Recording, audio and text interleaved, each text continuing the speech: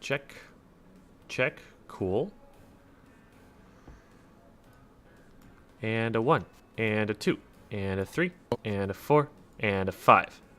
Yay. We've got everybody in here now.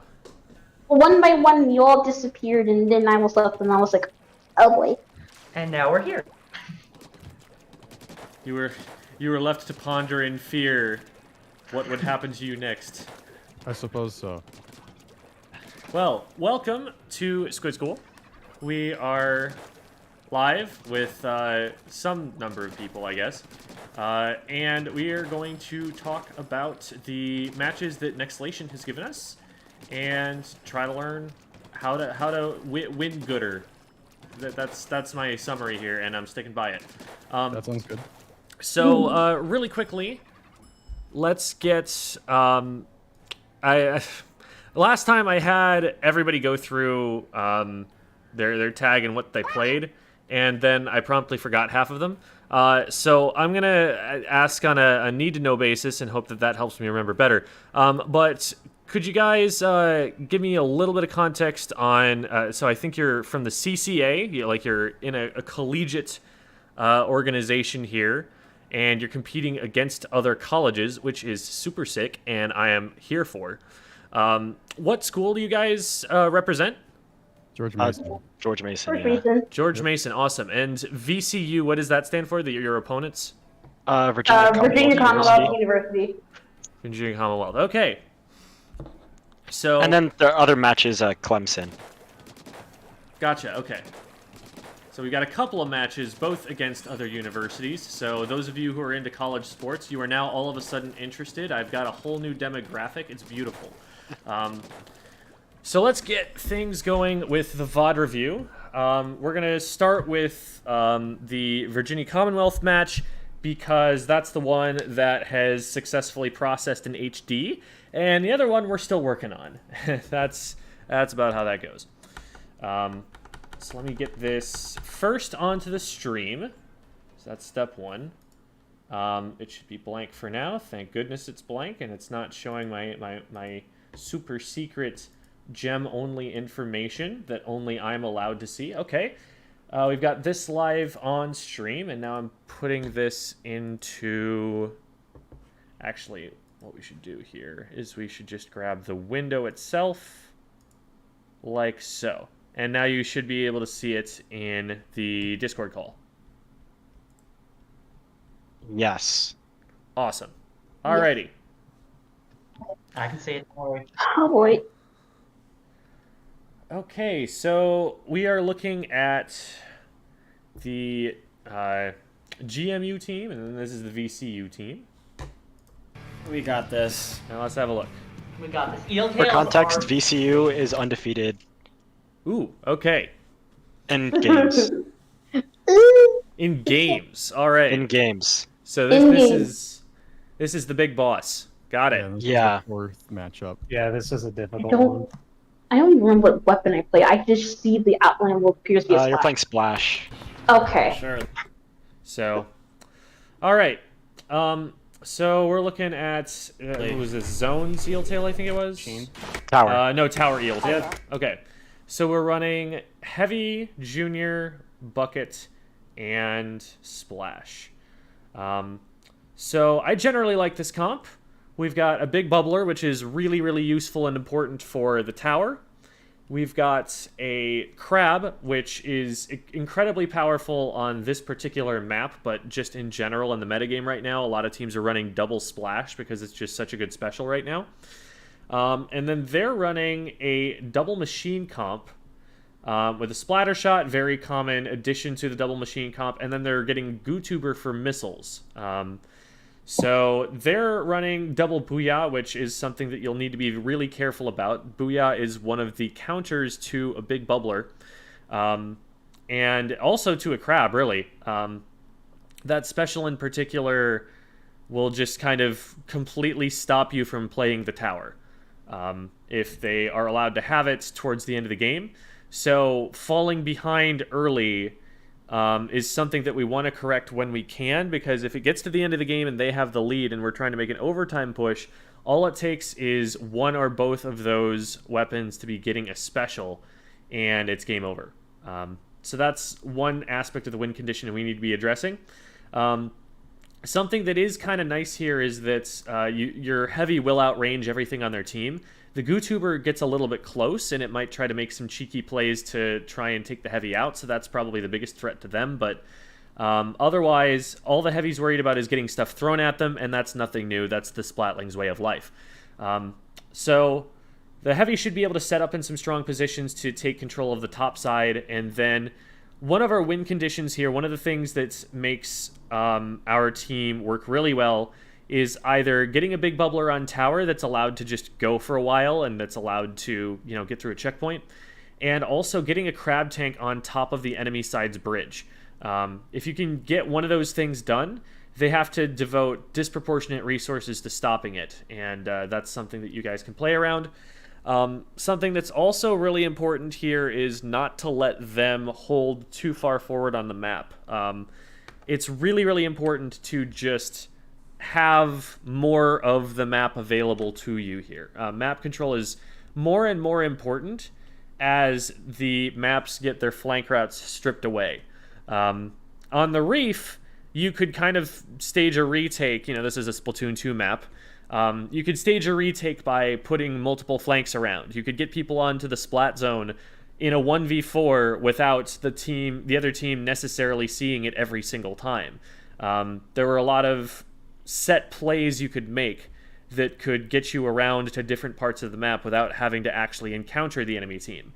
But in a straight line map like this, a map that's really narrow and really long, you're gonna have to just brute force your way through the enemy team to be able to get anywhere. And that's what we're going to have to do with our specials, with our weapons, to be able to hold. So having more of the map available gives us advantages so that we have the ability to retreat without giving up the objective, so that we have paint that we can use, so that we have movement that we can use, because eventually it is going to come down to just being able to beat the other team to get forward. Two double booyah bomb, missile trizooka. Man, I should have been fresh. Oh, yeah, that's not good. They're gonna. This is their most. All right, so we're rolling out into mid. Would be good to have some map checking going on here, because at least from this perspective, we can't really see where the enemy team is rolling out. We see that there's not a lot going on up here, but there might be something on the top of this bridge, for example, and it would be really good for us to see that so we don't push too far up and get someone to drop on us. So let's see how this ends up going. Throwing bombs up there, throwing some sloshes. Okay, so we're making sure that we're at least checking this with our main weapon and with a bomb and stuff before we try to push under it. So we're stopping someone from just sitting right underneath this. They're going to have to paint this over before they can get over the top, and that's really good defensive play. And I like how we're painting some key walls, like the back of the tower wall. If you need to get on the tower, you now have one really quick way of doing that, which is up here and then up here. And now we're starting to address the threat that's appearing on the right. In the middle for right now. On the right. Find where I'm going to listen to some call-outs here. They're gonna. This is their most forward-facing map, so just be careful. Find where Wyatt is, and you should be all right. Looks like he's in the middle for right now. So it looks like we're looking for one player in particular for Wyatt. Was that like their anchor player? Splattershot. Okay. They were out attacking us the entire time. So. Gotcha. So, and this is this is a good thing to have in your minds, to be thinking about, like, if there's an individual player who's been giving you a disproportionate amount of trouble, it might be the sort of situation where you don't want to take a fight with them unless you're double teaming them. So, like, making sure that you can create 2v1s, or even just play around that player and avoid them. Be like, they're on this side of the map, go here. That sort of thing can help. Usually you have that kind of a conversation about an enemy backline player, like chargers on right, play left, that sort of idea. But, depending on how the set's going, that might be, something that you want to think about as a team. On the right. Careful of missiles. Pull back if you need to. Yep. It's already. Careful of minor missiles. movement thing Pull here, back if you just need to. that Yep. as we move to the left, as we're looking up at this, is denying us some information, and we don't realize that the area below here isn't painted. Who's on bridge? So this Who's on can put bridge? us in a little bit of trouble, Or not? but we're going to back who's up. on bridge? From here,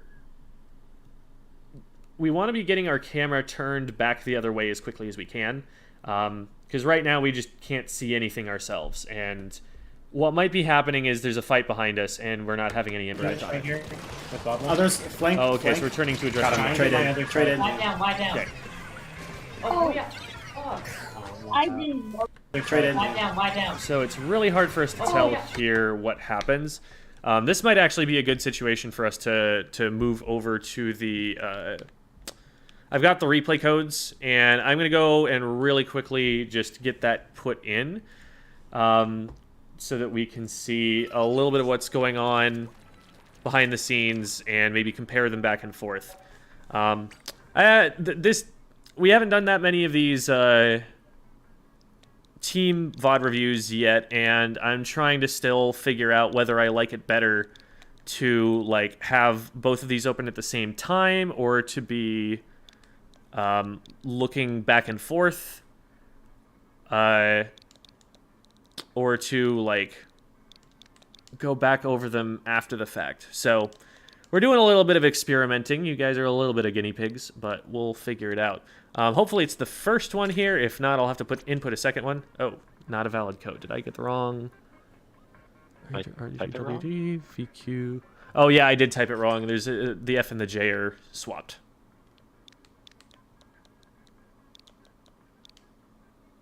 Yeah, that should be correct. Oops, there. No, that's still not correct. REWD, VQFJ, Let me check my own code. FR92, CB5L. It is down the way that it was written. Oh, but I actually, you labeled it by Clams and Tower, so this isn't Yeah. even the one that we're looking for, so I'll just put in the other one. And then that'll solve that problem, and then you can work on getting the Maybe- code corrected for the next one. Yeah, maybe I just copied it wrong. C1, S5, AHLM, NQ82, and that should be it. And that one works. Okay, cool, cool, cool. I did copy that one down wrong. My bad. All right. Well, no worries. We've got the one that we need for now, and you can just put that one in the DM with its correction. I remember this part of the game.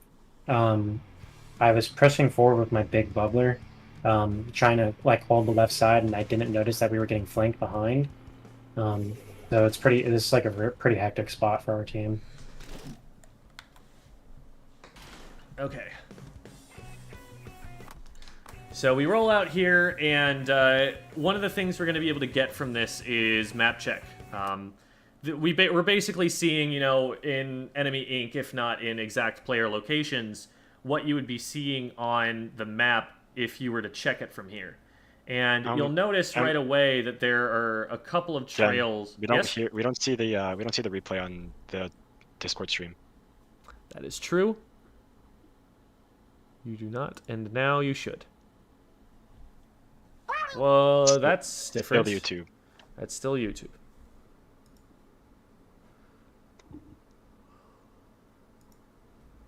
Let's swap from here to... Oh, okay.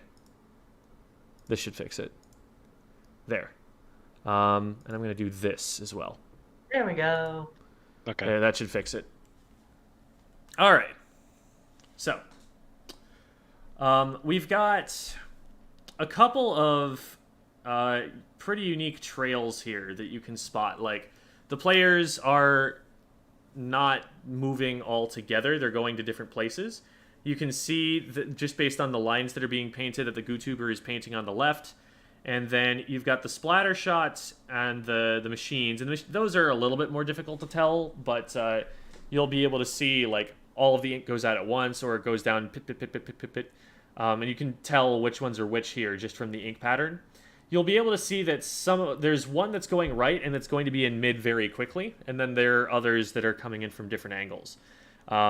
If you look for that early on, that might give you an idea of what to target there. It looks like you guys prioritize getting to mid quickly, so you all group up together and relay your way there. And so you get there, but from here, we're really focused on what's on the top left, and it looks like because we're not checking map for info, we're not spotting that there is some... Where does this shot come from? Because we know that they get in somewhere here. Okay, so we are actually shooting at them on the right here. And it is only just now that they sneak in. Okay. So, we're a little bit split at this point in the game. We've got Nexlation, who is going up to the left. And part of that is because of the missiles, to be fair. We've got a whole bunch of missiles in between Nexlation and the rest of the team. But, so Nexlation comes up and tries to aggress the top left. While this is happening, the Junior is backed up, like, halfway to spawn. And then we've got 2 other players on the top right. And so this leaves a hole in the enemy team that the splatter shot slips through. There's a zone that's not being enforced, and since we move so far away from these missiles, since we let these displace us from each other so much, and we don't recover from that very quickly, we don't like move back in to fill the void, we let the splatter shot through on this flank. Now, there was a whole bunch of paint that indicates that they're coming in that direction. Like, if you look at it from the overhead view, you can see that, like, this path is clearly happening. And so, for Harmonic and Deuce, I'm going to back up just a second and see what information they had available to see if this was something that they could have spotted. Let's get this view. So we back up here because of the missiles. And yeah, from here, I would say in order to paint defensively, especially since you've got a backliner behind you, that whole trail to your left there, whether you see someone coming through that or not, you don't want that to stay there. You don't give the enemy team a highway to get behind you if you can help it. And it's from there that the flank comes in, and we are able to catch it, but notice the position that we're currently in. We've got 2 people that are in the back right behind mid. Nexlation, who was up front, is now backed all the way up. And now Frog has gone in. So this is pushing and pulling the team around, what the enemy team is doing. And it's making it so that we're getting isolated from each other. Nexlation was isolated first. They got out of it, and they got back to play against Wyatt. But then the main body of our team, the one place we were grouped, gets targeted by both a flank and a booyah bomb, and they get taken out. And now Frog is isolated and is going to get wiped. So what we need to be doing is getting into a position where we can all fight at the same time against the same player. Against the same like situation, and that we also want to be maintaining mid control while we're doing that. So on comms, what we want to be doing is like after the missiles, we want to be getting some calls from maybe like frontliners, like what am I looking at? What's the fight that I'm about to take? Or what should we wait for before we fight? Should we get specials first? We want more of a game plan to be called out so that we're not jumping around in different places, so that there's not someone randomly pushing into mid while the rest of us are backing up, or that we're not all backing up and giving mid up without watching for any other support that might be happening for that flank. I think like focusing on the one player can work, and it does end up, you know, protecting the team to just get the 1-for-1 trade here. But we disregard the rest of the team a little bit in focusing them that hard.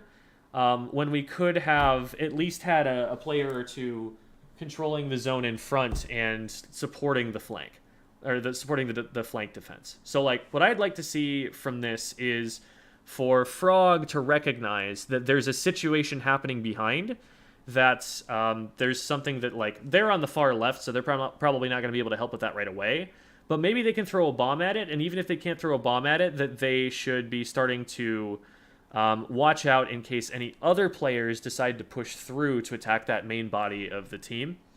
When Nexlation pushes up to the top left, I want other people on that team to be seeing that Nexlation is pushed up and it's preventing them from getting isolated by being near enough that they can support them in fights. We need to be kind of using our coordination to keep ourselves from getting split too much and getting pushed around the map too much. Because it's that displacement that's really leading, I think, to that particular fight going the way that it does. Okay. I have a question. So usually in our callouts, we focus on like what enemies we're seeing. Do you think it would be more beneficial to talk about where we are on the map first and then talk about enemies, or what you want to be talking about is because first of all, we need to, as much as possible, reduce the amount of what we're saying so we can say more. We need to make our information as efficient as possible. So typically what you'll see on a top level team is they will do a lot of game planning before the match. So they'll know immediately, like, on rollout, I'm going right. On rollout, I'm taking top mid. Once we get a pick or something, I'm popping crab tank on the top bridge. We'll have little little pieces of information like that being shared all over the place before the match starts. But once the match starts, they already kind of know roughly what everyone wants to do. And they're going to kind of know where to focus already. They're not going to have to even talk about what to focus on. But it's when they run into individual fights that they'll know on a more micro scale what it is they want to look at. So, like, if, let's say, our plan was for Nexlation to go and aggress the top bridge here to suppress this so that we can push in from the left and right of mid, then we already know as we move up that, okay, Nexlation is here, and what should be happening next then is that Harmonic is pushing up from the right, and maybe Frog is coming from the left, having now painted for the big bubbler. And that's a play that you don't really need to talk that much about until you actually make contact with the enemy. So, for example, if Harmonic runs into the shot on the right here, then they can call, help right, help right. And Nexlation and Frog are both there ready to go because they're close enough to that fight that they can immediately rotate to it and have an impact. And so on top level comms, all you're going to hear from all of that stuff happening is shot right, shot right, shot right, help right, help right. They're going to be yelling that on the comms because that creates a sense of urgency and gets people to move, and because that overrides whatever else you were thinking about, and it makes that fight something that's going to be a 3v1 and not maybe a half-hearted 2v1, like the junior throws a bomb at it and then otherwise keeps doing what they're doing. This is what we're all doing as a team now. So the calls that you guys have about the flank, that's the sort of thing that we want having for pretty much every fight. Because you guys handle the flank. You get picked once by the flank, and then you immediately are able to turn on it and get rid of it. But at that point in time, the play breaks down a little bit because we've got pressure from the enemy team that we could have been kind of heading off with other players so that we're not all turning our backs on the enemy team and getting picked by stuff like that. And we're not dropping someone too far deep into the enemy spawn while that's all going on. Generally, to answer the question more concisely, you're calling out the thing that deviates from the game plan that you need to do right now. I didn't know the Booyah was All right. there. So we're going back to the callouts view here, but we do have the overhead from the replay code available in case we need to go and take a look at that. All right. So one thing to immediately take note of is one of the sloshers has Booyah, so we've got to be ready for that. As soon as we're looking for someone to go up in the air, and once they go up in the air, we've got to make sure that we've got space to run away to. if you guys aren't able to push up, let me know.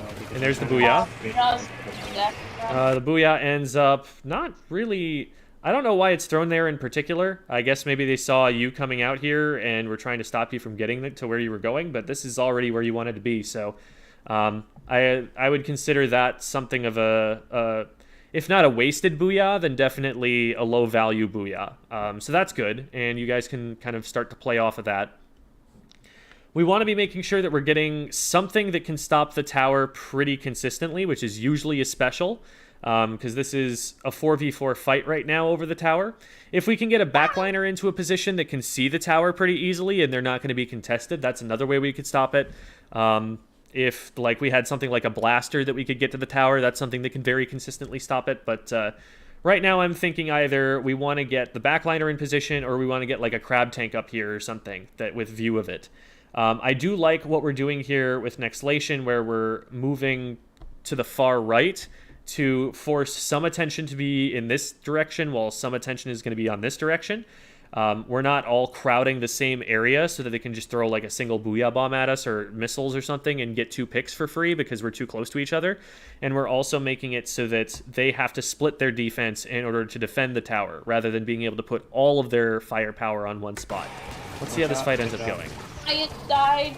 We're contesting one of the sloshing machines down here. We've got a trade 1-for-1, which is fine.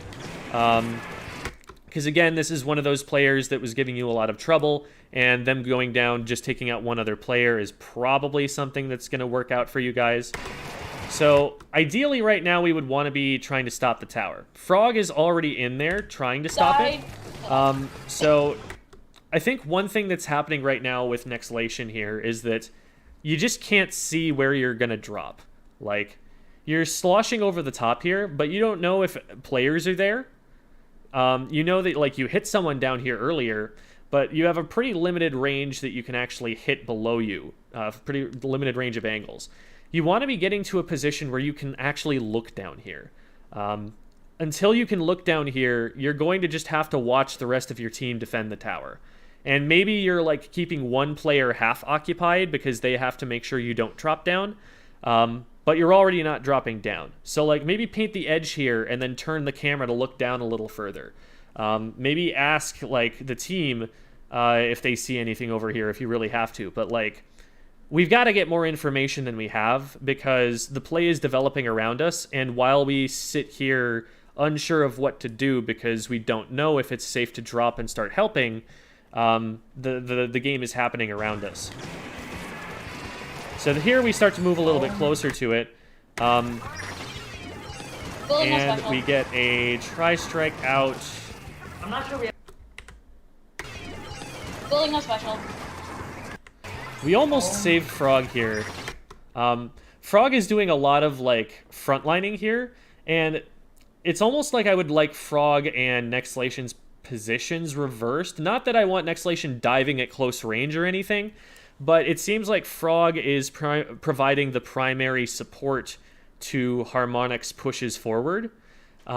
Whereas from further back, Frog is going to be able to throw more splat bombs. And Nexlation, if they stay at, you know, their range relative to the fight that's happening, they're going to be able to provide more consistent, reliable main weapon support to the fights that Harmonic is taking. And so Frog is, like, diving in there into a whole bunch of enemy players with a weapon that's not really well suited to doing that, while Nexlation is sitting far enough back that their main weapon isn't helping that much. You get a couple of little hits here and there, but nothing that your teammates are going to be able to follow up on. So I would try to be playing more aggressive, and by more aggressive, I mean you're going to need the information about where you're dropping so you can drop there earlier and be more of a factor in this fight that has already taken out Harmonic before you're ever a factor in it. If anything, it's Frog's special that we want to be saving, because they can use it defensively if they need to, but they can also use it on the tower if we're able to flip it. Whereas you're going to farm your special a little bit slower, and you're, in the meantime, while you're farming it, you're going to be able to have less of an impact because your bombs aren't going to go as far as Frog's will, having the bigger ink tank. Building a special. Okay. I'm not sure we have time to build stuff. So we've used the tri-strike, but at this point it didn't actually stop the tower push because the only person who's up is you, and Harmonic is over here. One of the things about, like, a booyah bomb on tower, or in this case a tri-strike on tower, is that a necessary element of that play where you clear the tower is follow-up from the rest of your team to clean up the players who are forced off the tower. And that's something that you don't have right now because everybody else has been splatted. I'm not sure we have time to build fun. I do. Now, one thing I do want to back up and see is, and I'm going to switch over to the other view now. I want to see how the heavy went down in the midst of this. Oops, I accidentally just backed it up. I need to go further forward, so we're around... Sorry, like 411. I think this is a good spot to look at. Okay. So, I'm gonna back it up a little... Oh, shoot. Oh, no. Oh, no. I'm gonna back it up a little bit more, and I'm gonna try and get the heavies view of this, because that'll probably be a good one to look at. Okay. So... We've got this fight here against the splatter shots that starts on the left. I'm going to back it up a little bit more so we can see where that comes from. So Frog and Harmonic both go in the same direction here. I would say that it's probably not good for them to be this close to each other if they're going to be fighting together. Reason being, you don't have an off angle on a player that shows up here.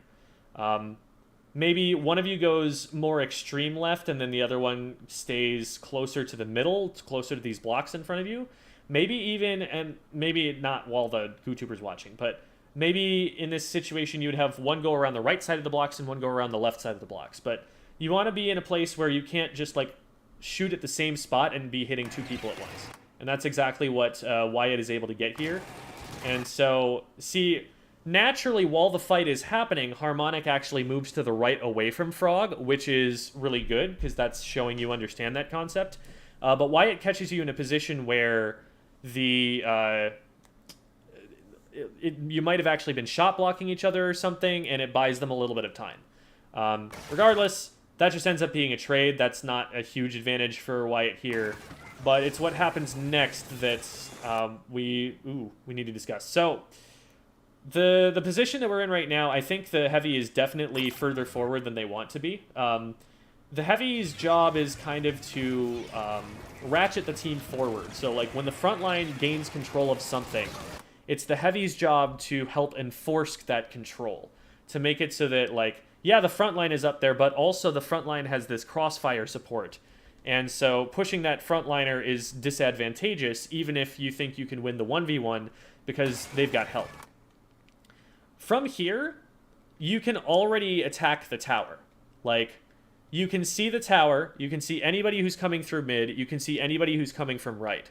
You're in a position right now to already control everything that you could want to about the play that's currently happening. And one of the most important things to be doing right now is to be stopping the tower.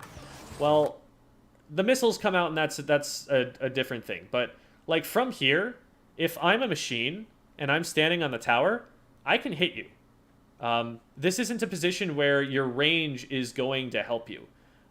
This is a position where a frontliner can close on you easily. It's a position where it's easy to displace you. So try to like use your max range and be a little bit further back, since there are things that we need to be controlling that were already in your range before. Also, because we're over here this close to our frontline weapon now, the missiles that come down are going to force us to be right on top of our frontline weapon, and it's going to create more of a disruption because it's moving two players instead of just one. So, like, we're all forced to drop down here, and because we're so close to each other, the Booyah Bomb gets placed on both of us there. That forces us out of position. Now we can't help Frog. And if you stay further back, those missiles don't force Frog to drop.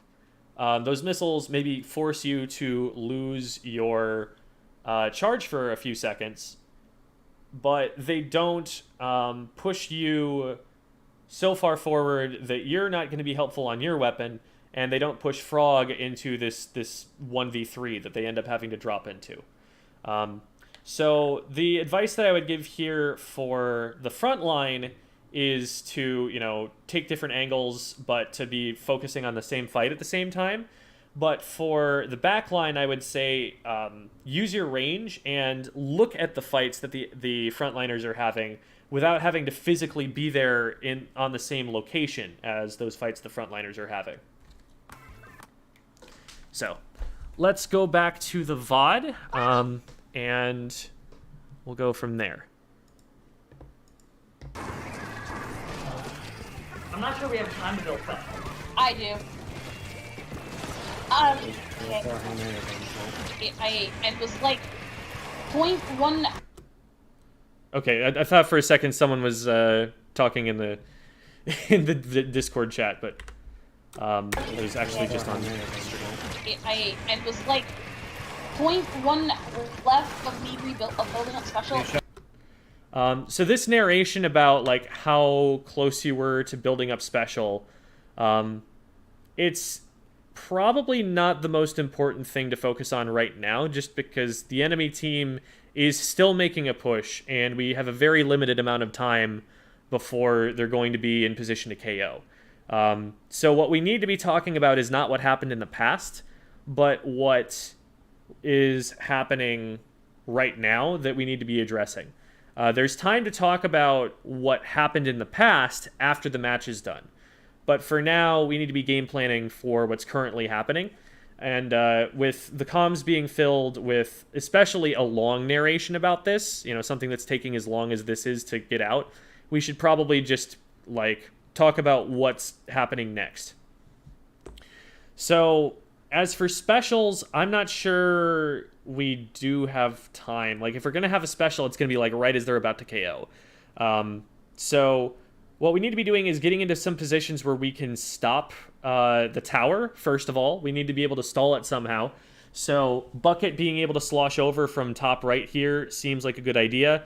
Lots and lots of bombs from the Junior seems like a good idea. And the Heavy just needs to find some kind of high ground that can see tower path.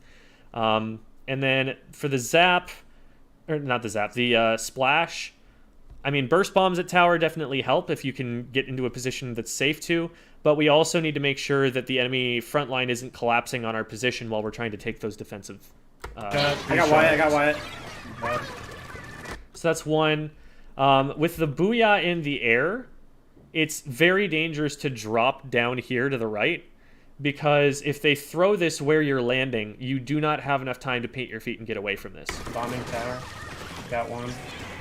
If they'd thrown that a little bit faster, Frog would probably be splatted. Now, another thing that's a problem about where they threw it was that they threw it on tower.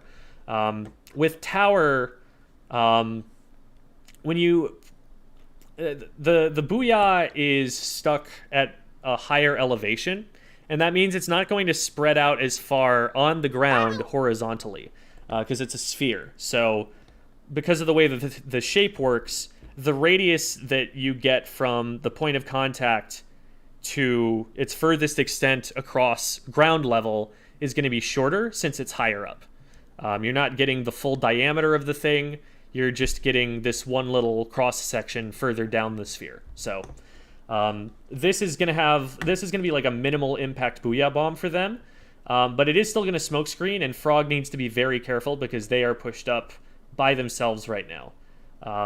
The rest of the team is alive, but nobody was able to follow them into this Booyah bomb, and so knowing where the Booyah bomb is landing, I would want to be back here. I would not want to be pushing forward into mid. Frog is going to be in a 1v2 in this position.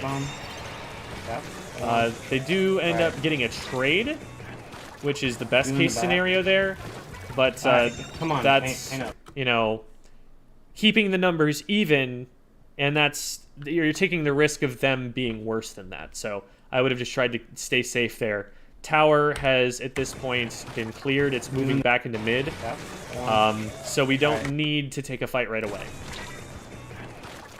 And what this is also going to mean is that if we wanted to get on tower, we're not going to have a big bubbler as fast to be able to do that. Alright, come on, paint up. We got paint up. We can't be this slow. It's got to be much.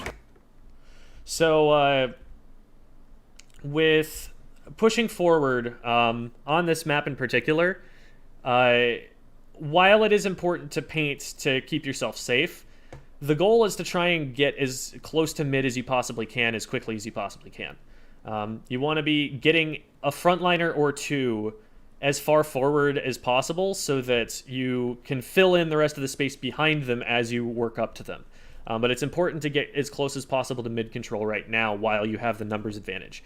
Because the splatter shot is back up, everyone is back up, they're heading back to mid. It's just a question of how far forward you guys are when that happens. So, Yeah, I'm trying. pushing up, Pushing on we're bridge. trying to go quickly.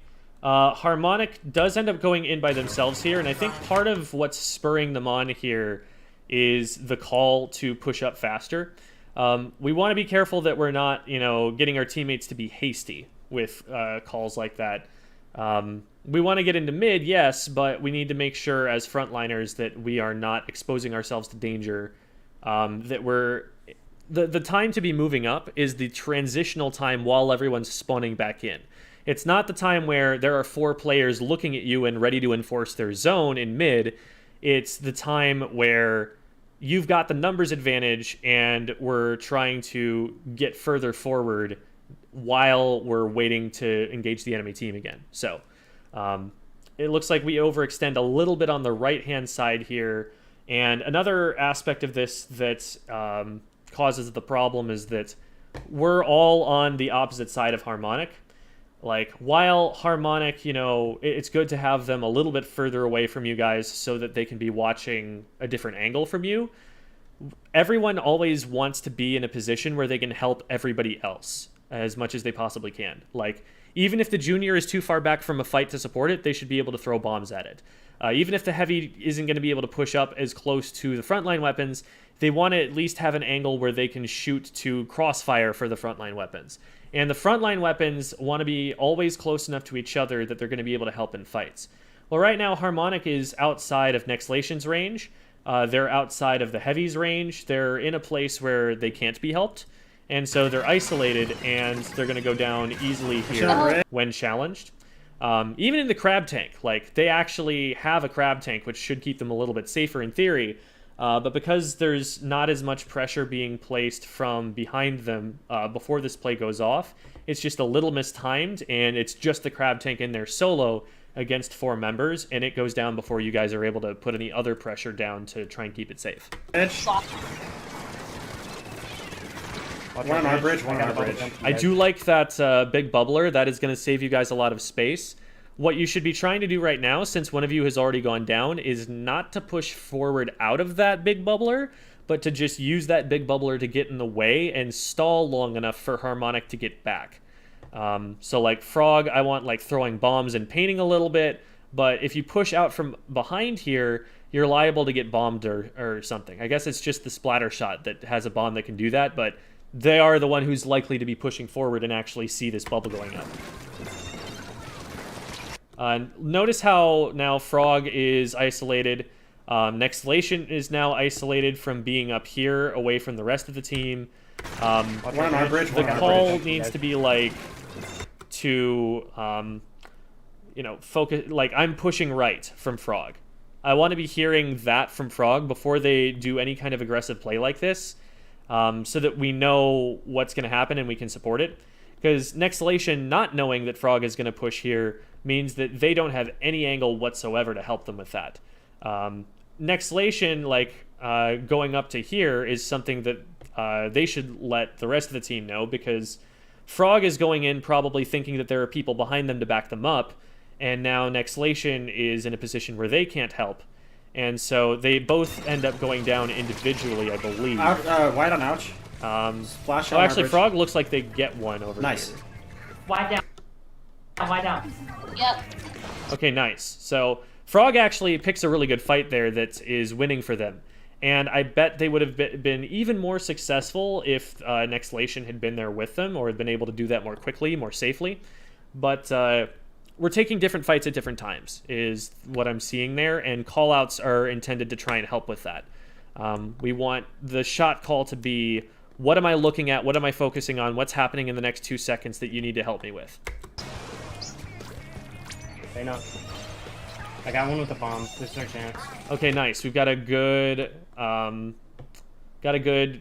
opportunity right now. Got one down, got another one staggered, and so now we need to get up and create this perimeter in front of the tower. Let's see how we do that. Don't stack, don't stack. I'm gonna push. Don't stack, don't stack. I'm gonna push. All right, I'm gonna go back to the overhead for that because it's tough to see what's going on from this perspective. So we should have that swapped over, and this is around the 3-minute mark.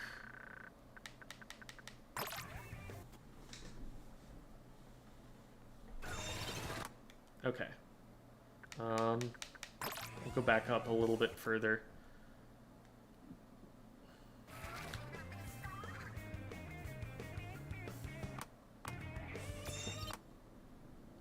Okay, so we get one, and Deuce is up on the tower. Now, it is important here to, again, get people in front of the tower pretty soon here. So the missiles come out, and that causes us to scatter. And while the missiles are coming out and the rest of the team is under duress... Let's see. There we go. So while the missiles are coming out and forcing everyone away, Frog makes this play. So for Frog, when missiles separate you from a teammate... actually, let's just talk about missiles in the general case.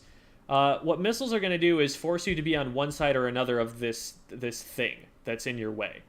And if you push in front of the missiles to try and avoid them, what's going to happen is your escape route is getting cut off behind you at the same time that you're pushing closer to the enemy team. And that's usually a dangerous thing, especially if the rest of your team is getting forced further behind you. So what you wanted to do here to avoid what happens next is instead of pushing forward to avoid the missiles when they come out, you wanted to be pushing to your back right. Because the rest of your team ends up going to the forward left. If you go to the back right, you're able to stay relatively safe and let the missiles fall in front of you, so they're not forcing you into this position where there's a torpedo on you, there's an enemy player watching you, you're in the middle of a bunch of enemy ink, but you're able to just kind of let it stall you for a couple of seconds and wait it out before pushing forward again, and now they don't have another special. So that is going to delay things a little bit. What the rest of the team probably wants to do at this point is back up and like maybe surrender the tower a little bit, but not surrender all of mid. Another pick happens there. Okay, so Harmonic gets on tower now, it looks like, to try and finish the checkpoint. At this point, though, like, getting the checkpoint, not a bad idea. Getting any further past the checkpoint is not going to happen in a 3v4. I just do not expect that to work. And remember that, like, you have the opportunity to just stall the tower, to just get off the tower again and wait for another chance. You generally don't want to be pushing the tower until you think you have a reasonable chance in the near future of being able to clear the next checkpoint past it. So, since you don't have the ability to make that kind of progress, the progress that you would make along the tower path toward the checkpoint literally does not matter because they are already through all of the checkpoints. So, you're not going to get a lead by pushing it any further. You're very unlikely to break a checkpoint by pushing it any further. From here, we gotta just get out of there. Because we kind of just all run it down to try and stay on the tower here. YouTuber on the left. And this is going to result in all of us getting splatted. Nexlation, I think... It seems like we've got this plan that the Slosher is going to try and suppress the top left from below. But I think we want to already be abandoning the game plan, because the game plan is intended to work in a situation where everybody's up, where we have, like, parts of our formation have not been compromised. We've already just lost 3 players on the tower. They clearly have the perimeter around the tower under their control. So we've got to be backing up. We've got to be surrendering a little bit of space so we don't get just picked off by staying in this fight that we've already lost. And we want to get our reinforcements back before we try again. Hey, it's our first time scoring, guys. Yay! Where did my wave breaker go? So from that position where you're the last player up next, I would want you to just super jump out of there. There's really not much you're going to be able to accomplish, and even if you manage to get a trade, that's just staggering the team a little bit when you could just have all 4 members up. Okay, yeah. You're going to Makes lose sense. some special charge, and that special is going to be valuable for stopping the tower. So you probably want to just be able to have that for the tower defense. It gets destroyed by the tower. If the tower runs So over Frog it. gets up there and gets 2. Man, y'all need to get Frog on a more aggressive weapon than the Junior. Frog is doing more of the front lining right now than I think any of the rest of the team is. Like, put them on like a 52 or a splash or a splatter shot, and I feel like that's closer to the play style that they're playing right now. Because like right now they're the one who's first into a lot of engagements. They're the one who are winning a lot of these engagements. Give them a little more range and a better accurate weapon. Like that's going to work really well for you guys.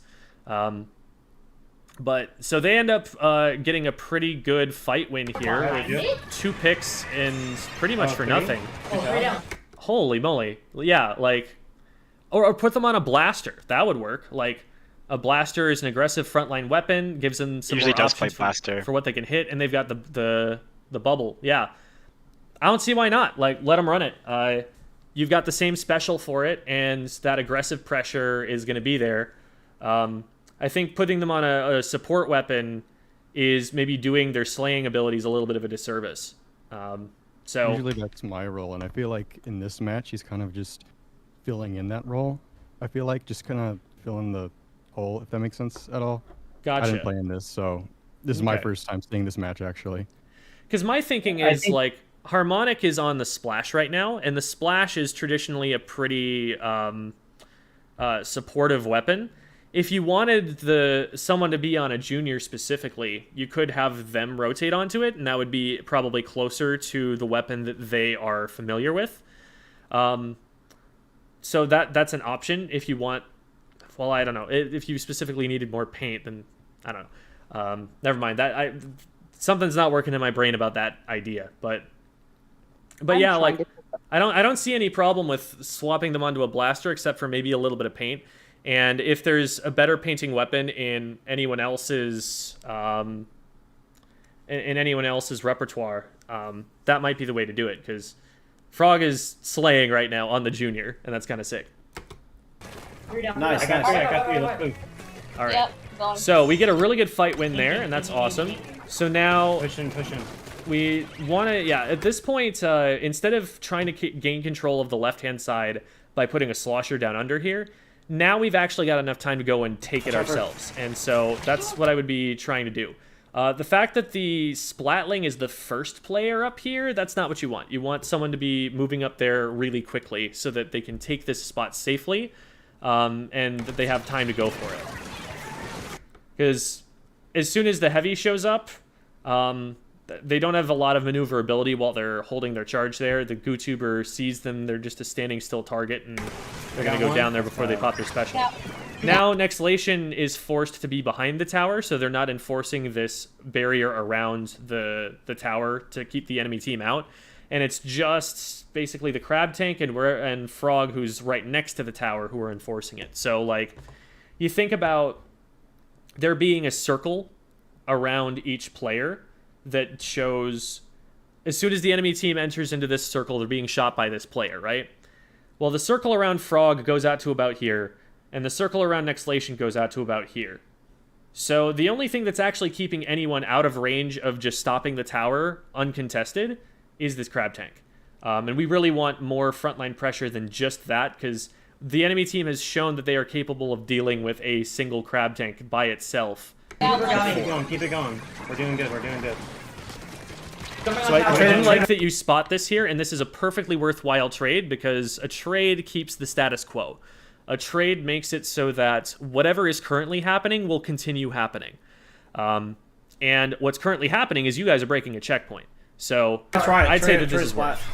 You get a checkpoint, and now we want to make the consideration of, is it worth it to keep this going still? We want to make sure that we're staying safe, and that if we're getting aggressed by overwhelming force, we back up off the tower, give jumps to our teammates, and now the full team still has more map control than if these two players died and we started staggering. So another thing to think about is we've got 2 players on tower right now, and if we're going to keep this tower push going, we want someone, again, to be putting a bigger zone of control around the outside of it. We want someone further forward rather than on the same spot, because these 2 players just get attacked by the same player and die at the same time, and they're not able to stop that player from getting in range of the tower. Whereas if one of these players is on tower and one of these players is here, if there's an enemy player here, they have to go through this player before they can ever stop the tower. And even if this player just goes down immediately, the tower gets to keep going for longer that way. Still on tower.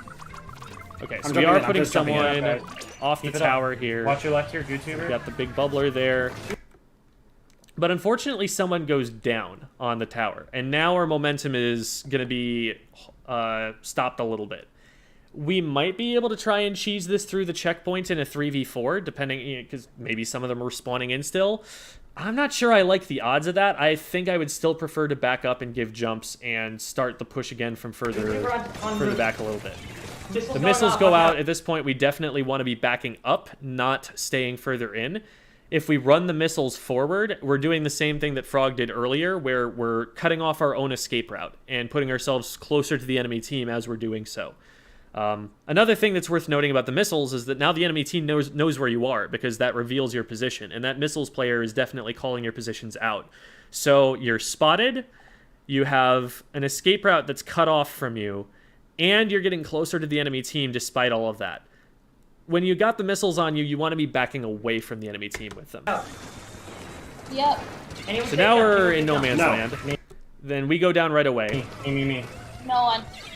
Be careful. And we've got to watch out for a stagger here.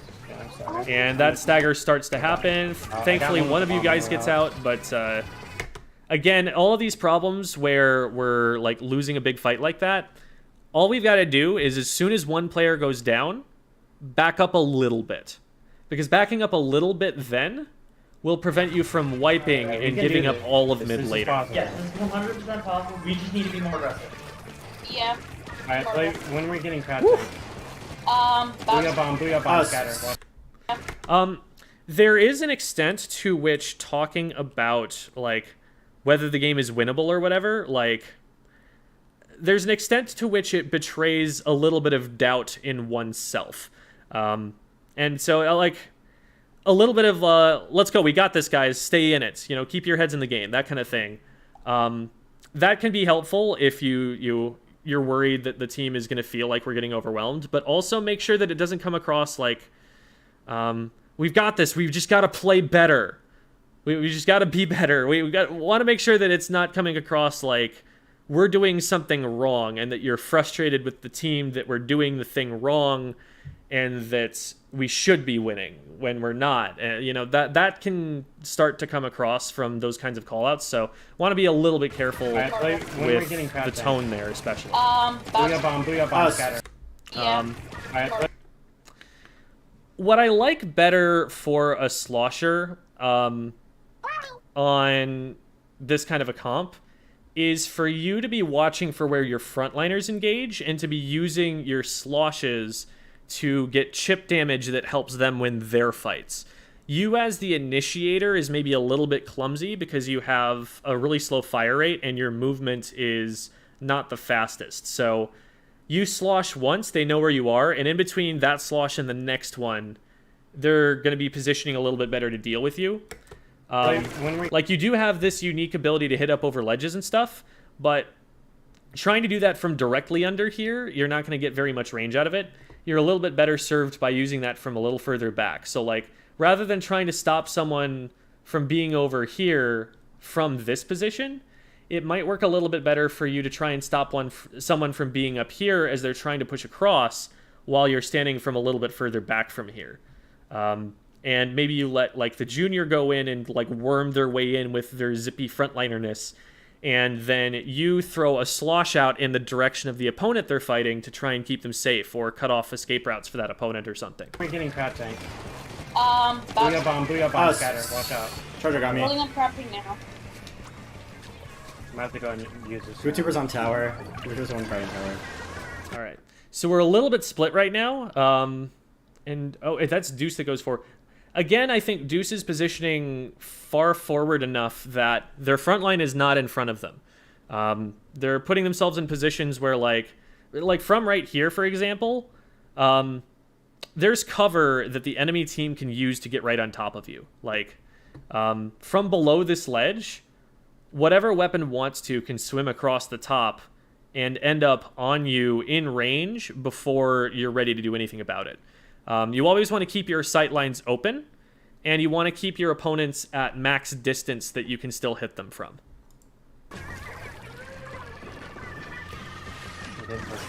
So the Booyah Bomb goes out in the middle of all y'all. Five on bridge. Whoa, what was that? Oh, that's a Zuka shot. Okay. That was so confusing for a second. I was like, there is nothing there. It was a Trizuka. So...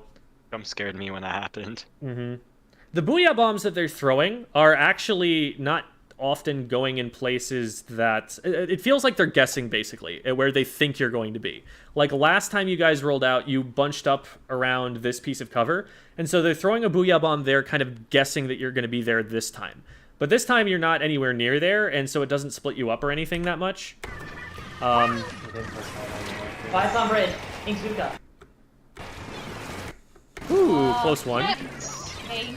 And we definitely don't want to get too much further forward. Anytime you see a teammate over here back up, a teammate towards where you're going, usually that means that that teammate got forced out or didn't see a safe way forward. And so if Frog is backing up, I would definitely consider backing up myself, which you do. Now, that said, when you're backing up, a lot of the time you're denying yourself more information than you need to. Like, right here, for example, you turn around and you see that Frog is in trouble over here. But you're focused on, like, turning around and painting your feet and stuff. You probably could have helped with Frog in that fight. So, like, from here, you see that Frog is starting to engage, like Frog is pushing into enemy ink. This is something that you as a slosher could actually help them with. And this is the kind of support that I'm talking about. I want to see you providing more. You, from here, can hit this player. So... maybe try and move a little bit away from Frog so that they're not shooting at the same exact place and hitting both of you. But even if this fight goes badly for Frog, because Frog is out of range to be able to hit anything, you can probably trade this back if you just stay in this and focus on the fights that they're taking. Almost finished. But because we tunnel on retreating, Watch out, why we end up not being able to help them there. So in the general case, what you want to be doing is staying a little bit further back so you don't feel the need to retreat as much. But while you're retreating, you want to make sure that, like, if possible, don't even turn around. Just hold backward on the stick so that you're keeping information in front of you where the enemies are actually coming from, instead of turning your back to everything and just, like, praying that nobody sees you for a while. And if you had done that, I think you would have more easily spotted that Frog was in trouble here and been able to try and provide some kind of assistance to that. Yeah. Watch out, why it's flanking you. Look left, look left. That's you, Deuce. Watch out. I'm coming. Look left. And here also, like, we just got shot at from down here, right? And Deuce is right here. If we move over to the right, now there's nobody in between Deuce and this player or this player. Yeah. Watch out, why it's flanking you. Like, the Look left, rotation over here to the right is maybe decent in response to the tower, but that's not what the team is looking at. So either you want to be calling to focus right, and Deuce could definitely focus right by backing up in this direction, so that if the splatter shot tries to come up from this angle, they're still back here, they're still keeping max range, and now they're on the right-hand side. Or you want to be helping them out on the left. So if you think that the correct play is to move right, which I would probably agree, I think Deuce is just going to get stuck here, backed into a corner against a shorter ranged weapon. If that's what you think the call is, then call out to shift right, because that's where the tower's going. But if we're deciding as a team to take this fight, then yeah, we need to stay there and help them with that. I think my problem is that I'm too afraid to die. And, like, I'm too afraid to go into a position where I'm going to die, rather than, like, try to go into that position and maybe win. Well, So, as the midline weapon, something that you've got to remember is that you have a meat shield. You have someone out there in front of you who is shorter ranged than you and therefore necessarily will get closer to the enemy team than you will. And so if you end up in a position where the enemy team is engaging you, they're going to attack your frontline weapon first. You're going to see that before they get on top of you. So you can kind of act with a little bit less fear, knowing that you're going to have the information about what's going on before you have to make the decision about whether to flee or not. They're going to get on top of Frog first, and then it's going to be your job to trade Frog back, rather than they're going to attack me, and Frog is, I don't know, not a factor in that, I guess. As long as you're playing around your teammates, you should have ample warning if something's not going to go well. And it should really be your front lines who go down in response to a good engagement that they take, rather than you, a lot of the time. Yeah. So at this point, it's just a desperation push. We've got to stop the tower. We don't have time. That's good. So biggest takeaways I would say from that match are, when someone goes down, don't wipe. Like, don't let the enemy team engage in a 4v3. Don't just keep jumping on tower. Back up just a tiny bit. Give up a little bit of space, because giving up that little bit of space keeps you safe long enough to get your teammate in, rather than giving up the entire map by wiping. That's, I think, the biggest thing that stopped you guys' pushes. You actually had some really good fight wins against them. Like, you were able to get in and get a whole bunch of picks here and there. And create opportunities for yourselves. It's just that as soon as you met a little bit of resistance, the fights that, this is the second part, the fights that you were taking in neutral, you were really uncoordinated. There were people taking individual fights all the time, whereas on the enemy team, you can see in a lot of these cases, they've got multiple people looking at the same person. And so they're more likely to win those fights because they're taking the same fight.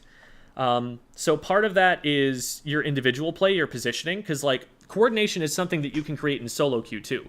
You create it in solo queue by looking at what your teammates are doing and following them. Especially as a midline weapon. This is really easy to practice as a midline weapon in solo queue, because all you've got to do is find that sploosh on your team. There's always going to be one who's going to run into the enemy base, and you try and make that push that they're playing as successful as you possibly can from further back while keeping yourself safe. And you know, maybe it's a sploosh, maybe whatever frontline weapon you've got, you follow them around and you babysit them. And if you learn to do that effectively, you're going to be able to bring that into the team context, and you're going to be able to do that without the frontliners needing to say all that much. But an advantage that you have in team play is that the frontliners can actually say what fights they're taking and what fights they want help with. And that's also something that I want your frontline to be working on. Every time you guys are moving forward to take an engagement, say, pushing insert direction here, or pushing insert weapon here. Let the team know that you're starting to engage, and you know what? If you're completely alone and that's a bad play, at least the team can tell you you're alone. No one's with you. And like those call-outs like you're alone or we're 2v4, those are what help prevent staggers. So especially on like the backline weapons, the weapons that are staying further back, or like Nexlation, whose personal instinct is to keep themselves safe and tend to do that successfully, if, you know, to the detriment of winning a fight in neutral sometimes. Since you have that instinct to keep yourself safe, something that you can be doing is like taking a look at numbers advantage and stuff, and when you notice that we're at a disadvantage, to be calling to the rest of the team, we're one down, stay back, we're one down, back up, we're two down, 2v4, we're 1v3, you're alone, you know, that kind of thing. Those call-outs save people's lives so often, and more importantly than saving the lives, they save your team the map control. They like one player going down if they trade, not the end of the world, but a player going down for free in a way that causes the defensive perimeter around the tower to crumble, that's when that pick needs to be prevented. And so a little bit of precautionary call-outs when you're not at an advantage, when you've lost the advantage that you had. That's something that we need to be recognizing and playing a little bit more defensively from. It's when you're in neutral, it's when you have an advantage. That's when you as the frontliners want to be looking for fights and starting to pick good ones. And that's when you guys are the shot callers. That's when you're like, I'm initiating here. And whenever you say, I'm initiating here, it becomes the rest of your team's job to collapse around that player that you're initiating on and make that fight as impossible for them to win as possible in that moment. So step one, recognize when you've lost an advantage and mitigate that loss by giving yourselves jumps back in. Number two, communicate about which fights you're taking so you don't end up going in multiple places at once. Number three, I would say to be pushing up when you have that transition time, but when you have the advantage and the enemy team is forced to fall back, to push up as quickly as possible while that's happening, but to also recognize when the enemy team is going to come back in so we don't just keep thinking we're in that position where we're at that advantage and we feed in. That's the balancing act you've got to play. Finally, some individual things. I would say Frog is playing very aggressively and is being successful in that role, so we want to enable that. That for Deuce, I want you to be focusing on using the strengths of your weapons, its range more, to be putting yourself on open sight lines where you're going to be able to see the fight before it gets in range of you more often. For Nexlation, in theory, I like the idea of having a slosher in the bottom left to attack over that bridge. In practice, it seems like and I've tried this before myself. In practice, it seems to me like I don't get the angles I'm looking for often enough that it's as useful as I think it's going to be. And it might be more worth it just to kind of tag along with my frontliners and try to support them from a little bit closer to them. Because you end up, by going to that left side, you end up in a lot of positions where you're like isolated away from the fight. Like Harmonic takes a fight on the right and you're not there to help it.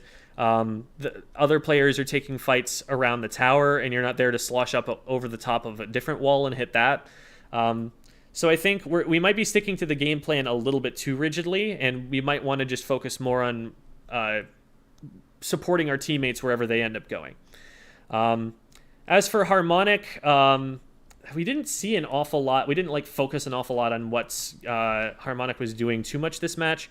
The crab tanks were definitely really impactful. The big reason that you guys pushed through as far as you did on that last push was that we had a crab tank on tower, and that was hugely, hugely impactful. And having those popped in the right places is definitely going to win the team games. I would say, especially to make sure that you're taking a safe position when you have a blaster or a charger on the other team, because they will try and headshot you out of it. And also to try and take it from high ground whenever you can. One of the reasons that it works towards the end of the game is because you have it on top of the tower.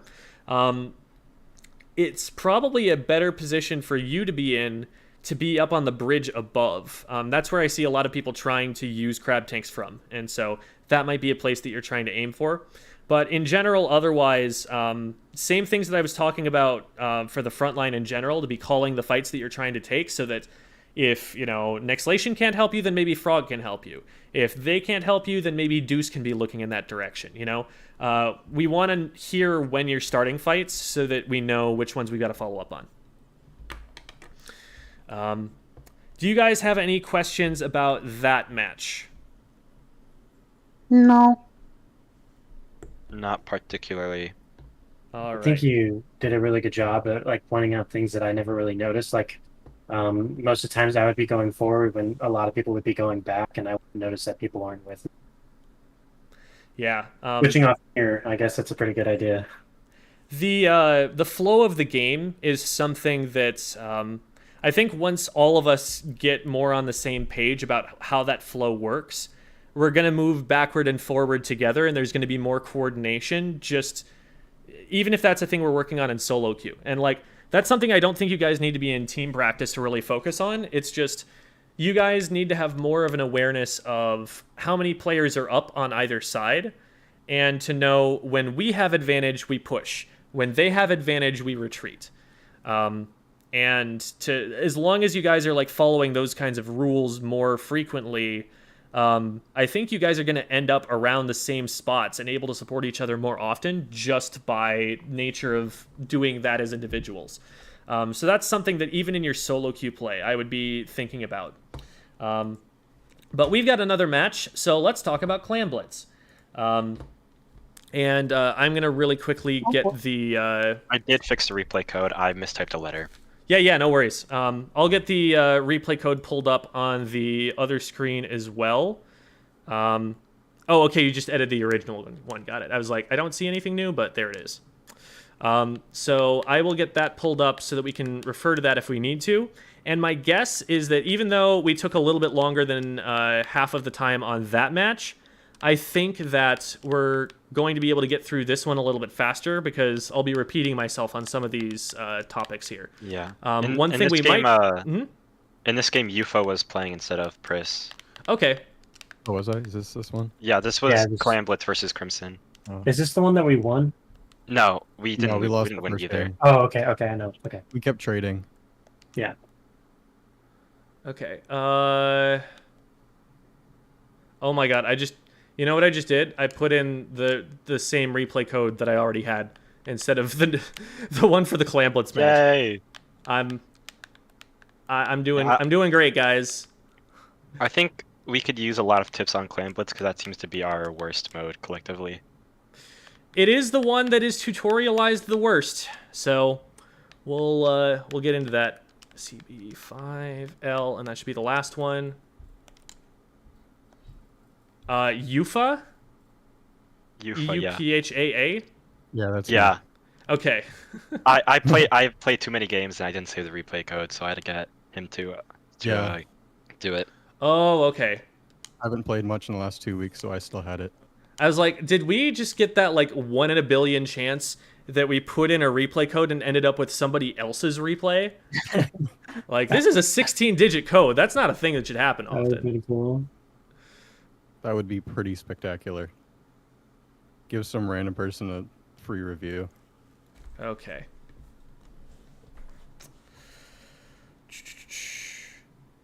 All right. Just checking to make sure that there was a DM, and I was making sure it wasn't about something that was going on stream, but we're good. All right. So I've got both of these pulled up. So we've got Hydra. About to start recording. Hydra, Splash, Junior, and Bucket again. And then the other team, oh man, that's blurry. All right. Looks like the high def Oh, I think I did. hasn't quite finished here, unless... It says it's done. Oh wait, it's set to auto... Yeah, all I've got is 360p. Let me resend you the link then. I don't know why it would change, but yeah, I have high def on my I could end. try refreshing. I Let's see if also have that a high changes def anything. on my- Oh, that's better. That's better. That's pretty. There we go. I just needed to hit refresh. Okay. There we go. 1080p. Ooh, that's yummy. I'm just about to start recording. Well, look at how smooth. And now we can tell that this is a Rapid Pro. Okay. I didn't unmute my mic. Oh, I think I did. So this is a different school, right? Completely different team you're playing against. I believe this is Clemson. I'm not sure. Okay. I think it is. So E-Leader plus Rapid. That is a very backline heavy comp. They're going to be a pretty significant threat to your Hydra. Both the Rapid and the E-Leader are pretty significant counters to that weapon. The E-Leader because it outranges it, and the Rapid because it's going to be able to hit up over ledges that the Hydra's trying to stand over. So it's going to be tricky for them to find positions, and you want to expect that they're going to be suppressed for some of the map. If you can get a pick on at least the Rapid, that's a pretty high priority target for allowing the Hydra to have an impact on the game. Because if you get the Rapid out of the way, all they need to worry about is an E-Leader, and Hydra's practice with dodging E-Leader lasers all day in solo queue, you know? It's not that it's like a really good matchup for them, but at least, like, you know, you play the opposite side so that's in such a way that you always have cover from them. You try to fight their teammates instead of them. You've got ways around it. But another risk here is that they get flanked by a brush. So we're going to want to have some pretty significant paint control to make sure that the brush can't just run circles around us. Also, it's Clam Blitz, it's a brush. You want to expect that maybe they're going to be making plays where they try to put the brush down, run to the basket with a power clam and score it. You're also going to want to, if they're on a little bit more complex a level of thinking here, you also want to be looking out for them to be running to the basket to give clam super jumps. So we want to kind of fan out and have paint control, and as soon as there's any hole in our defense, we need to be clogging that back up. Let me really quickly see if I can get Epic Pen to show up on this. I don't know if I'm going to be able to do that on stream. I think I've tried before, but I really want to be able to draw stuff here. And if need be, I might actually just open up... I might just set OBS up differently so that I can talk about Clam Blitz theory here. There it is. Scribble. Ah, that's not showing up on OBS. That's unfortunate. Okay, so let me think. Here's what I'll do. I am going to turn this off for a second, and then this on. And that will look the same, but now, scribble. There we go. And now I just need to make sure not to put anything else on this window because it will cover it up. So let's just say that we have a very basic rectangular map. One goal here, one goal here. And we as a team, this is a very boring map with like very little cover, and the enemy teams are going to set up something like this, right? So you guys control about this area in front of you, they control this area in front of you, and the goal is to be able to shove them out of the way enough that you can control the area around the basket. Now, what a lot of players are going to think to do, especially in solo queue, is the enemy team is here, but they try to sneak someone in to get them here to be able to open the basket without having to deal with the enemy team's zone of control.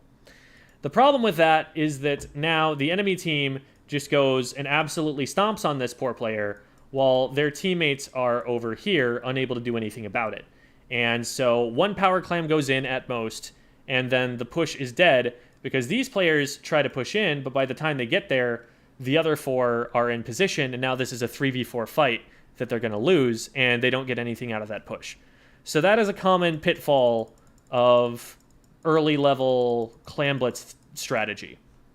What you want to be doing more often is just getting your team close enough that they control the zone in front of the basket. So if an enemy player tries to be here, they are getting shot by multiple players, and you are actually able to hold a zone close enough to the basket like it's the splat zone.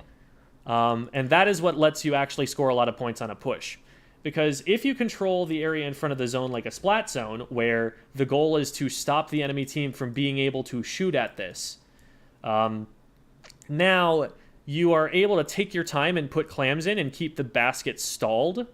And for as long as you can possibly hold this control, you can just send one person back and forth into mid to get as many clams as possible, and you can try and knock this out on a single push. If you're able to stagger the enemy team, sending this player out into mid isn't even a liability to you because you're staggering the enemy team, so they're never attacking you at full force. The way that they should be able to stop this is by grouping everybody up before they start attacking the zone around the basket and getting the players back here to have special so that when they do finally push in, they actually have an advantage over your team, because it is a disadvantage to be scoring on the basket. Like, if you've got someone standing up here, they're looking up, which is denying them peripheral vision. They're doing an animation of throwing these clams, which is a commitment that makes it so that they can't escape as quickly. So that's a liability for them. That makes them less likely to win a fight. Also, this player out here who is going back and forth to ferry clams, if the whole team of 4 in full strength with specials is pushing their teammates, who are only 3 now at the basket, that puts their team at a numbers disadvantage. And by the time they get back to the basket, the push is already lost, and they're going to have to back up. But the way that you see things work in solo queue tends to be very different from how you see it work in competitive play. Because in competitive play, what should be happening is you should be getting one very big, massive push, and that one massive push should come very close to winning you the game. But it should be very hard to get that push, because before you even commit to trying to score on your push, you have to get control this far forward on the map. And it's very difficult for a team to do this. This is something that takes multiple fight wins to establish.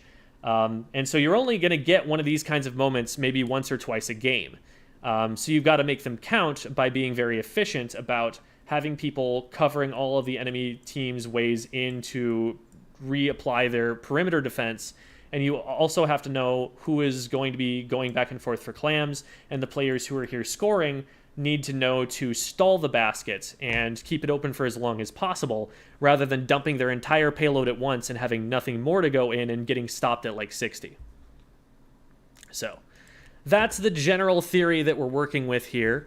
I'm going to move back to the other window now, so that I can move stuff back around on my screen, and hopefully that helps a little bit with the macro understanding.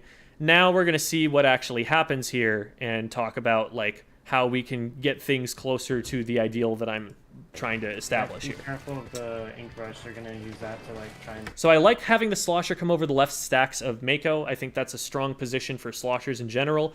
You're able to use your range over someone who comes up over the top, and if someone's trying to use the wall for cover, well, you don't care because you're a slosher and you hit up over the top of that. So that's a really good, strong, solid position for them to take. And then the frontliners are probably going to go more towards the right or middle. Ink rushing up the center here. Nice Their, pick. I got their rapid. Nice, nice, nice. Ink rush. And you've got players pushing up in front of you 55 now, this and side. so this is someone that you want to be helping with. They are able to win that 1v1, but there was nothing whatsoever stopping you from being in that fight and helping them with it. And that's more going back to what we were talking about earlier. As a midline weapon, you assist with the fights your frontliners start. 52 is low. Okay, their sniper. So you've got 2 down, so this is good. I'm at We're 7. starting to move up and take control of their stacks. Again, powerful position for you. You do need to worry about the rapid and about the E-leader. So, like, you want to be watching this player's sightline. But standing here is going to make it at least harder for them to hit you. And it does still give you a powerful position over this player here, who you might be able to splat here, brush is down. which you do. Nice. The blaster got. And the rapid, like, that was what I was worried about. The rapid's going to be able to hit up over the top of this pretty easily. And so being in a position that exposed, you probably do go down to them. But you got a trade kill before you went down, and you helped out with another one previously. So your team should still have numbers Blaster on their going into ledge, this. near their basket. The blaster got. But from here, we really cannot Blaster on tell their what's ledge. going on Near with their the basket rest right of now. the team. Okay, I'm pushing their whole team back. Another thing is, normally, like, I would just keep it on your perspective here, but you're not giving yourself a lot of information. When you're splatted, just keep the map open the whole time, because you can just be doing the job of watching the map for your entire team that way, and you can be feeding them information about enemy positions. Like, all the time when I am down, I'm feeding my team information, flank left, flank left, flank left, like, because I can see the paint going down even if my teammates can't see it from around a blind corner. By not having the map open, not only are you denying yourself the ability to help your team with that, Ledge. but now when you open the basket map right now. to try and look to see if you can super Yeah, jump I'm in, pushing.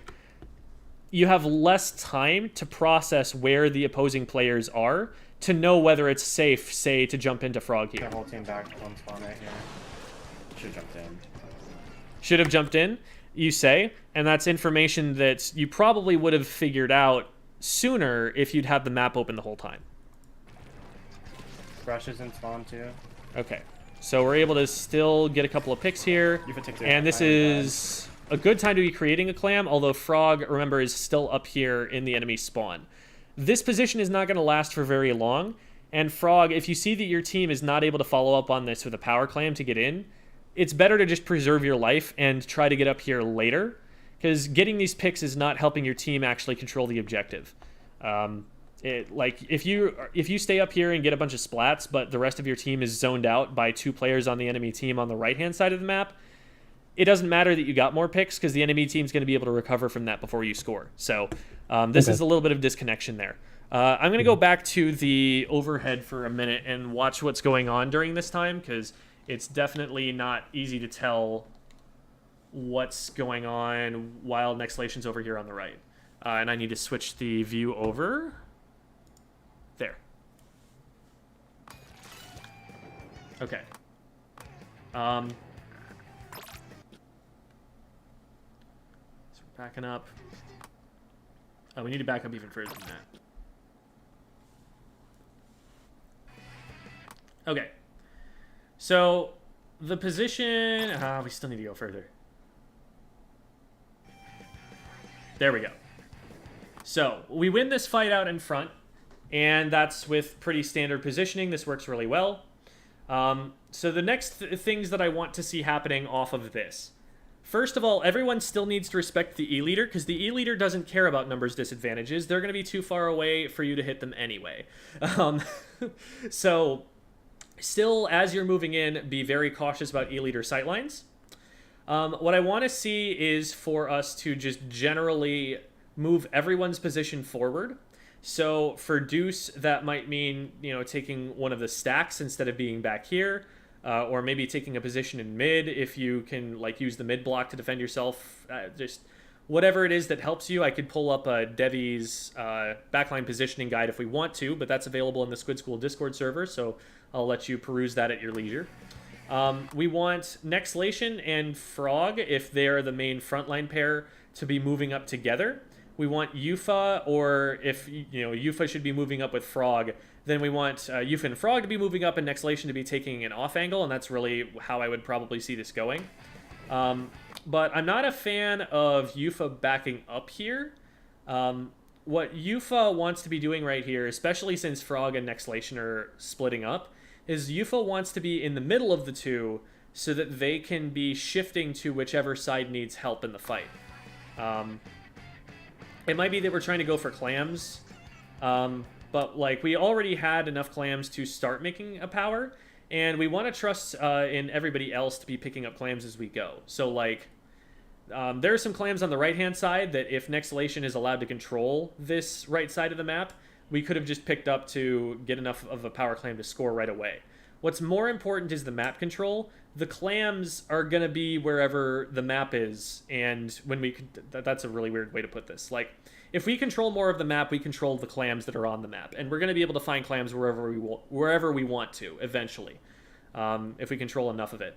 So backing up way deep into our own base when we have this massive of an advantage, what's going to happen here is either everyone backs up and we just don't take advantage of this push that we're able to create for ourselves by getting the picks early on, or some of us push up while others of us stay back, and now what should have been an advantageous fight here that you can trade back on them for is a disadvantageous fight because everyone's separated from each other. Nexlation should not have to end up in a 2v1 in a situation where we've just gotten 2 picks cleanly.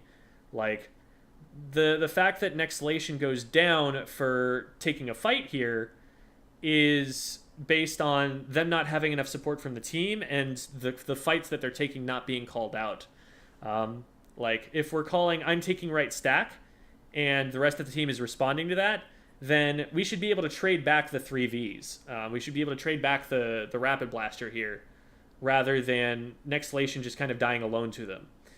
If Frog is calling out that we're going top left, then maybe Nexlation should be there instead to help out, and we should be able to follow up on that. But notice how everybody in the match right now is too far away to help out any other individual player, except for Deuce and Yufa, who are both so far back that their position is irrelevant to where the enemy team is.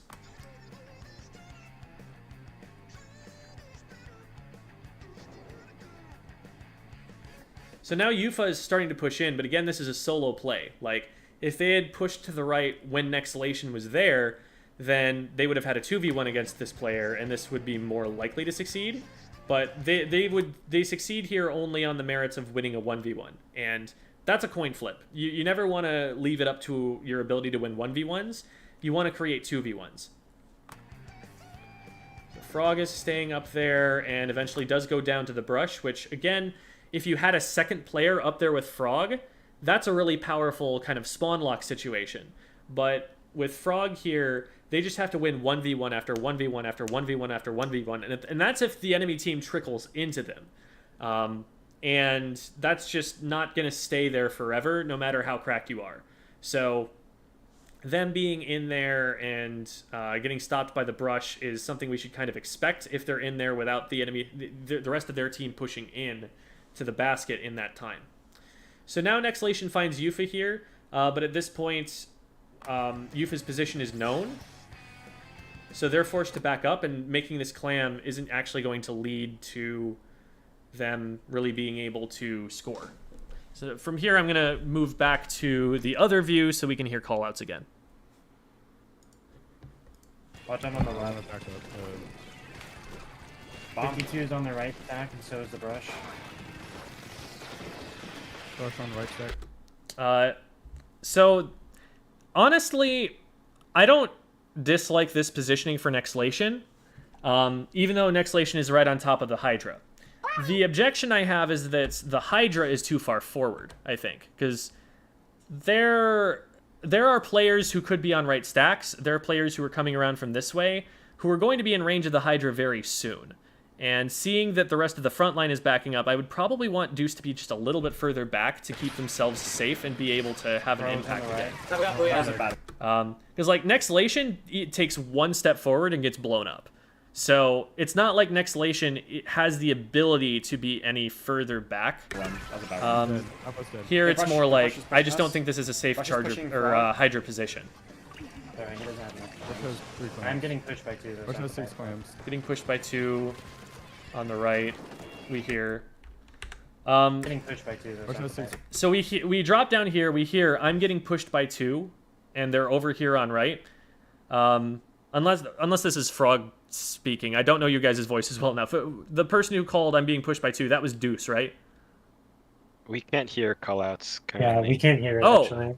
Well, then I need to fix that. It's a disadvantage of you either do the OBS projector. I can have it so that it's coming straight from the YouTube video, and then you should be able to hear the callouts. Okay, that sounds good. Okay, yeah. You just have to switch between whenever you're going back and forth between the replay code. That was a bad one. I'm dead. I was dead. Their brush is pushing us. So now you can hear the callouts, right? Frog. Yeah. Sorry, he doesn't have enough. Was that a yeah? I wasn't sure. Yes, we can. Okay, sorry about that. Sorry about that. Because the thing was, I heard the yeah, and I was like, wait, that sounds like it was a response to something someone said in the callouts. No, I talk very mellow at all times, so. It's so confusing when doing VOD reviews sometimes, because the same people whose voices are on the recording are also probably around the same volume in the voice chat. So, like, sometimes it helps to maybe, like, have one be a little louder than the other or something. I've been there. So, okay. So Deuce is out to the far right, Frog is out to the far left. If you're in a split like this, if you're trying to control 2 such distant parts of the map, you usually want one side to be the side that your team is focusing, and the other one is just watching. The other one is just, like, there to throw a bomb in their way and run backwards if they start meeting overwhelming force. You never want 2 main fights happening at once if you can help it.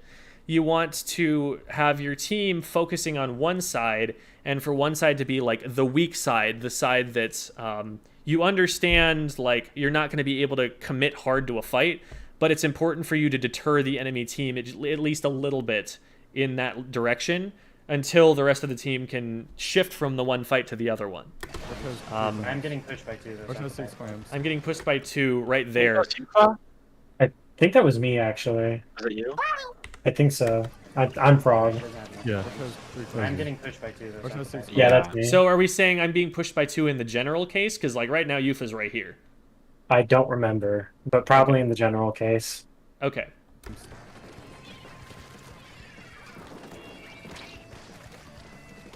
I'm still worried about Deuce on the right side here, because Deuce was out there in, like, a corner, and they would really prefer to have people in front of them, and I'll swing this around to, you know, look at it from the frontliner's perspective. Would you rather be going in with a Hydra behind you watching your back, or be going in at an angle that the Hydra can't possibly see? So we probably want to be moving a little bit closer to them, and down goes the Hydra. Rush is bad. So we're able to, you know, we're grouped up, and we're in a position where we can trade that back, so that works out. But I don't think the Hydra needs to go down there at all. I think we put someone in front of the Hydra, and you guys can totally win that fight on the right. Oh shit, that can go through the bubble. Yeah, I didn't realize that. Whale can go through everything. That's one of the big advantages of it.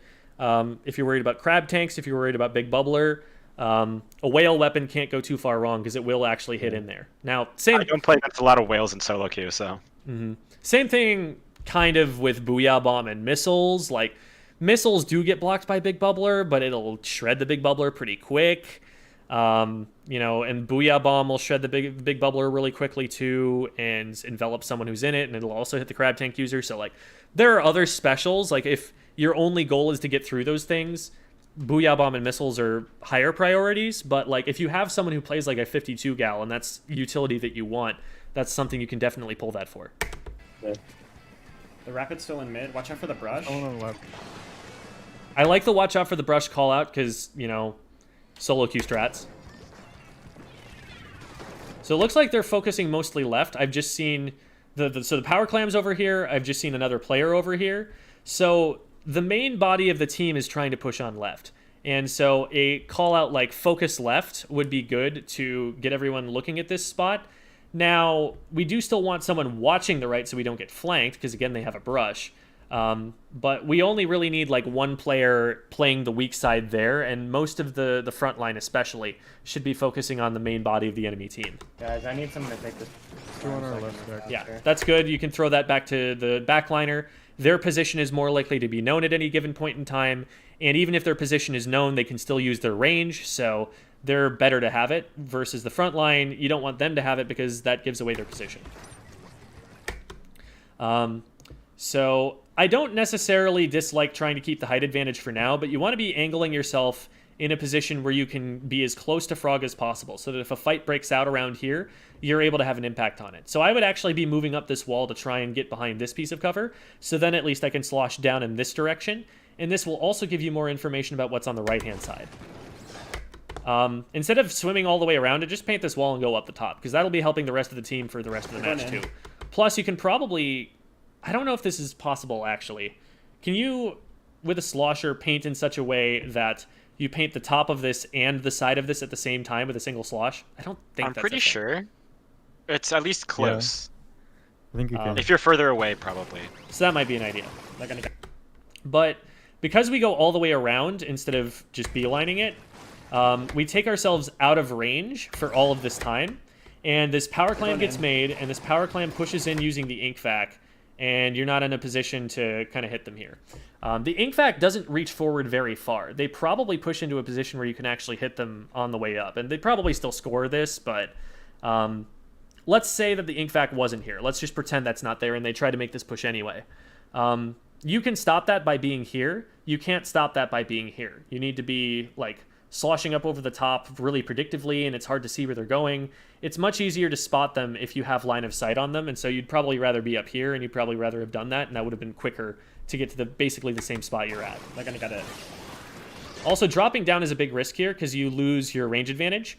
Let's say someone was right on the back of this wall, ready to get up over the top. They see you drop. Now they have height advantage over you, and they have access over to the far right-hand side.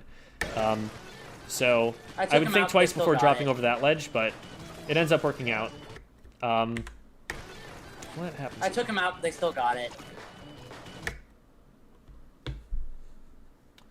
These two players are both down by the time you turn around, and there's a player in front of you who's taking a fight in front of you. Again, I would focus more on the fights that your frontliners are taking, because it seems like this was a situation where you definitely could have helped Frog trade this back, On the left. and you're just not there when the fight actually happens. How the fuck did you get up here? Hold on.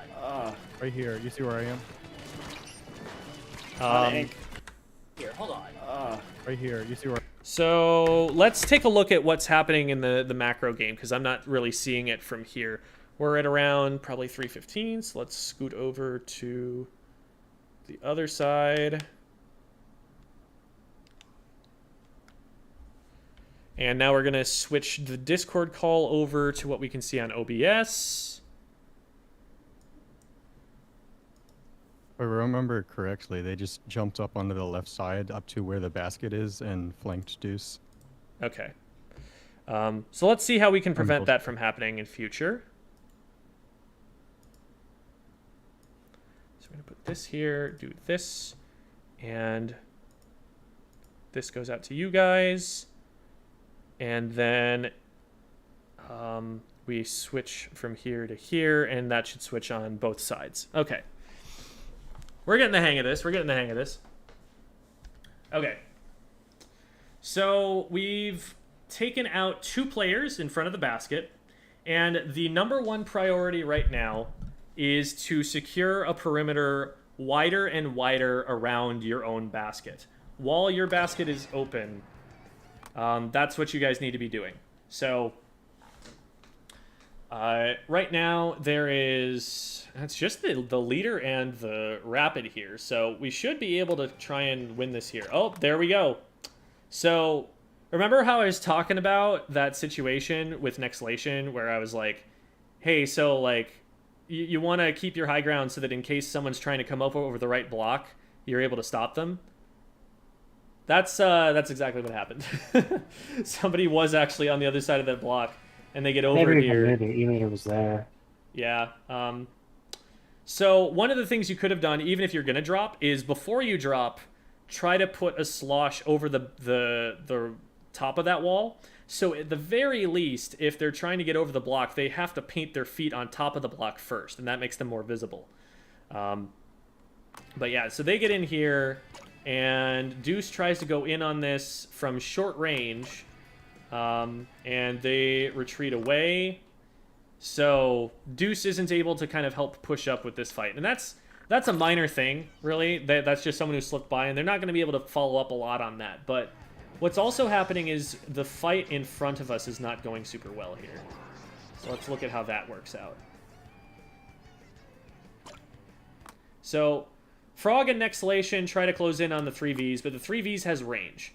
And Nexlation is focusing on... I think that maybe they see the toxic mist being put down behind them, and they're like, oh, there must be someone in there, and there isn't. But Frog is looking at someone, and Frog is going in, so we should be trying to help Frog as much as we can. And now we recognize that there's someone behind us, and it's awkward. I would definitely like to hear a call-out, which I don't think I heard, about exactly where this player is. Like, top right, they came over box or something like that. Because that way, like, Nexlation would know where to go and where the team is focusing. Nexlation right now, it looks like, is trying to hold mid. But without Frog here anymore, they're by themselves. And as soon as they run into any more than one player, this is going to be dangerous for them. And now they're cut off from the rest of the team, too. And we still haven't collapsed on this E-leader. We need calls that the E-leader is still there and for the rest of the team to collapse on this, because otherwise, what the E-leader is forcing you to do is look in 2 different directions. Yufa needs to be on top of this leader as soon as, like, they know where they are and be diving on them and taking them out. So we eventually force them out, but at this point, Nexlation is in trouble. So we're focused on 2 different things at the same time. If we're going to focus on getting rid of this flanker, getting rid of the leader, then we need to make sure that that's the focus and that every other fight is secondary to that. Every other fight is the weak side. Every other fight is one that we're not going to focus on. We're just going to hold ground and back up if we need to. But because Nexlation thinks that the play is to hold mid, and everybody else thinks the play is to get this E-leader out, neither of those things really happen super effectively. The E-leader actually gets away after scoring all of those points and staying around for such a long time, being a nuisance. And then Nexlation just gets overwhelmed in mid because there are so many people focusing them. So let's go back to watching the callouts.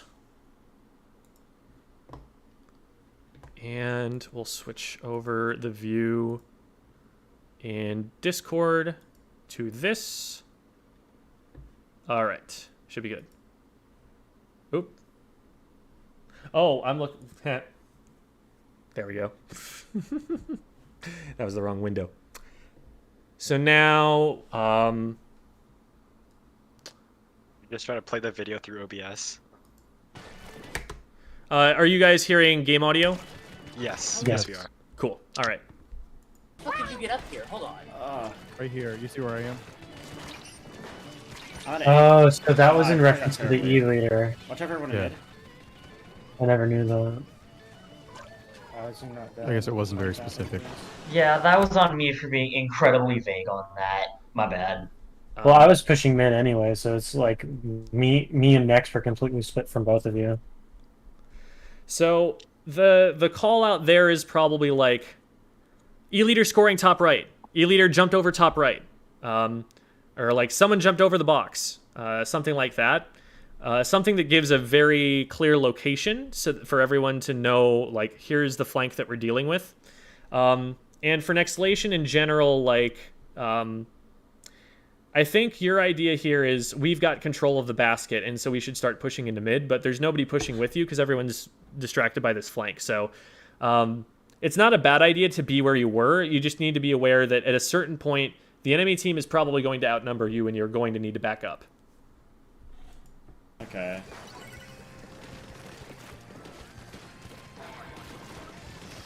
All right, so we get one, which is awesome.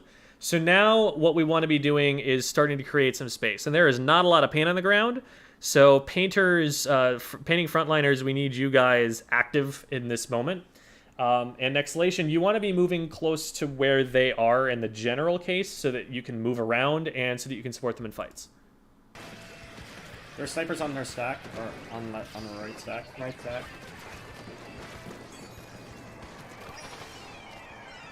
Yeah, we gotta get control of right. Lasso's coming. Lasso's coming. The tri-strikes here, I'm not sure if those are really going to... We don't have a lot of information on where we're throwing these. Like, we don't know if there are enemy players there. We don't know if this is even space that we really need to be controlling. I'd try to at least be throwing this in the general direction of a place where I know enemies happen to be. And I really should have gone out till mid a little bit more so I could at least see. I was mainly trying to take the charger out of stack. Gotcha. But I just didn't have the information to see if they were there or not. Mm-hmm. And that's mostly because you're taking positions that like a backliner would take. Like you're back to a position where Deuce could easily have been standing during that moment, whereas Yufa and Frog are pushing a lot further into mid, and you can be up there helping them, which we've talked about. Monster's dead. Alright, push up with me here.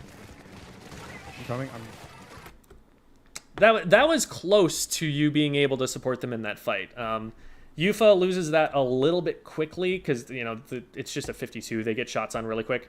But if you're like the tiniest bit further forward, you might actually be able to trade that back. Pushing up. Left side gal. Jump to me. Who has super clam? Jump. Let's go. Oh god. I can grab it. I can grab it. I'm not sure. There's a jump play in go. there somewhere. And we're looking at a wall again, so I'm going to go back to the other view so we can see what's going on there. Sorry, I'm looking at walls too often. So that's going to be this. I think the biggest thing that we've done is like we usually split up into two of us are together doing like a different idea. And if I clear my side of the map, then I imagine that the other side is cleared. So like in my head here, I'm calling out for you guys to super jump to me, but I don't even know that there's a fight going on the left side. Yeah, there's a lot of sort of team awareness problems. Yeah. That's one of the main things I've written down. Mm-hmm. And what solves that is anytime a frontliner is making some kind of committed play, like I'm pushing in this direction, I'm fighting this player, if you call that out, now we know that it's happening. Okay. Okay, so we're a little further back than we should be.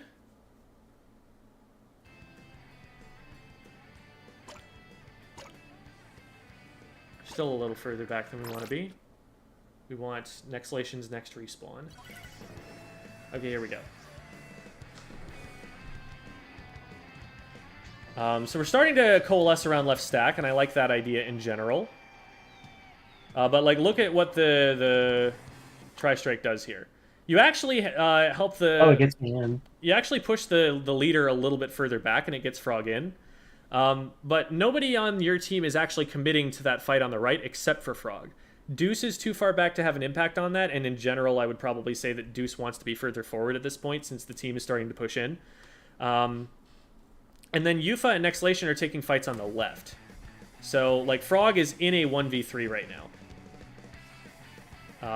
You win that 1v1 against the brush that you're able to get because the E-leader doesn't have an angle, and I don't know what happened to the rapid, but, like, please recognize that this is a low percentage fight and that your team is not supporting you for this, and that's against a team that's going to collapse around this faster. You probably just go down here because you're in alone. But instead, what they should be doing is calling out Junior alone left stack, and the 52 and the E-leader should both be collapsing on this with the brush so that they can just take you out of play and have an advantage against your teammates. 52 gets a trade back, so I guess that's worth, but... Okay, so now we're trying to get in on the right, and Nex doesn't know about this play. Yufa was down earlier. I think Yufa killed the Rapid first, and that's why Rapid wasn't in the fight. So yeah, the Rapid is down, and so Yufa trades the Rapid, basically. And then we get one down. So this is a 3v2 situation. Deuce is coming through. But Nex is backing up and is on the far left side. And that separation is making it so that even though you guys actually had an advantage shortly, because the enemy team is looking at the play that the main body of you are making, this actually gets stopped. So 3v3 still. We're going to dive in to try and get this clam, and the enemy team knows it. We do stop them, and we get this in. So that's nice. Tri-Strike is in a really good place there. You actually take out the E-leader, and now you can just focus on throwing it someplace else. What happens there? Do we throw in more clams? I end up throwing my whole olive I had, and then I promptly died. You probably shouldn't have been able to because the 52 is right next to you, but you do get it pretty much there. Frog is in and takes out... the E-leader was already taken out, but Frog is in and is able to get a couple more clams. And then they just super jump out. I love that play to super jump out. You get lead, you get out, you got what you came for, no reason to die. And the crab is probably a little bit on the slow side. Like, Yufa is... This isn't exactly Yufa's fault in that Yufa just got in, so it's not like, no, you should have had the crab earlier. Well, no, they were dead. But also... At this point, the push is dead enough that we should probably just be deciding that the push is dead and not trying to force the issue any further. So let's change windows back so that you guys can hear callouts, and we'll go again from here. Oh god! I can grab it. Oh, it fell. It's up. Okay. Got it. The brush probably could have gotten one of you there. Jump in. Back up, next. I got cannon. Yeah, with the 52 shooting at you right here, I got 5. you probably shouldn't have gotten as many as you did, but... A miracle sometimes happens. Hey! Fucking... I clicked A! Oh my lord. Alright. It's alright, we got it, we got What? it. We got it in. Hey! Fucking... Rat 65, get one more. 2 more. 2 more in. Nice. Alright, I Hey! Fucking... I clicked A! Oh man. Don't let that get too much on your nerves. Like, maybe you pressed A and it didn't come out in time. You know, maybe there was actually lag, but we want to make sure that we're not introducing negativity and like hurting team morale. Lord. That's alright, we got it. So Yufa is going to go down here. Sorry, what? I feel like we are good about kind of continuing beyond that, beyond tilt though. Usually we come back pretty fast. But yeah, you're right.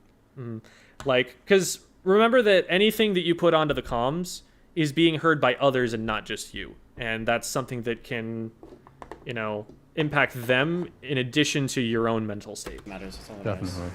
You guys got it. All right. So Yufa goes down because the crab tank, if that comes out at the beginning of that push, that probably has a much bigger impact. But because everybody is pretty much already down by the time it comes out, might be better off just saying, okay, dead push, back up. You know, Frog got the lead and then jumped out. We were already 2 down. So at that point, what the call, and I literally call this on comms all the time, dead push, back up. Jump quicker if you have that. Frog on the left. Just back out for a sec. Lester's on their stack. Or on So fucking kind of right pinned a stack, little my bit bad. here. The brush running around in mid there. fucking I'm right stack, my bad. curious where Deuce is, because that seems like something that they could probably have shots on, but maybe they didn't have charge, maybe they weren't in the right place Brush or is something dead. for it. Dead. Okay. 52. One shot, Nice, dead. that's 3 down, beautiful. And here, like, by the time we're 3 down, like, I want Nexlation just beelining basket. It's just an E-leader. You know there are certain places where E-leaders are going to have sight lines, and you are not in one of those. I just want you going. I just want you going. Take that. Like, this time that we're spending sitting behind Yufa here, you're not keeping yourself safe from anything by being here, but you keep your team safe by being further forward and being able to help them in the fight that's coming. Brush is gonna try and blitz it. Yeah, one I shot, first play one way shot. too far back in general. Right? No, I don't. Brush is down. Fine, you guys got him. So we hear Brush is going to try and blitz it on the left-hand side, which is a valid thing that we need to worry about. Now, this is something where if you have someone positioned on left stack already, they probably have pretty easy shots on this. Like, this is probably something that, like, the Hydra, if they're pushed up to there, could just see the whole way. But because we're positioned all 3 in mid, nobody's covering that. The entire team kind of awkwardly shifts over, and we sacrifice a lot of space in front of us. Brush is down.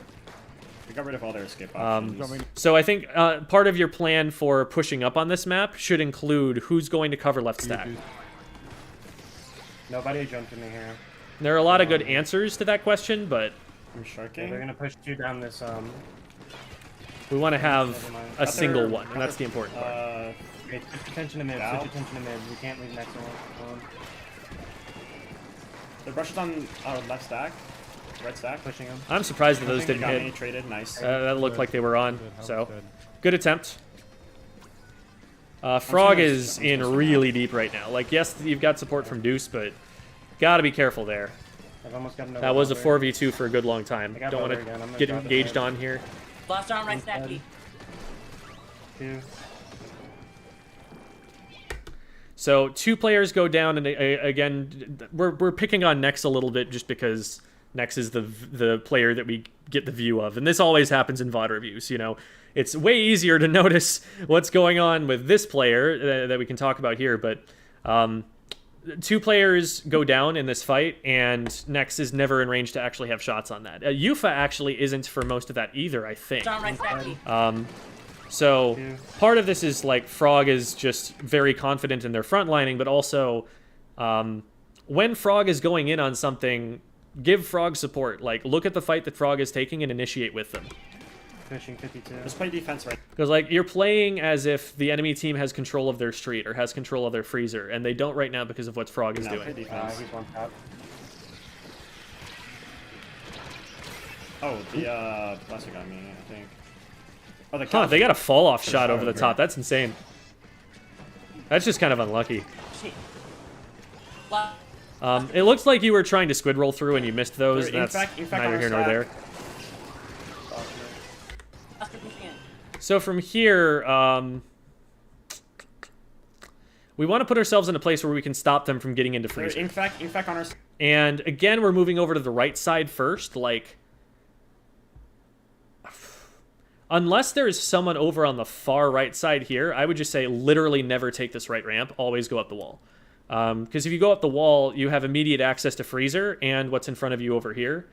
And you get there in less time. Whereas having to deviate to go over the ramp, as small of a thing as it seems, it takes you away from the play. It takes you away from being able to stop this. Stack. And now it's just a single clam that they need to score. We already saw someone over the top left, and that's the first thing that I'm looking at, especially as the slosher. Ah. Yep. That player was the one who ended up scoring the winning points. If you're rotating over to that side, you might be able to stop them before they get there. And that was definitely on screen. So, okay, Yeah. we made it, and we're only 5 minutes over. Yeah. In Clan Blitz, I think one of the things we also need to work on is in the last like 30 seconds of the game is like if we're in the lead or we're about to be in the lead, we need to just come back and hold our defense, because that also happened in a Clan Blitz match against Black Ink, the team we just reviewed the last match of. We had a Clan Blitz game where we had like a desperate last push, and then we ended up being one clan ahead again, and then they were able to blitz into our basket. Yeah. And that's something that comes with game planning. So, like, what I always did with my teams was we would pull up an overhead of the map, and we would say, okay, in neutral, where are we going? On defense, where are we going? On offense, where are we going? And we'd take those 3 scenarios and say, like, in an ideal world where we get to go wherever we want to, where do we want to put each player?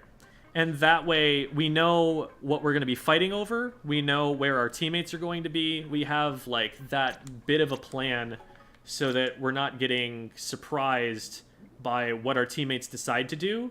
Because not having a plan means that we're shifting and adapting and rotating for a few seconds, and those few seconds cost us time that opponents may well use to get into positions that let them slip around our formation. So we want to have that already set in our heads, what we're going to be doing there.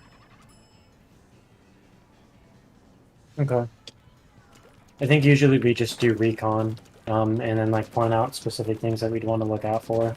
Yeah, that's a good plan. Go on recon and be like, okay, on defense, where do I want to go? On defense, where do you want to go? And we can talk about that and shift into those positions, and then we can kind of like maybe even stand in those positions and look around and see like, okay, so from here, one thing I'm noticing is that I can't be in range of this player. And so they seem like they're kind of alone, and maybe we need to devote more attention to them if they're starting to get pushed. Whose job is it to rotate to them then, you know? So we can have those kinds of conversations that way. But having a bit of a plan ahead of time will definitely help, so that, like, when you're thinking, like, all right, what do we need to lock out?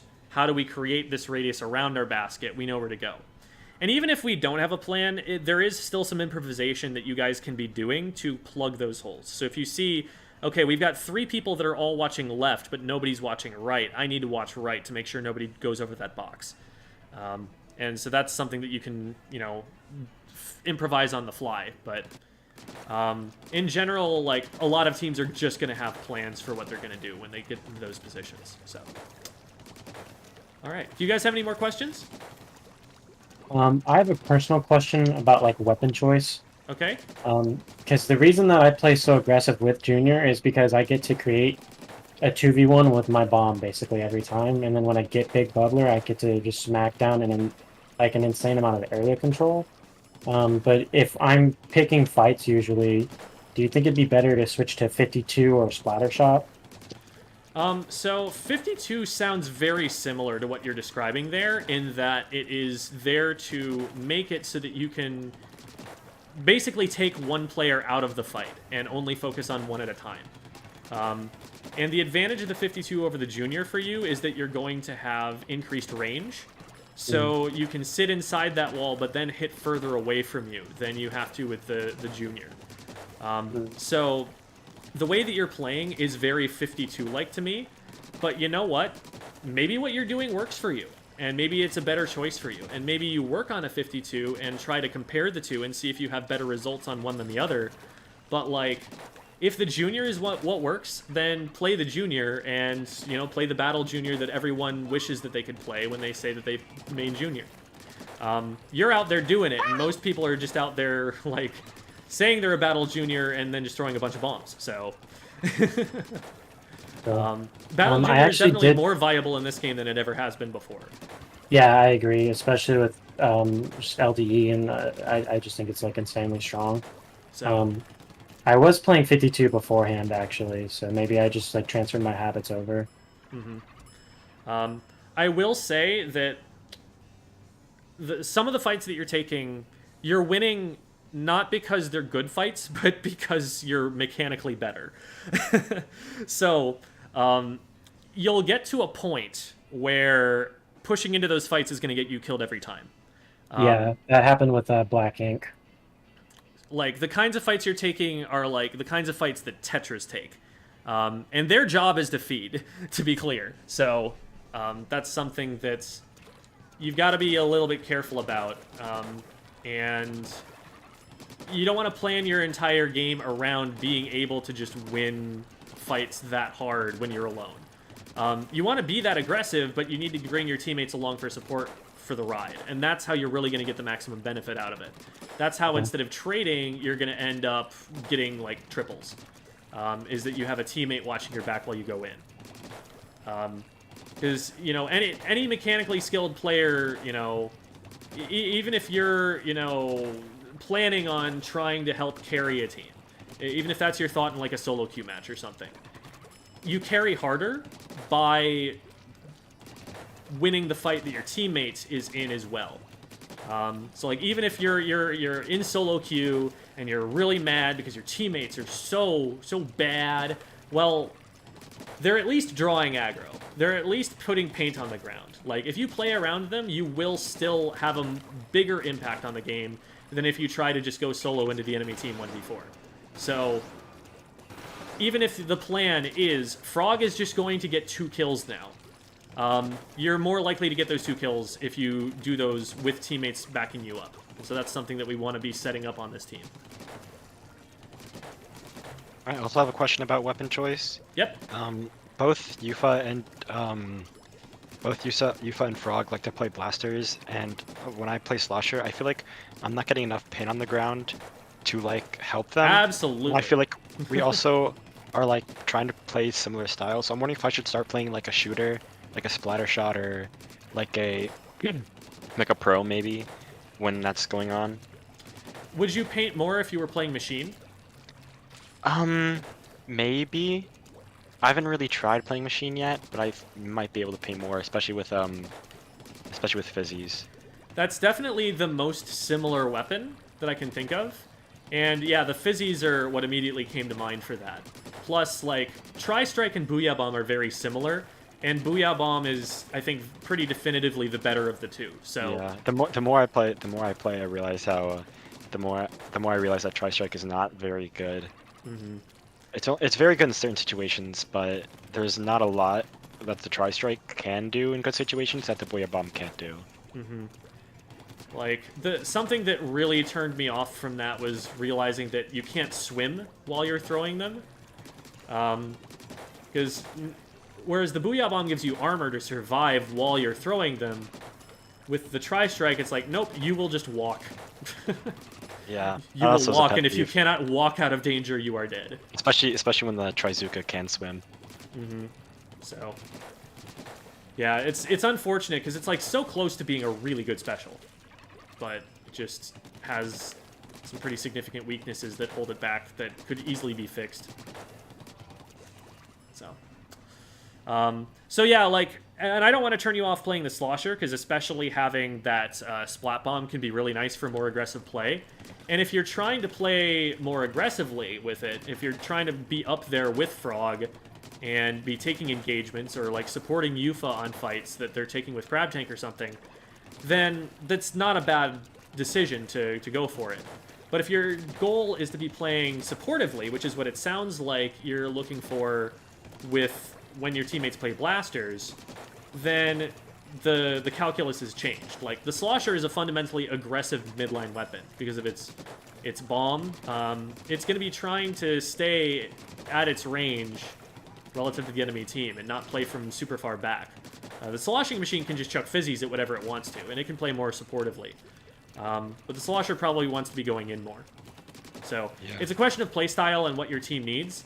So if you're looking for something supportive, then yeah, you know, consider even like Flingza. Because if you have the reflex to keep yourself alive and that you're trying to be a paint support, Flingza still gives you that capability of being able to hit up around walls. And Flingza would let you farm for a really useful special and that could let you have an impact from playing as far back as you currently are. So that's another option to think about. So if we're going like full support for you, then yeah, go for that. But if you're trying to play more of that aggressive role that the Slosher wants to play, then Slosher could still be the right choice, and you just want to be playing it a little bit differently. I think another one of my problems is in Splatoon 2, I played basically exclusively Tri-Slosher, and that weapon can play very aggressive, very upfront. And then when I realized I mean, I can play Tri-Slosher, but I really don't like the kit.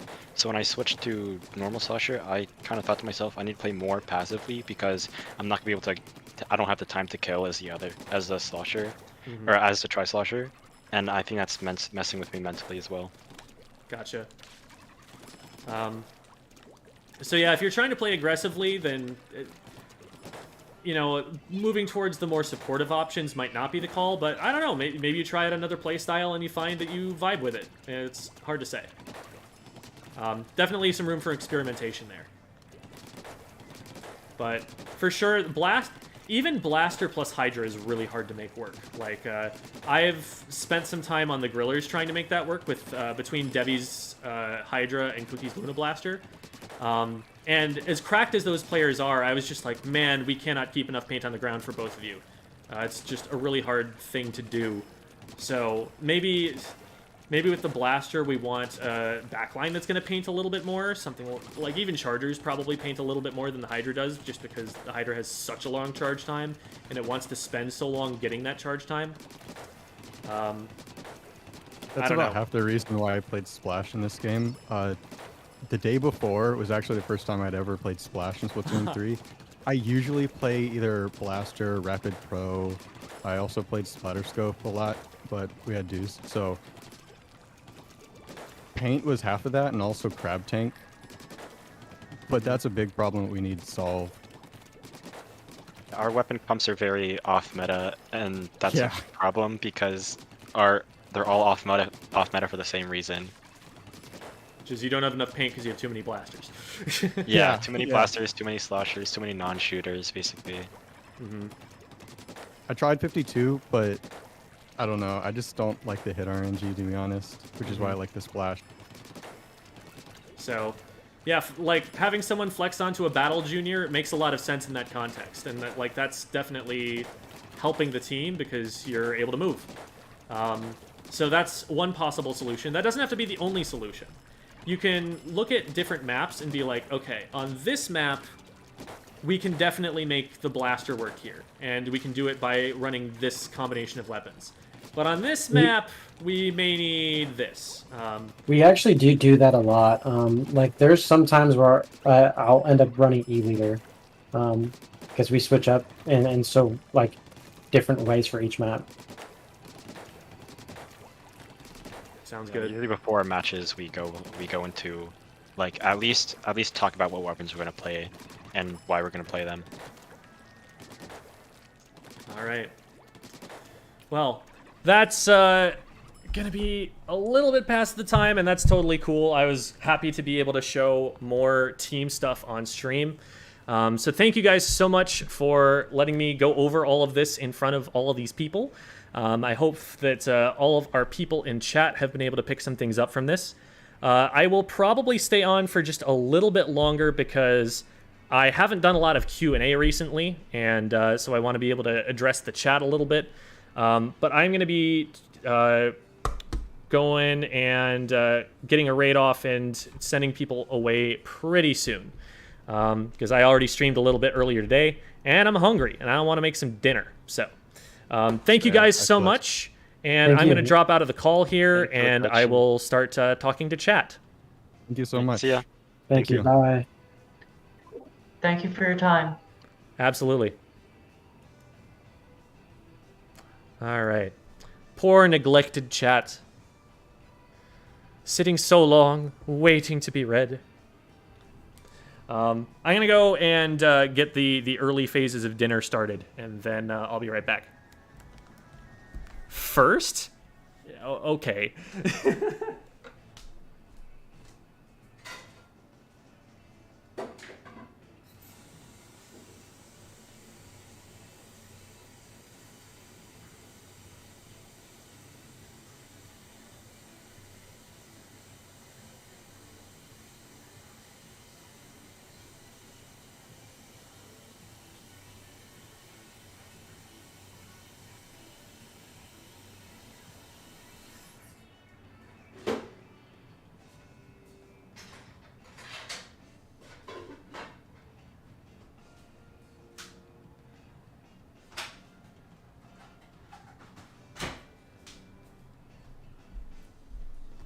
Okay.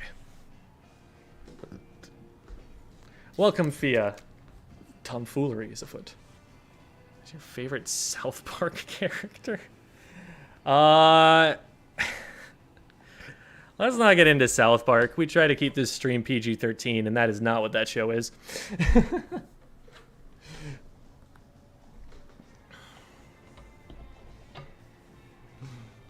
Alrighty. Well, we don't have any questions. How should we go about applying advice we get? Well, that depends on the advice. So, generally, when I give advice, it comes in the form of a few set goals that you want to accomplish overall. So, for example, on the team we just watched, we're talking about how number one goal was to call out more of our engagements so that we were following up on what our frontliners were doing.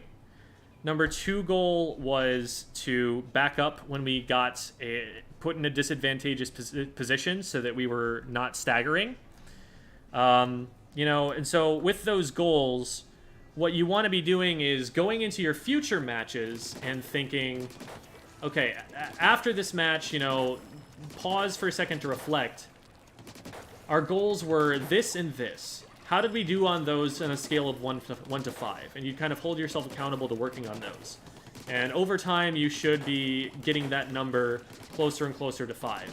And if not, then something more needs to change than is currently changing.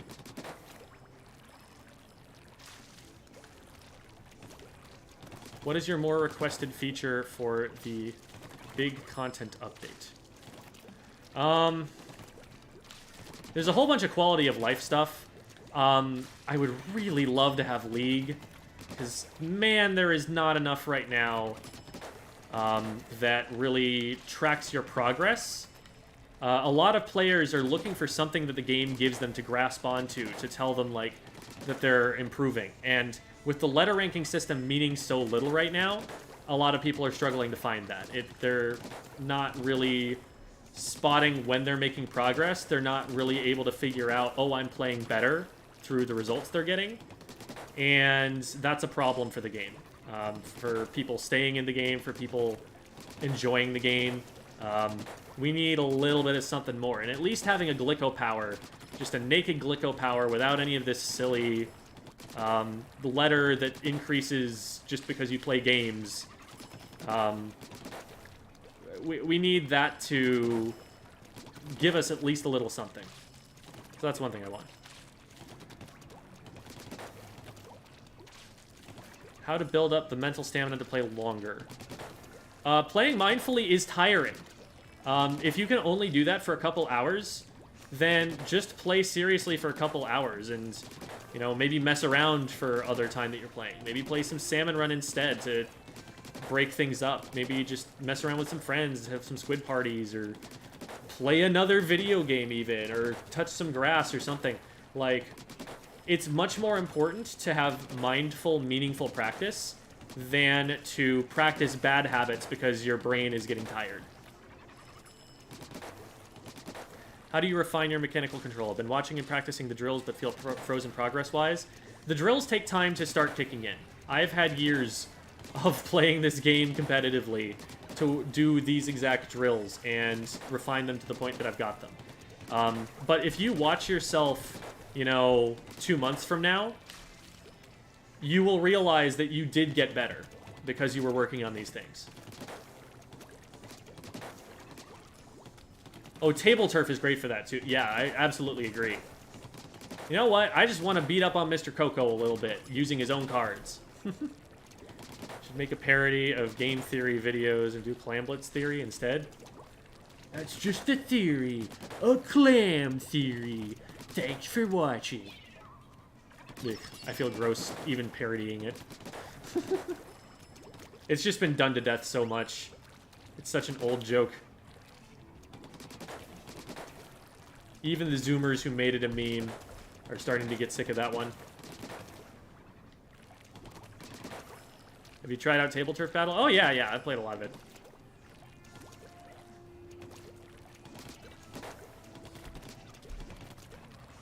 After Alterna is great technique training. I kind of disagree, actually. So there are a few isolated challenges that might help you with a particular weapon. But, for example, if you upgrade the splatter shot too much, it doesn't work the same way as normal splatter shot does. So your movement is going to change. Your movement is going to be different. And the aim practice that you're getting is less consistent than you'll get in the training room because the enemies are going to behave pretty boringly, pretty obviously, and predictably. They're also going to be different shapes and sizes, and they're going to move differently than human players will. At least immobile targets are giving you something that you can reliably practice, like snapping to. And they're going to be about the same size. And then there are a lot of challenges that aren't really as related to most of the things you're going to be doing in combat. You're also never testing your decision-making at all that way, so... I don't really think that the story mode is great practice beyond learning the very basic mechanics of the game in a safe environment. A lot of it feels more like Zelda dungeons than it does like competitive Splatoon.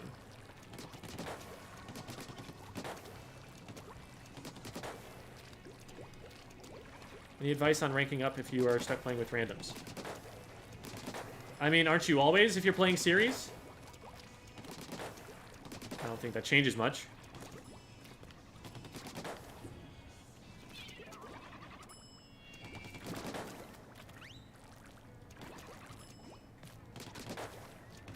I definitely think that doing drills in the training room helps your aim. Obviously, it's not one-to-one with the way that you're going to be aiming in a real match. Like, you are going to have to address some aiming tasks in matches that you can't address here, but you can get a lot done by just practicing with these targets. Like, top Japanese players are spending like an hour in this room every day. They were doing that even in Splatoon 2 when you didn't get in here in between games. Like, this definitely has value.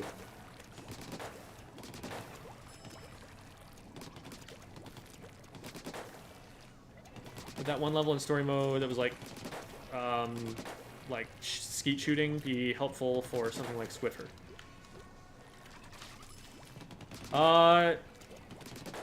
Yeah, I guess. I mean, it tests your accuracy. It tests it very slowly. You get many more reps in by just playing in here and against targets that are sized as normal Inklings are and move closer to how normal Inklings do. So I still think that this is better than that.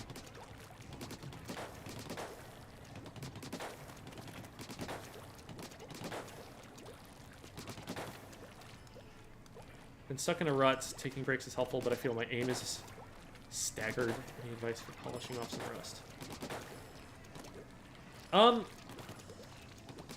If you're interested in playing less, but still staying warm, because taking breaks is going to cause rust. Like, there's only so much you can do about that, and it's just going to take some time and some practice to get your aim back to where you want it to be. But if you want to take a break a little bit without losing as much, something that I used to do with Melee was I would practice my techniques for maybe 10 or 15 minutes every day. So even if I wasn't going to actually play the game against a human player, even if I wasn't going to go to a tournament, I was still at least keeping my hands warm. I was still at least keeping that muscle memory. So maybe you just, like, make it a thing where you spend 10 minutes in the practice room. Probably not going to burn out just playing for 10 minutes every day. So if that's important to you, then that's something that you can try. Is Ludi an international thing? Yeah, sort of. It's a little weird, because I know that there are some teams that include players from, like, other regions, but it seems like it's mostly a North American thing. So, but there was also, like, a top European team that competed. I don't really know.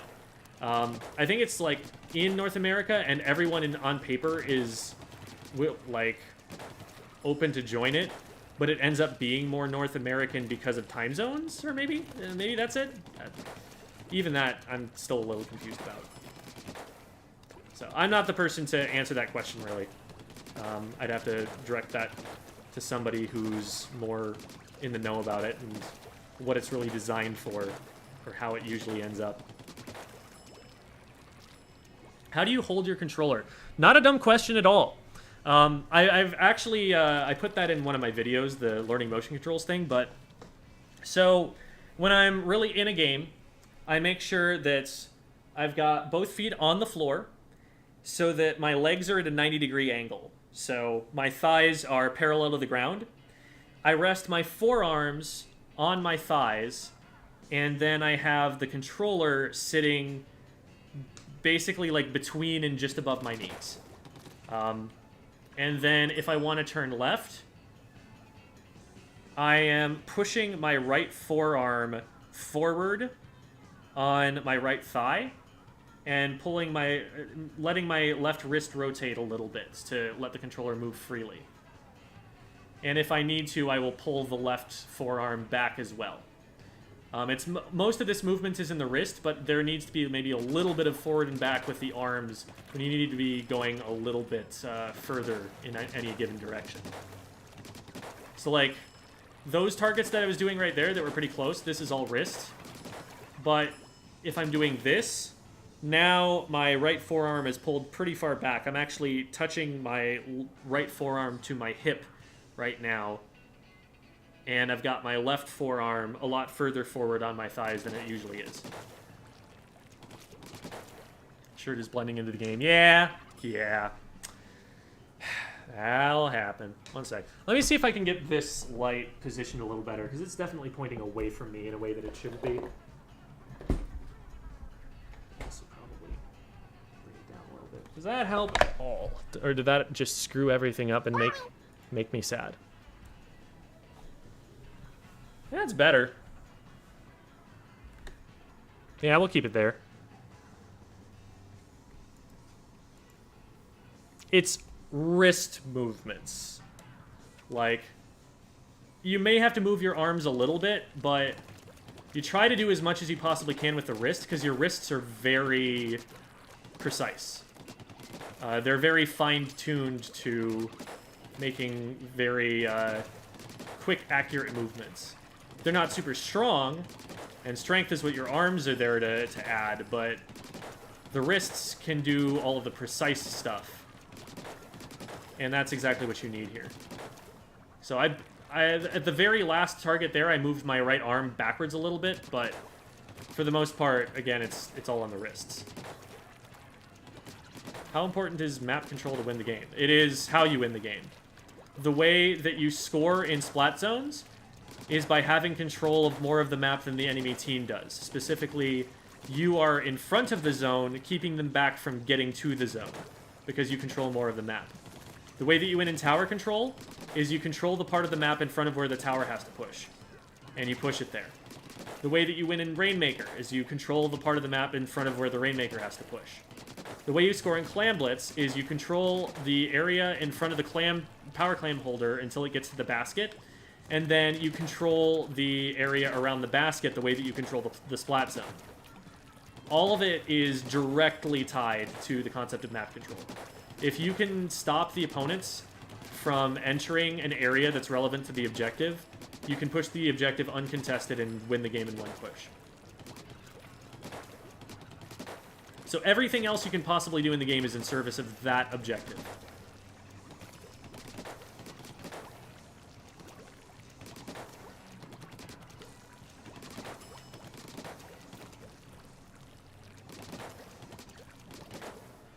So King Mike had a message.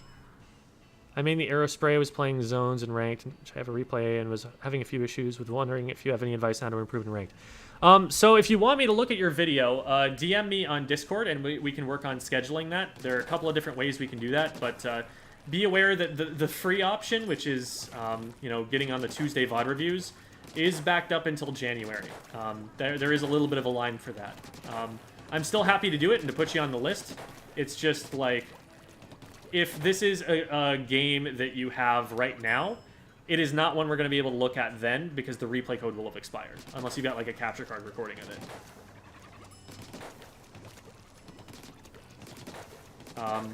But if you know you're willing to get the lesson through Metafy, which is paid, it's $10 for an hour, $15 for a team practice,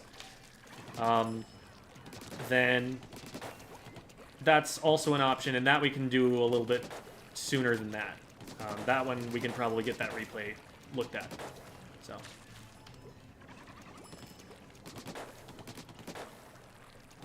Add me on Discord. Did you say something? Did we like schedule something? That would be the next step there. How do you do anything as a splatling when the enemy team is spam chucking bombs at you? I mean, you're keeping the enemy team throwing bombs at you. At least there's that. Find a position further back, or you know, rotate someplace else. Like, get your team involved. Throw a special. Throw a sub of your own. Some weapons can do that sort of thing, but it's hard. That is a significant counter to that weapon. That is a thing that you need to find an answer for if you're going to play it. Why does it feel like I have to carry my teammates in order to win? I don't know that I can very helpfully answer that question. I would just say focus on what you can control. You cannot control your teammates. You can't control yourself. So just focus on that.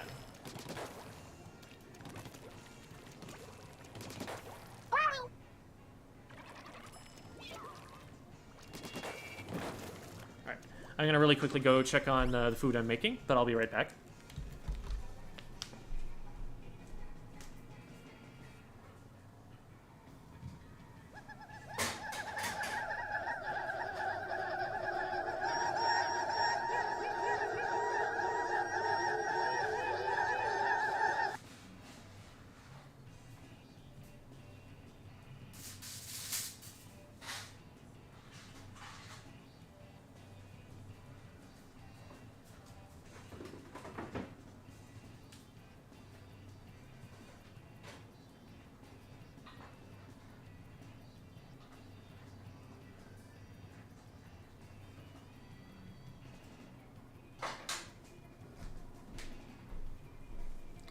Okay.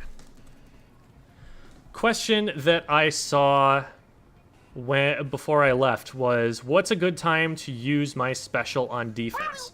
The answer that I'm going to give is not very helpful in the way that I'm going to answer it, but I'm going to clarify afterward. So the time to use it is when it will have the most impact. Here are some factors that determine whether it's going to have more of an impact or not. If you're the only player up, and you're using this into a 1v4, the most you're ever going to do is stall.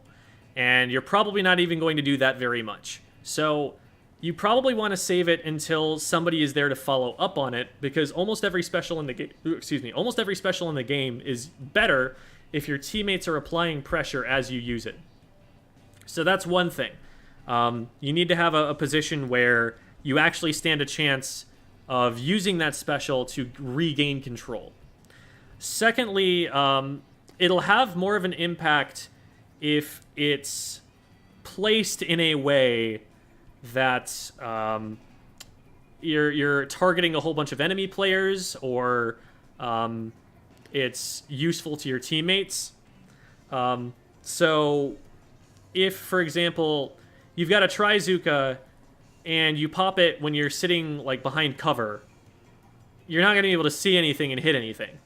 You need to take the time to position yourself for that special to be impactful, and only then do you want to be using it. So maybe if you're on low ground and you see an opponent on high ground and you have an open sight line to them, now would be a good time to pop that, because you know you're going to have an impact pretty much right away, because the first shot should be able to just take someone else out of the game. So. And lastly, you want to be using that special, number one, so that it's in time with what the rest of your teammates are doing, again, so that they can have an impact on it. But number two, so that it's going to have an impact in time to, like, save the lead or whatever else it is. Like, if you're playing tower control and you're just saving this Booyah Bomb as they go through a checkpoint, like, you're not getting anything out of it. You might as well throw it and stop the checkpoint and then be ready to charge another one. Oh, there was a raid? Did I miss a raid while I was walking away? Thank you for the X-Raid! Sorry I missed you earlier, X-Ray. I must have stepped aside at the same time. Grab the chair, quick. Oh, no. Sorry I missed y'all. But thank you so much.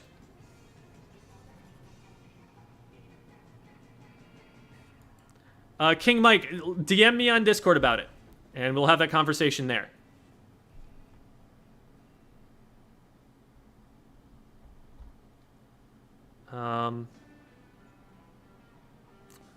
What was I cooking? I'm making spaghetti.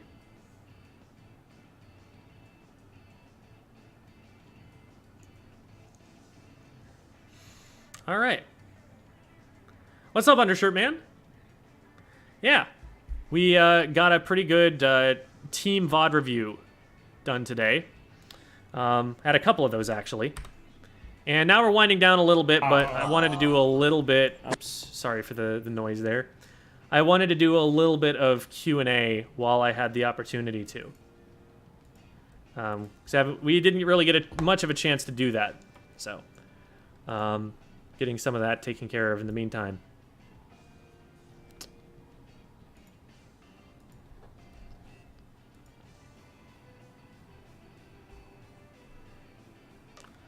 And don't worry, King Mike, I'll get to it. I'm just in the middle of a stream right now. Tips for dumb teammates on Clamlets. Again, do not think that much about your teammates. You're letting yourself get tilted because of something that you cannot control.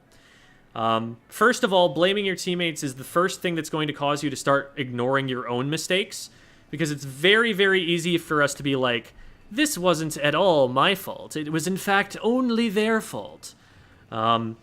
So that's a really common problem that tends to happen to people, that they start ignoring things they did wrong. They're not looking for things they did wrong because the answer is always that their teammates did it wrong. So that's the first thing. Like, don't fall into that trap. But secondly, even if the teammates were doing it completely wrong and you do know better, you still cannot control what they're doing. All you can do is look at what they're doing and think, okay, well, they're doing this, and that's not great, but in order to adapt to them doing that, I'm going to have to do this. And so this is what I'm going to do now. That is as far as you can take that line of thinking. Anything beyond that, you know, you're not going to be able to be like, how do I get better teammates? Because the answer is win more. You get better teammates by ranking up. That's not the answer you're looking for, but that's the only answer that you can get that's really going to answer that question.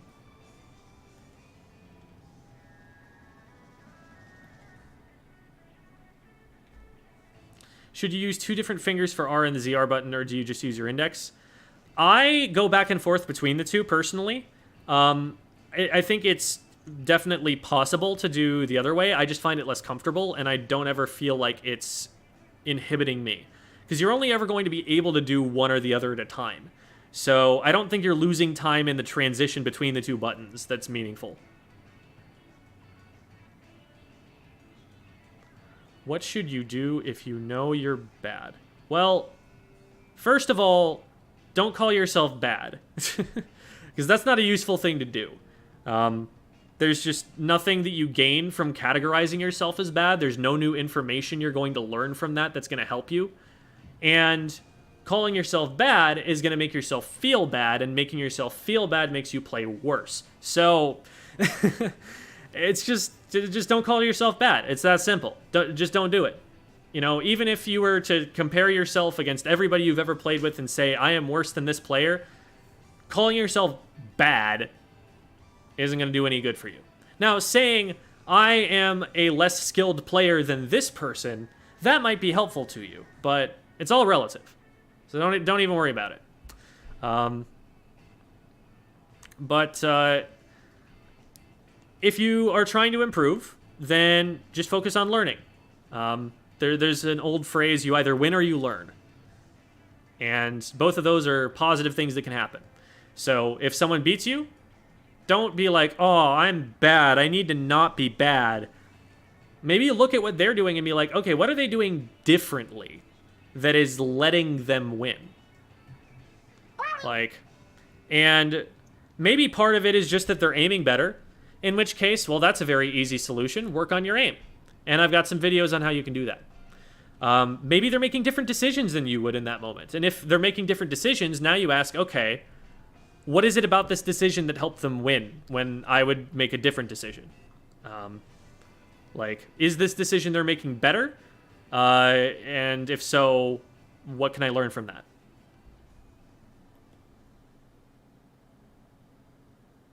I don't like the rank system in this game because, yeah, me neither. I want X Battles and League as soon as we can possibly get them.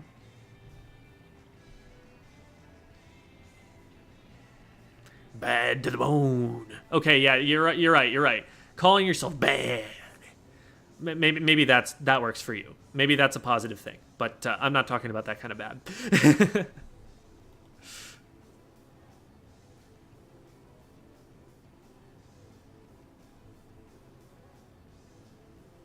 I'm glad you find it encouraging, Terraby. I want you to be encouraged. Or, sorry, Terraby fan. You're a fan of Terraby. You're not Terraby. Just don't be bad. That's a little bit less useful of a piece of advice, but what do you do if your teammates' vibes are off? That is also a good question, because this is a difficult thing. You end up on a team sometimes, and you, like, maybe you were a part of the tryout process for this player, but you're realizing that the way that they were in the tryouts is not the way that you want them to be, and they're definitely getting negative. You need to be willing to protect your positive experience playing the game and enforce your boundaries. That is a very difficult, very mature adult thing to be able to do, but you need to be able to do that in a tactful way. Now, obviously, being like, "Oh my God, you're so toxic! Get out of here!" Like, that's not as helpful.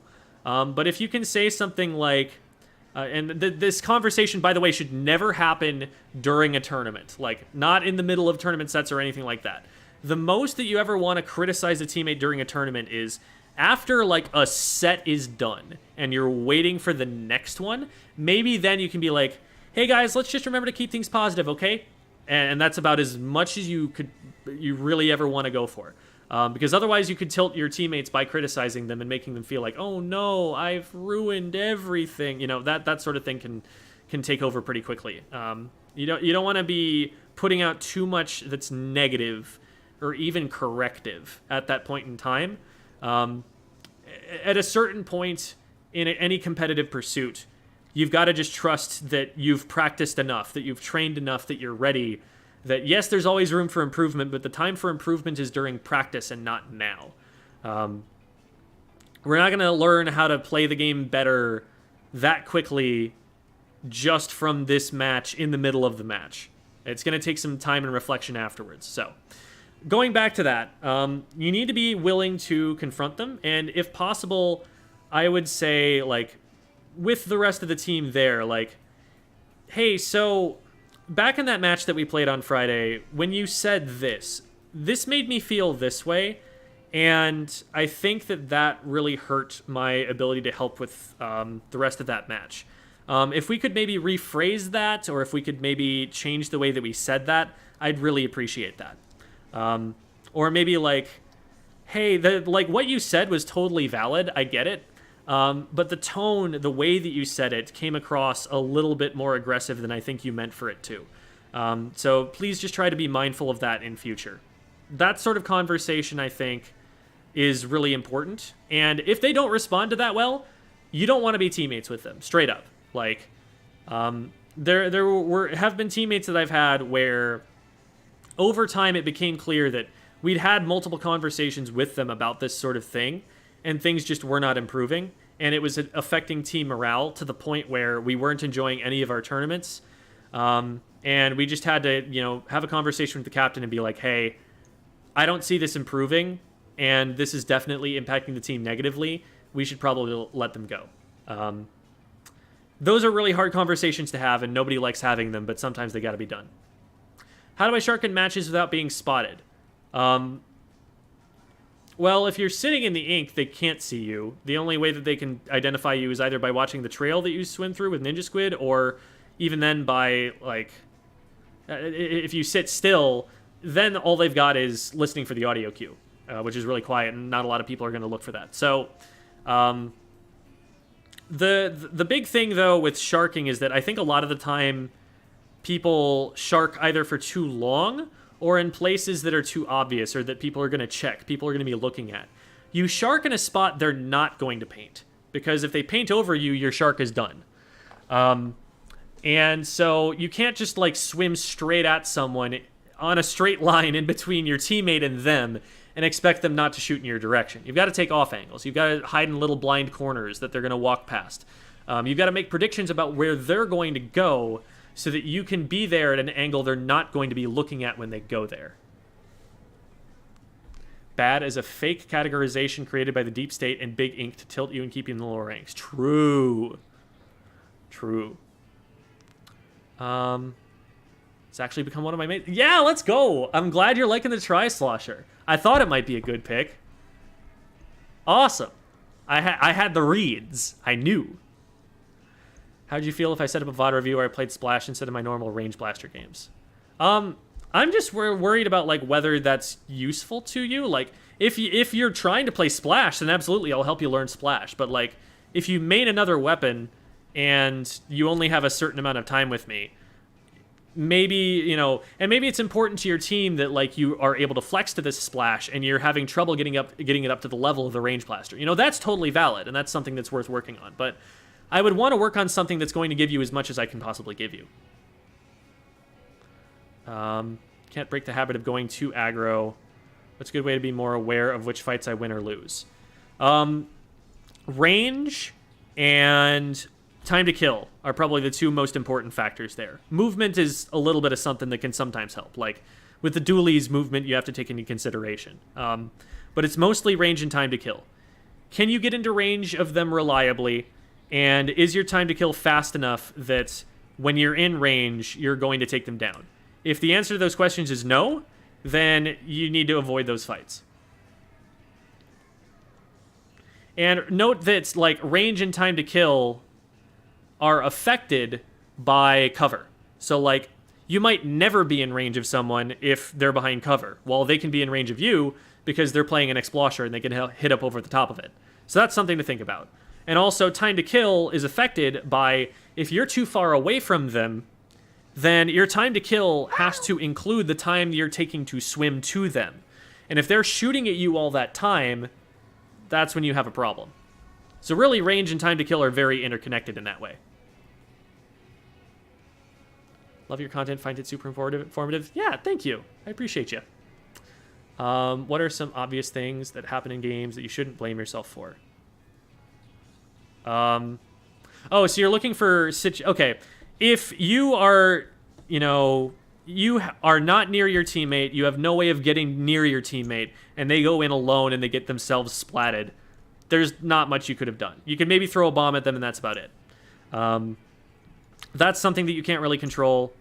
If a teammate, you know, falls off the map or something, it's like, okay, whatever, not much I could do there. Like, if you're at a numbers disadvantage the whole game, and you just never get an opportunity to actually stage a good fight because the team's staggering in too much, sometimes there's not much you can do. But if you're contributing to that stagger at all, be thinking, okay, wait, there's still something I can be doing better. So make sure that you're not letting yourself blame teammates then. You do melee VOD reviews. I did offer that, actually. Like, that is available on Metafy if you're interested. I've been out of the game for a good 4 years or so there's probably some new stuff that I'm not all caught up on. But any player that I can beat, I bet I could teach a lot to in that game. Because I played that game for 14 years. It has been a long time that I've been into that game. So.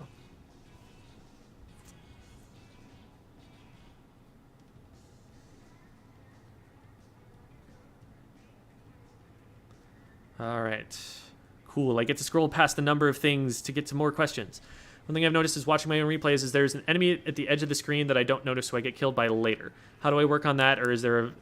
So, something that I've found helpful, this is something that I used to do in Melee, is instead of looking at my character, I look at a random point on the middle of the screen and look at the map with my peripheral vision instead.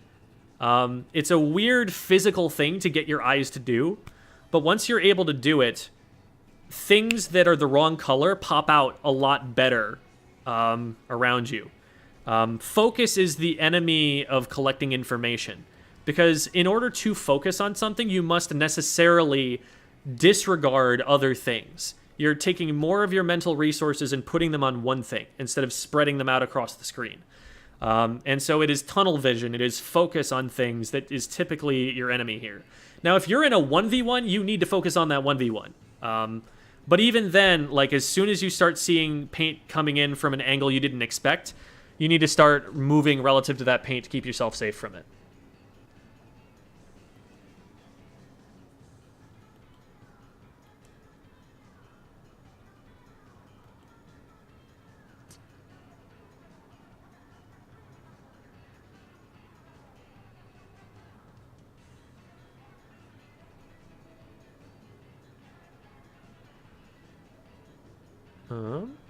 Scrolling.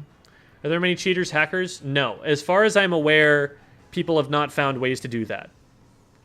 I think there's like... In Splatoon 2, they found out a way to make an aimbot, but it was definitely very frowned upon, and very few people ever tried to use it. And they got banned pretty quickly.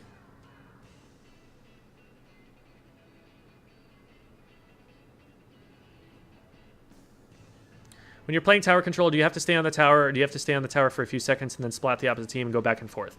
The player who is on the tower should be helping as much as they can from the tower, but at most, since they're the player who's going to be attacked, at most they're probably going to back up off the tower to stall it and keep themselves safe. They're not going to try to get off the tower to fight, because they only have a few seconds to actually do anything with that fight. So they're probably not going to try that too much.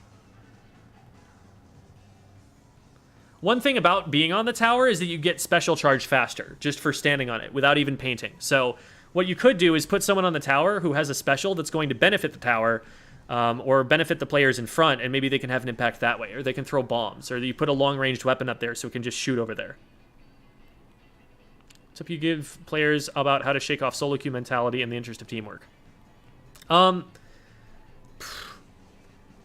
In a team environment, when you're taking a fight, you call out that fight and you get everybody else on that fight. And if somebody else called out a fight first, that fight is your priority if you can possibly help it. In solo queue, nobody's calling out fights, so you just get to go and meander about and do whatever you want. But you really kind of tie everybody to what is being said in the match.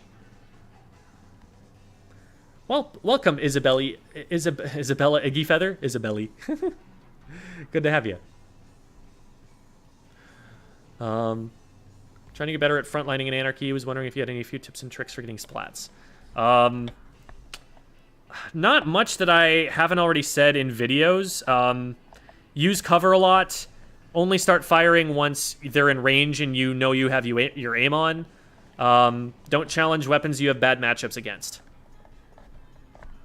And maybe consider like going in only when a teammate uses a special to take advantage of their displacement, so you don't go down before they get to use the special.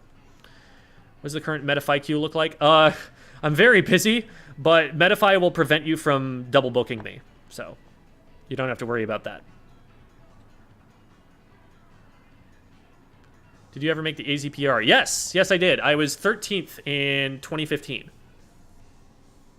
Along Silly Kylan. Yep, that was the one. That was me. I at the time I didn't think that I actually deserved that. I thought it was like 16th or 17th, depending on how you viewed the results, but I got up there, and now I can say I was PR for at least a very short while. I was more of a TO than I was a player. Splash or NZAP. Range is better on Zap, Kit is better on Splash. Splash is probably the single best weapon in the game right now. Like, people are running double Splash on a lot of comps. It's just super, super good.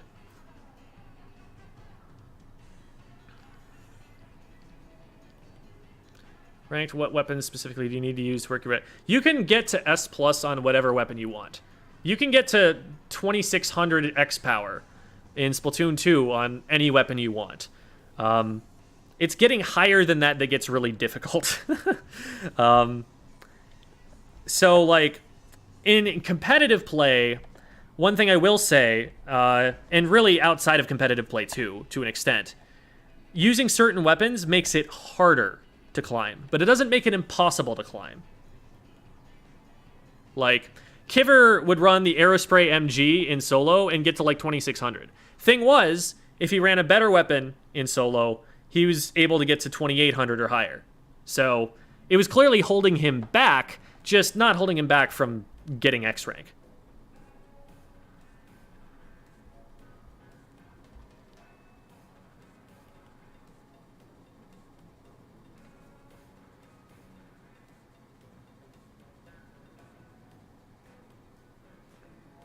Scrolling.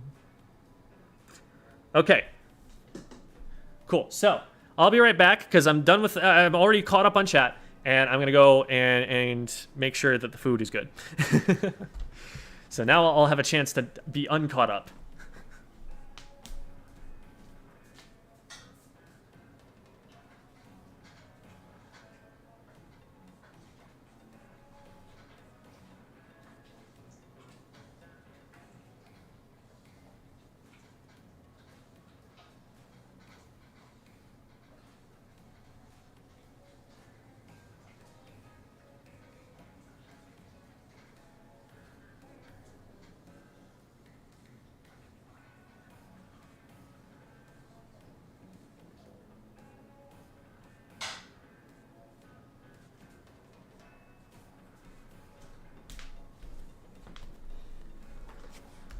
We're almost ready, spaghetti.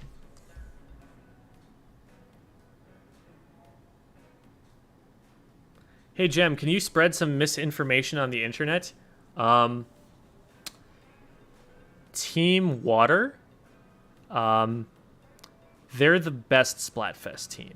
There, I did it. Thought Crab was bad for it. Crab is one of the best specials in the game, as we are currently finding out. And it exerts so much control over the map when used properly that getting the weapon that gets Crab the fastest, which is the Splash, is just valuable in and of itself. But it's also just a very functional main weapon and sub that can slay, that can support. It's very versatile and can do all of those things very well. So people are just running a lot of it, and it's working. Any advice for the range blaster in general? Picked it up recently. It feels really good. Just feel like I'm getting killed a lot with it. Yep, that'll happen. Range blaster is the weapon in the game that probably forces you to position the most carefully because you have such a slow fire rate. And if you do not have an escape route and somebody gets on you, you're already dead. In fact, a lot of people are actually running quick respawn on that thing just because it's so common that you end up in a position where you're just dead and there's not much you can do about it. So you have to play very defensively. You have to shoot all of the places that an opponent could possibly be so that you can check them before you try to walk around a corner where you're going to be in range of someone. Yeah, Sploosh isn't a bad main weapon. It's the kit that's really holding it back. Sploosh 7 in Splatoon 2 was meta in Rainmaker. It was probably the best Rainmaker weapon in the game. People could run 4 Splooshes in that game, and it worked. Any dream kits? I just want my Tenatech Splattershot back. I want Splat Bomb Inkjet. Tips on Splattershot. There's a lot to say about the Splattershot, and I don't know where to start. It's an aggressive weapon. Play it aggressive, but it's a little bit more like the Kensa Splattershot, so you can throw some bombs and farm for special if you need to before you get a push started. Yeah, I don't know.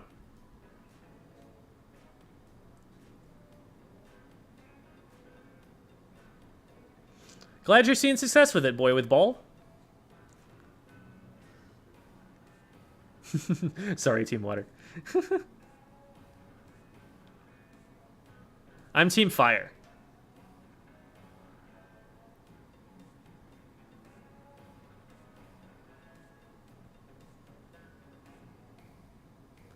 I didn't know being on the tower charges specials faster. How do you learn stuff like that? Splatoon doesn't give you a lot of info. That's just something you kind of pick up over time. I've tried to put a lot of that sort of thing in videos. There is, I think, a video out there or something about how special charges differently in different modes. But I should definitely get some content out there about that, because that's just something that's not very widely known and that I haven't made anything about yet.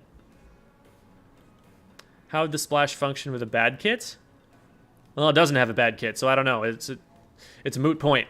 It's a really good main weapon. It paints a lot. It's just, you'd have to give it a special that's not worth painting for. Crab is fine if the blaster doesn't get close enough, and that's the goal here. You put the crab in a high ground position where it can use its rapid fire shots to prevent anyone from ever getting close. Like, yeah, if you're at point blank range with a blaster, you're dead whoever you are, but a Hydra doesn't worry about them that much if the Hydra can keep them at bay.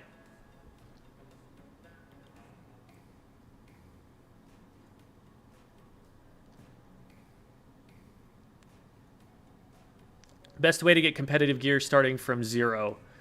Salmon Run is what I've heard. Salmon Run gives you a lot of chunks. How would you improve the Splatling kits? Man. The way to get Splatlings back in the game is honestly to make the maps better so that E-Leaders don't just dominate everything. So you can take angles that the E-Leaders can't see more easily. That's really what you gotta do. That's what makes the weapon class get higher up. It's really tough. Because, like, I don't think any of the kits are bad. The ballpoint kit is weird, and the heavy kit could probably have something other than Sprinkler. But Hydra's got the best kit it's ever had. And it's still... It feels like mid-high tier. It still feels like it's outclassed a little bit.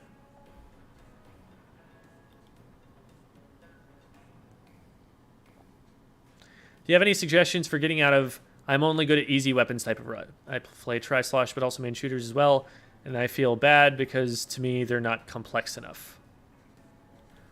Not complex enough. I don't know. I feel like none of the weapons in this game are that complex. Like, I guess there's the Nautilus where you can do cool charge hold things, or like Gootuber or whatever. But the main weapons are just press ZR, fire ink, and it's however you want that ink to be fired. If you find the weapon not to be stimulating, then, I mean, you can go and check out other weapons and see if they're more interesting to you. But my advice is literally just play every weapon in the game for, like, 3 games each, and then make a decision about which one you want to main. Any tips for 52? I do talk quite a bit about 52, both on my tier list and on the video I made on the short-range shooters recently. So I would go to that for a more comprehensive overview of it.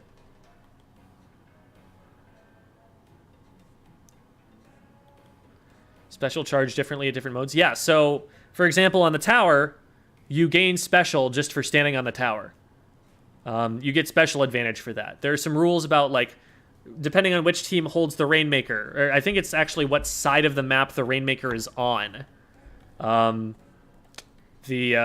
teams get special charge. I'd have to look back into it and look it up on Splatoon Wiki or whatever, but there are some weird little rules like that the game just doesn't tell you, and it's really dumb that they don't tell you. Little, like, comeback mechanics.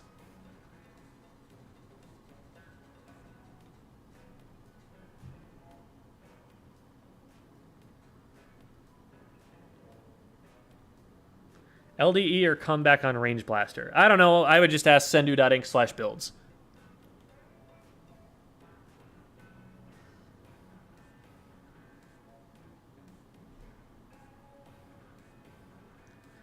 What do you suggest? What do you think the best sub-weapon in the game is? I actually have a tier list about all the sub-weapons on YouTube. So I go into great detail about it there. Is solo queue a good way to practice team play as a support, or is being in VC necessary for that kind of practice? Solo queue will help you with some things. Solo queue will make it so there's less that you have to talk about, but it won't help you practice callouts themselves, and you will still need to dedicate more of your brain to callouts in a coordinated setting. And because of that, you'll still feel like you're playing a little bit worse in the coordinated setting mechanically and in your decision making. So it helps somewhat, and it's good to practice and to think about, but it's not going to get you all the way. Tier list for little buddy play styles? Yeah, Pineapple bottom tier. The Pompadours, both pretty high up there, like the Mohawk. I have to think about the other ones. Oh, the bob is pretty nice. I like that one.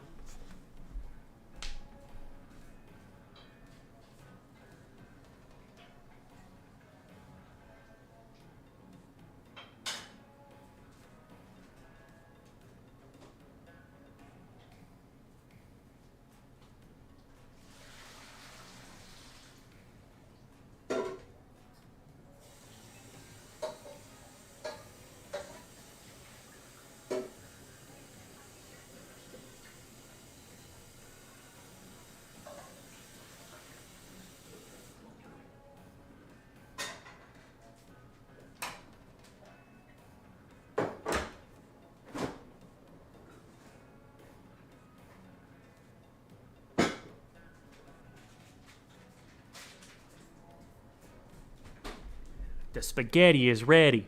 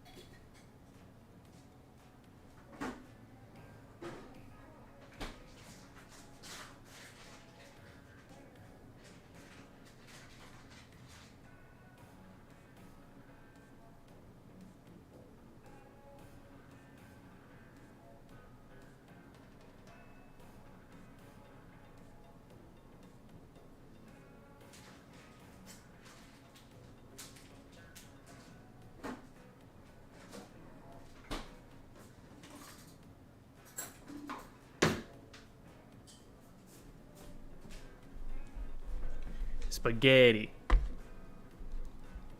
Okay.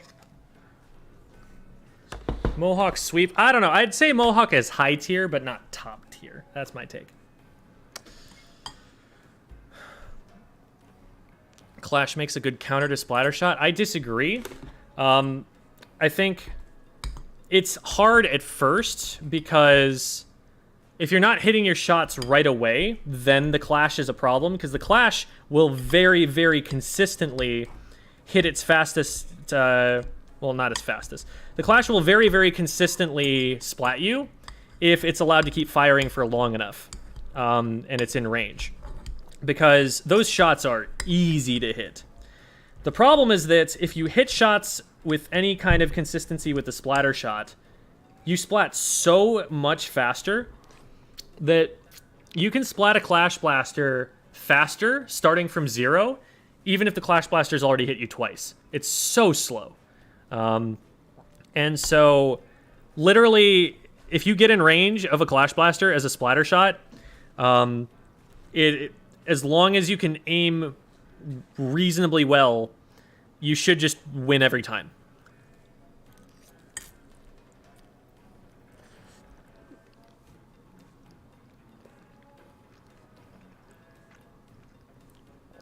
It's gem, like the English word that is spelled G-E-M.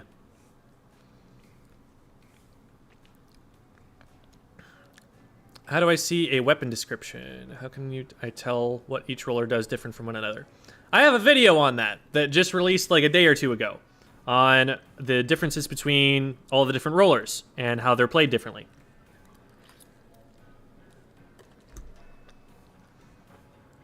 It's called Weapon Select, Part 2, Rollers.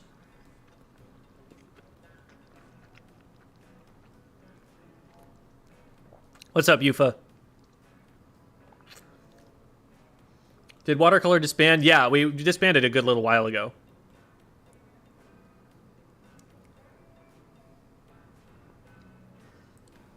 Dinner time. Pineapple top tier, you take that back. No. Get the pineapple out of here. I'm sorry. I'm not here for it.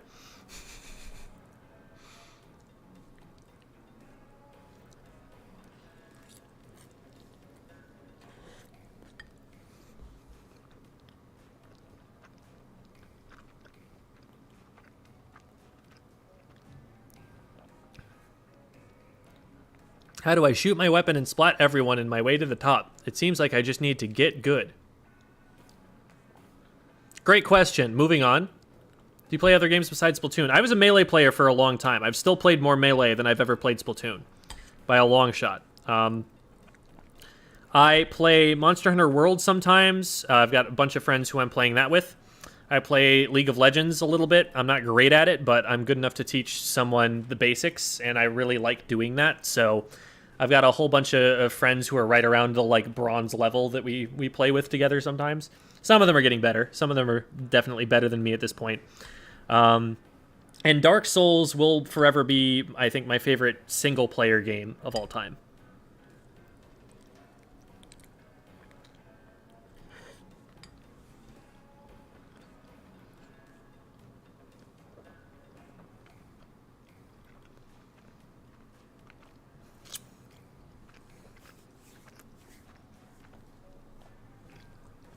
Is sub resistance a good ability? In very, very small amounts, yes.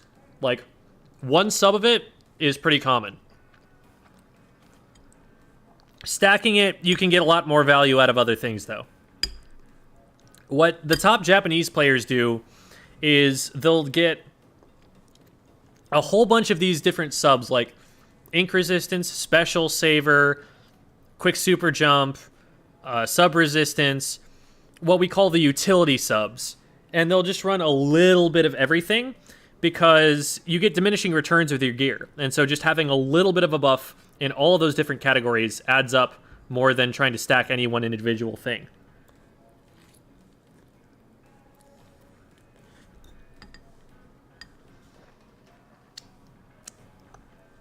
That said, there are some cases where you can unlock a different playstyle at certain thresholds, and so sometimes it's worth it to do that anyway.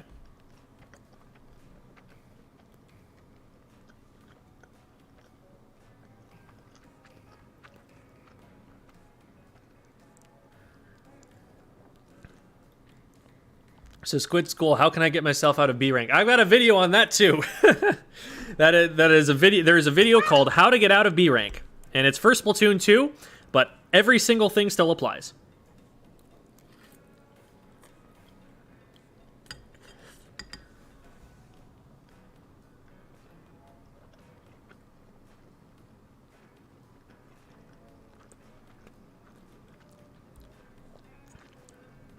I think Glugas will always struggle at top level until their fire rate is buffed. I think their fire rate is too low for that to ever be a high tier weapon.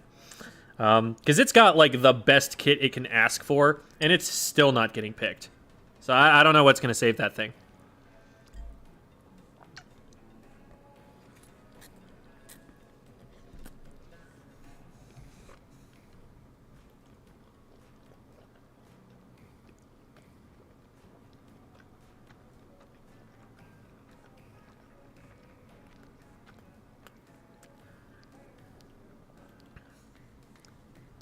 Right now, I'm better at Splatoon, because I've been playing Splatoon for the last 4 years instead of Melee. So, I'm falling behind on Melee, my muscle memory's not there anymore, and I'm more up to date on Splatoon.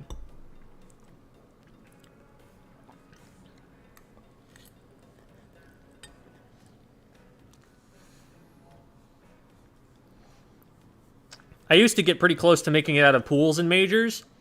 Now, I don't even break even.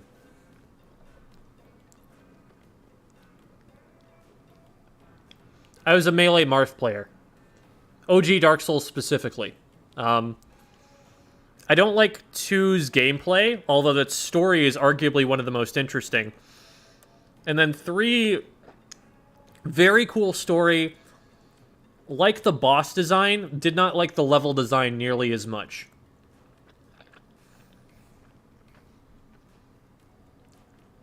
But Dark Souls 1 is kind of the sweet spot between all of those things. Everything about getting Monster Hunter Rise. Yes, I did play the demo and it just didn't feel the same. I didn't like it as much.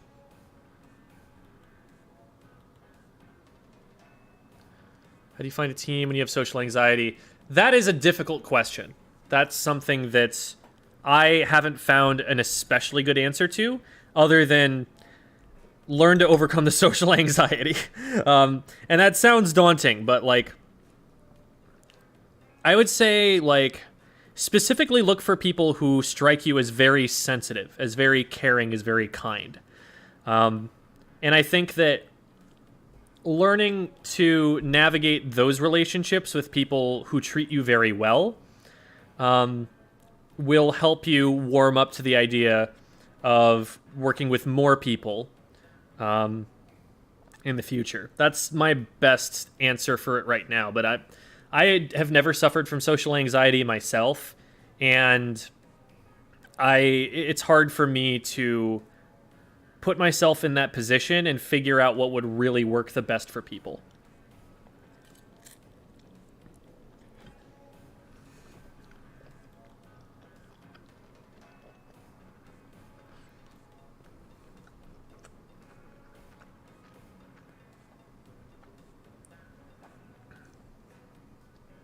What would you do for Klondike Bar? Not that much. I'm not a huge fan.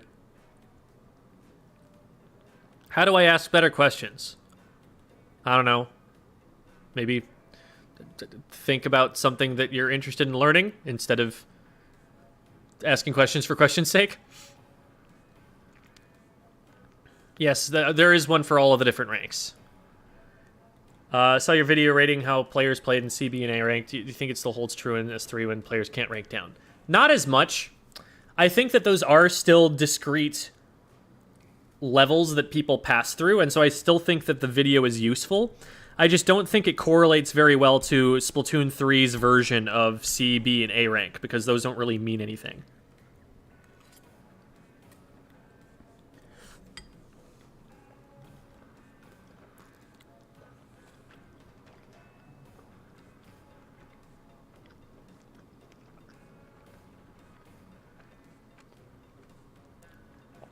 What do most people do when they encounter a person who just sits there and doesn't do anything?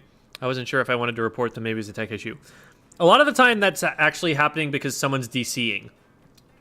But if they're literally like standing there and twirling around, so they're clearly there and they're just not playing, then yeah, report that. No reason to deal with that. My melee handle was Gem, just the same as it is in Splatoon. How do I get out of S plus 50? Lose. Hi, Sam.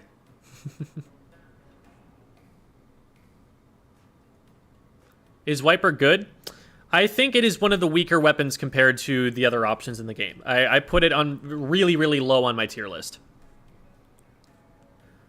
Which, by the way, is on YouTube if you want to check it out. Shameless plug. Please give your best commentary on my goated strats of eating bugs. I remember watching a review that said that I need to go into Bug Snacks blind if I ever play it. And that's intriguing to me, and I kind of want to play it at some point in time, but I don't know if I'll ever find the time. So I have no comment on that at the moment.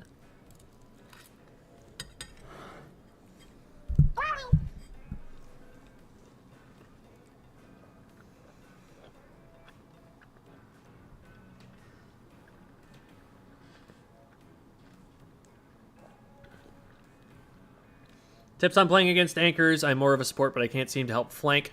I seem to get countered by Hydras every time. Play in positions that they cannot shoot. You don't have to charge them every time. You could just engage on their teammates if they're not putting themselves in a position where they can see their teammates. It's also really important to know where the backliner is at all times. And if you don't know where the backliner is, don't do anything aggressive and commit yet. Wait for them to show themselves and then be like, okay, now I know where I'm safe to stand. Will you be participating in the speed ladder? Yes. I'm definitely working on getting a team going for it. I have no official announcement to be making on that front just yet. But soon, TM.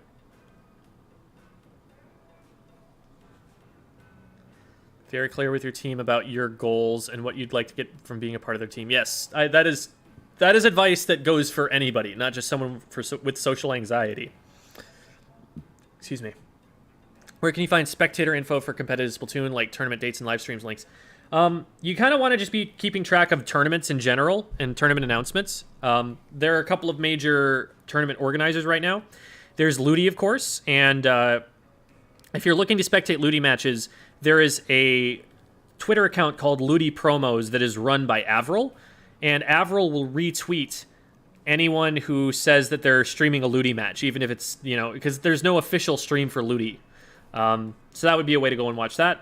Then there's Dapple Productions and IPL, both of which are big major tournament organizers that run majors. From there, there's some other smaller ones that will run their own streams. I think Little Squid League is unaffiliated with any of the major production companies right now.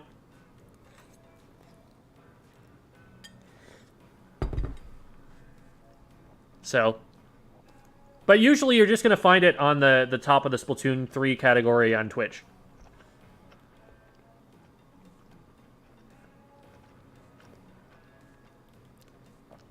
My day's been pretty chill, Pasta Boy. Thanks for asking. Predictions for the DLC. I'm not going to predict what Nintendo's going to try and do. I'm just going to react to it, man. DCing is disconnecting. It's, what's your social security and credit card number? 5.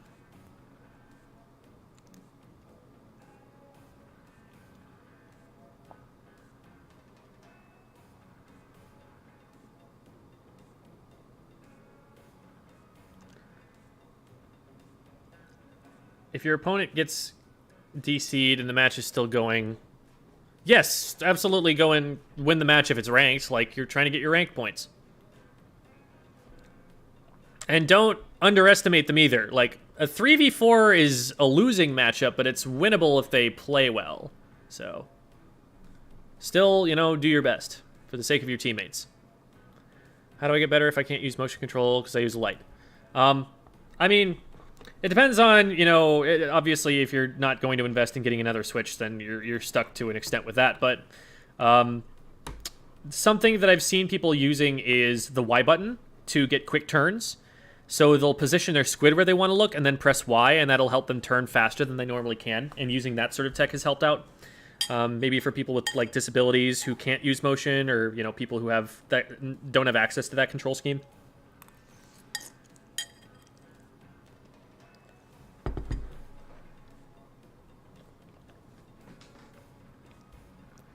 I'm Team Fire. No, I have been a classroom English teacher. And that's the thing I've come out publicly about. That is a thing.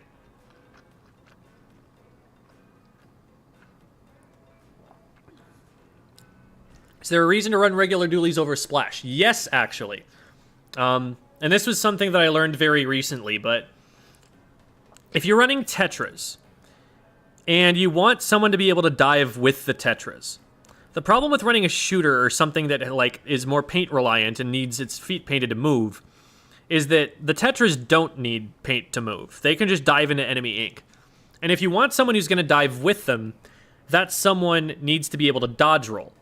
Well, the Splat dualies are the most aggressive dualies that are capable of doing that and also give you Crab Tank. So there is actually a use case for regular dualies over Splash, despite the fact that Splash is so strong right now. Can swim speed as a repositioning option work? I think run speed's more important for that weapon, because then you can be getting a shot ready and moving at the same time. Do you need a team for the speed ladder? Yes. They are not going to make teams for you if you sign up on your own. You need a full team to be able to compete. Training techniques for aiming with chargers. There's a video that Brian put out a long time ago on how he practices aiming that I would definitely recommend going out. It's Brian. It might be Brian the drummer on YouTube. I think it's just Brian, but his charger aim drills are really, really valuable. I would definitely look up those if you're a charger player.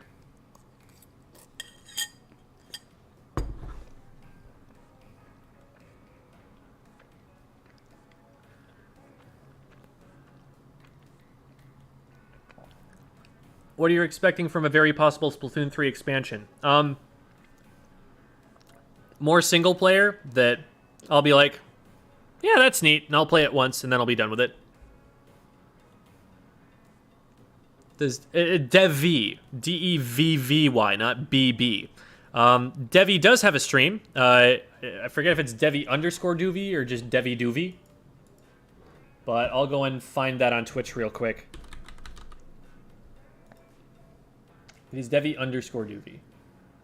So that would be twitch.tv/Devi_Duvy. There it is.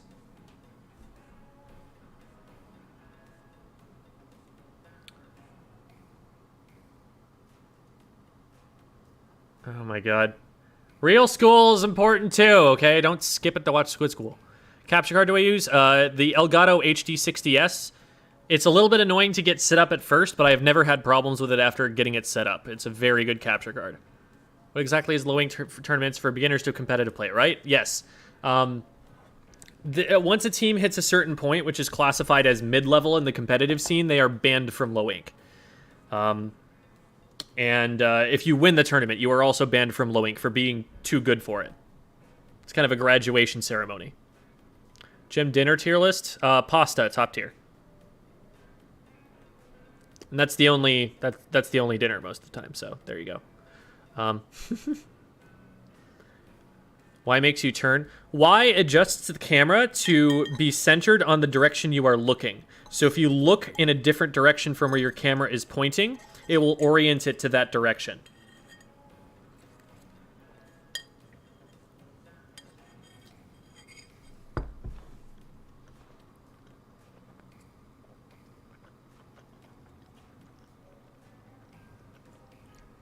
Could you explain how to use a semicolon? Yes, it would take too long. Because the thing about a semicolon is that there's a lot of background information that you need to know before you know how to use a semicolon. Once you know that background information, it's actually very easy. There's just a very specific set of rules that you can follow. It's the fact that you need to understand clauses, and specifically different types of clauses, that makes it a little bit more complicated. A semicolon separates two independent clauses in a way that maintains some sense of connection between them. So you're not making these separate sentences, but it's something that keeps them in the same sentence and connects them a little bit more. So it takes two pieces of information that you might assume are disconnected if they were separate sentences and can combine them. Anything more than that, and we're getting into syntactical stuff that we're not here to learn about.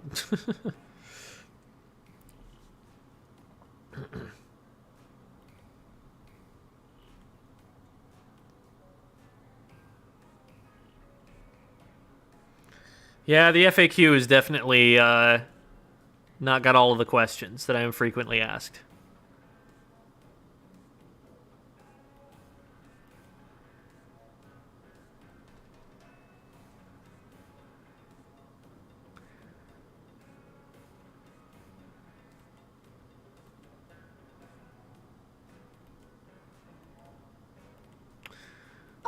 Okay, so for a quick example of a semicolon... No, those Lumino, those are colons, not semicolons. Anyway, to give a quick example, since we're all stuck on the semicolons conversation,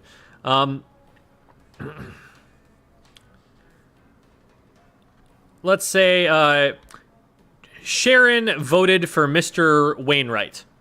Sharon is a fool. If I put a period at the end of those sentences, it's possible, if not super likely, that I am just listing these different aspects of Sharon's personality, and those two are supposed to be distinct from each other and not related. But if I say, Sharon voted for Mr. Wainwright, semicolon, Sharon is a fool, now the implication is very clear that the person who's saying this dislikes Mr. Wainwright and thinks that voting for him is a foolish thing to do.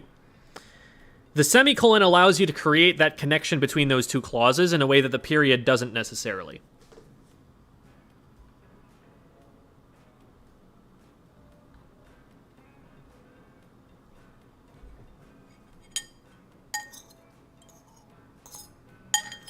School, for me, is a very overwhelming process. Splatoon is something I would go to instead. Yeah, that works. Now, there are some other grammatical problems with that particular one. going to Splatoon. What does that refer to exactly? But we're getting there.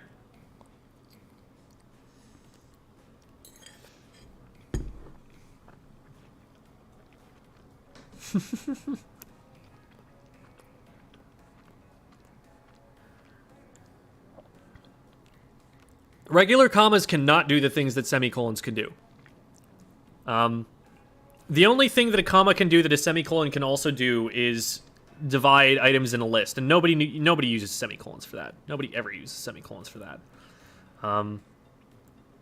It's like so rare that you ever see that or have any reason to do it. Lawyers use semicolons for everything. So people who think they know how semicolons are used tend to overuse semicolons.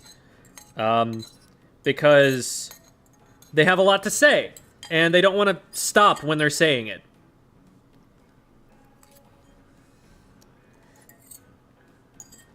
That doesn't mean they're using them well.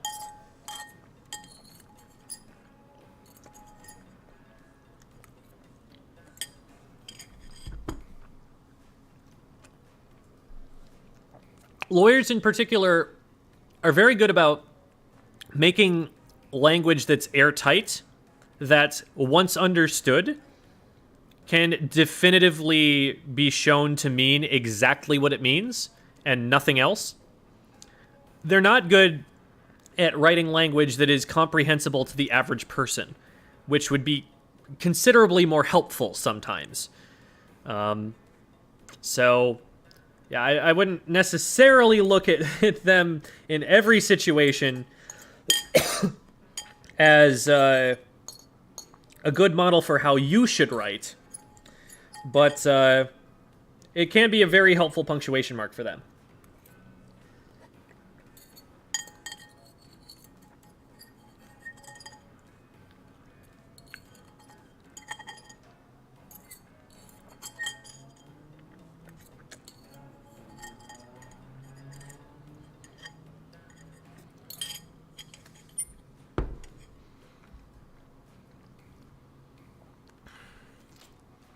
What's your tolerance and acceptance of aerospray? Not on my competitive team, but if you want to do it, go for it.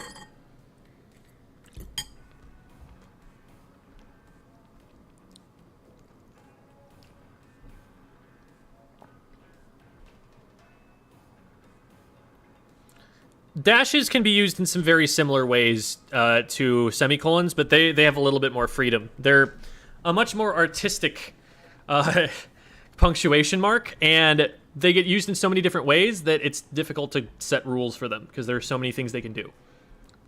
What's your opinion on lands? Everyone's going to play a little bit worse at a LAN because they're in a place that's less comfy. They're not in the comfort of their own home. But there's going to be less latency, which kind of helps make up for it a little bit. And they're really hype, and they're definitely worth going to. Proper use of a blob-lobber? Lob more blobs, yes. Gem, you are very cool. They say as I'm giving an English lesson. Ha, fooled them. What about the Oxford comma? What about it?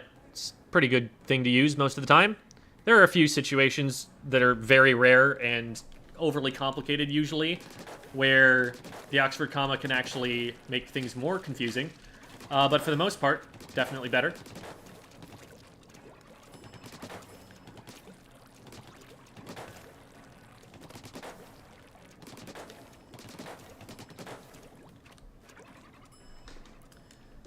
Any favorite literature from an English teacher? Portrait of the Artist as a Young Man was very formative for me. I'm also personally pretty fond of Hamlet.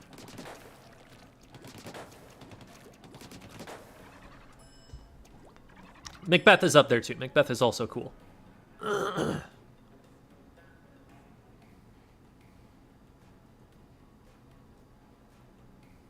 I'm sorry that the fork scrape is so loud.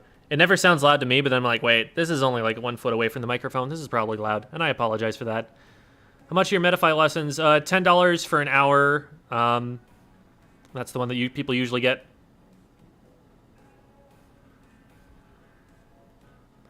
Well, I mean, nobody else asked questions about Squid Game, so I just started talking about what people were asking questions about.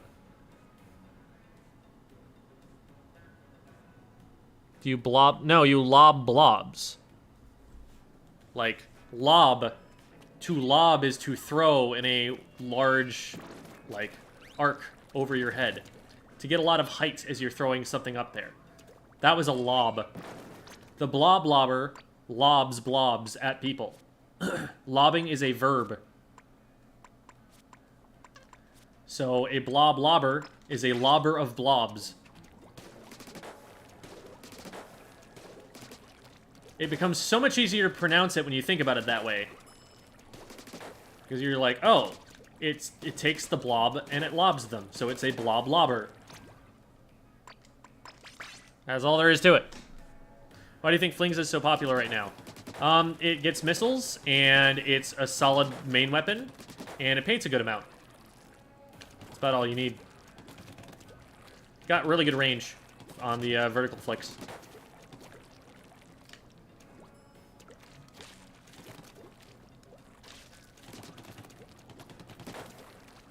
Thank you, Arya. That's very kind of you to say. Gem tricking us into learning? I don't know. I did call the channel school. Like, if you guys got fooled by that, I don't know, man. Maybe you deserve it. How to use then and than? Then is chronological. It's about time. Than is comparative. It's, I'd rather do this than that, is the A one.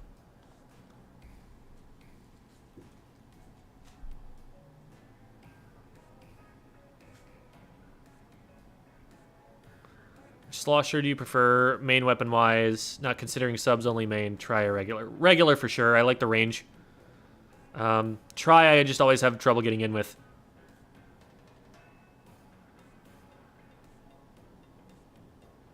Pay to learn, ew, says all of these people that go to $40,000 universities. What's your career, teaching English or teaching gameplay? Currently gameplay.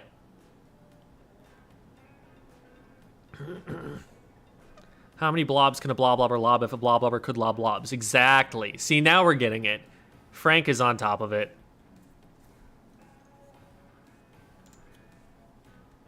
Having trouble... If I'm having too much trouble finding a team, should I just form my own? Absolutely. I'm not sure if I'd be a good captain. All you need to do is be a little conscientious and be willing to have tough conversations. I think it's good experience to be forced to be put through. Everybody's got this experience at some point in time where they have to be the leader of something, and they realize that they suck at it, and that's a really important and valuable experience to have, even if you do suck at it. So, it's definitely not a bad thing to go and try to do. And that way you get to control who gets to be on the team. You get to have the final say, like, I like this person, therefore yes. I don't like this person, therefore no. Sometimes you don't have that much of a say. Besides Splattershot, what's your favorite weapon? Blaster. Hello, Emily Solidarity. Hope you're having a good one. Are you at all involved with art or the art community? I have a bunch of artist friends, but I'm not good at it. I appreciate the heck out of all of the practice that goes into it. I am not super interested in going into the practice of learning the visual arts. Like, I consider, you know, writing and performance to be an art, and to that extent, I guess I'm dialed into it, and I was also very musical for a time, but can you give the etymology of every Splatoon weapon? Oh god, that's going to take too long. Glugas or glue guns, that's all you need to know. Why it's called a splat charger? Oh my god, it charges, and it splats people. Rawr! What is etymology? Etymology is the study of the origins of words. Where do the root words come from? So knowing that this one word has this part of it that is Greek and uses Greek prefixes and suffixes to get to the full versions of that word.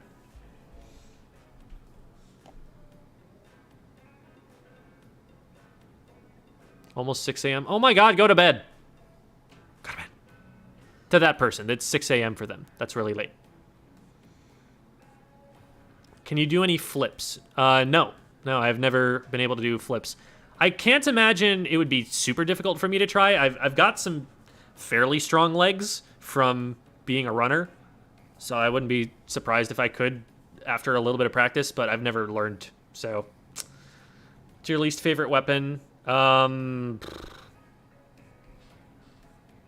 really bad at chargers, but least favorite, I don't know. Maybe like Dynamo, just because I want to be able to move. It's kind of fun, though. It go bonk. For stream I got to watch. Hello, Cross. What's the entomology of squid? Are there insects in this game? I think the closest we've got is like the hermit crab. I don't think we've ever seen bugs. Make your camera do a flip. Oh, yeah, I could do that. I won't, because that'll be annoying to reset, but I could.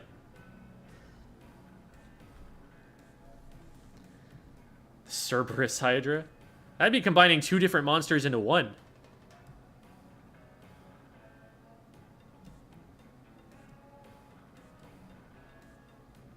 If you being a runner, how do you get run speed up in real life? So there's this really great book called Daniel's Running Formula that our cross-country team was largely based on.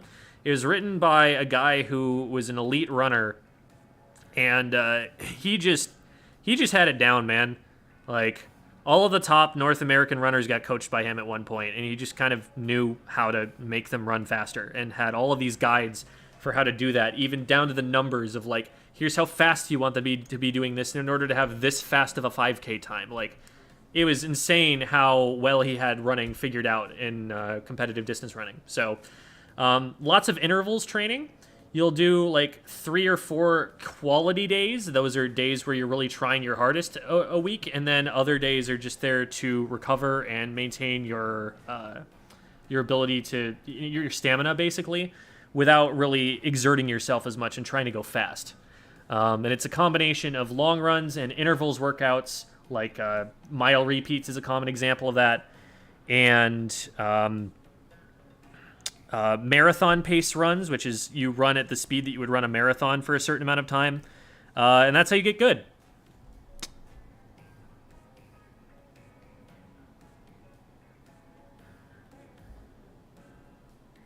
Did cross country, ran for a season, high school, got a 1952 5K. Not bad, not bad. This is less tactical, but are you an amiibo person? I have some amiibos. Not because I bought them, but because when I was working for Bravus, they had a bunch of extras lying around that they had to do something with, and they couldn't sell, so they were just like, hey, you play Splatoon. You want the Splatoon amiibos? I don't even use them for, like, for gear loadouts. I always just manually put stuff on myself. So I find it to be slower when I get, you know, comfortable enough navigating the menus.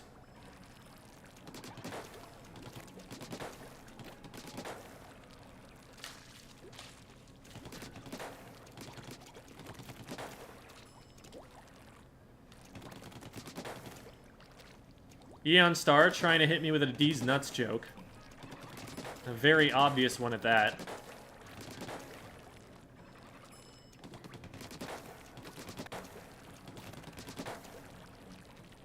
Eight-minute mile for cross country in 6th grade, and I'm jealous. Yeah, for 6th grade, that's not bad.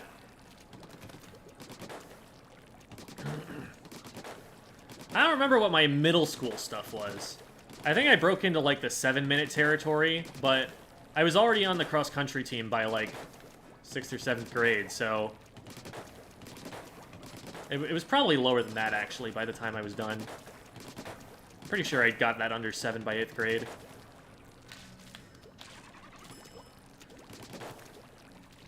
Oh my god, and now everyone's trying. The convention for socks. Yes, why, of course I have been there. It is one of my favorite festivities. Get out of here with that.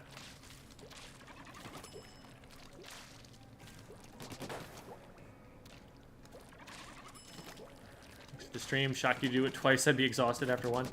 I did take a nap. And I did need the nap. But here I am.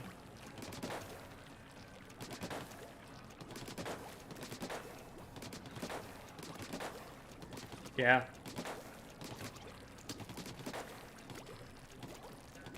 I wonder if, have any of you guys saw early version of Eeltail Alley? Because it looks like what Mahi should have been. I haven't seen it. What? Oh my god. Now, everyone's just... I hate these nuts jokes because they put you in this mindset of being hyper aware of what you're reading that other people say, and so you start to avoid certain interactions because you're like, maybe this is one I just haven't seen before, because it seems like a non sequitur that has nothing to do with what we're talking about. So that might be one that I just haven't learned yet. Although they were hitting me with the very obvious ones so far. Like, that's some day one stuff. Jem, do you have a podcast? Not currently, no. I did a few episodes of one with Mikey from Bravis. Back a while back. Those are probably still on the channel. We talked a lot about gaming communities and how to grow them. And I think that stuff still holds up to an extent, and still is consistent with a lot of my thoughts on the subject, although I would probably put it a little bit differently today, because I've just had more time to think about it. What's the rotation? Clams, Museum, and Inkblot. Oh, we'll run a little bit of this. Probably finish up this ticket at least. Never been a case. Yeah, Haunt is being used on Tetras right now. Like, that's a thing Tetras do. What does sub power up actually do for beacons? It increases the speed at which players jump to them.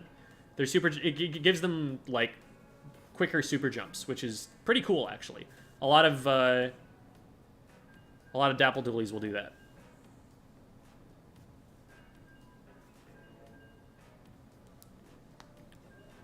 Oh my god, please stop with the D's nut jokes.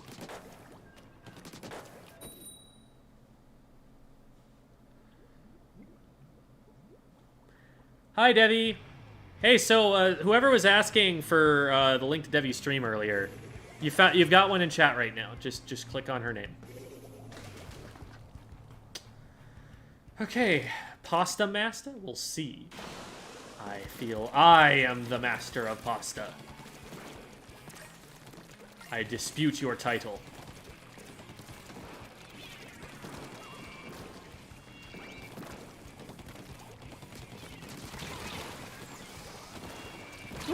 Okay, yeah, we get splat for that.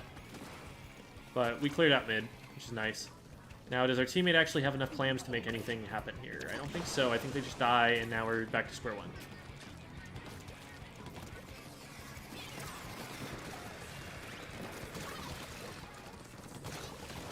Okay, nice. That's 3 down. Just the charger. Where's the charger? Charger's right there. Charger's shooting at me.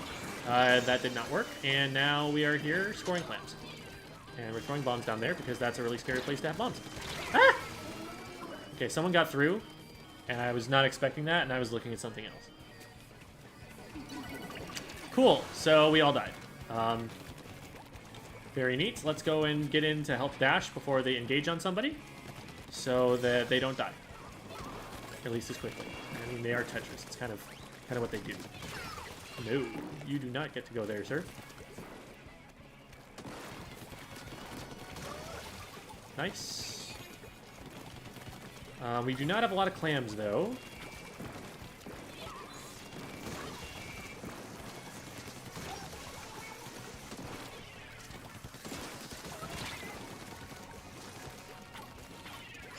There we go, that'll do it.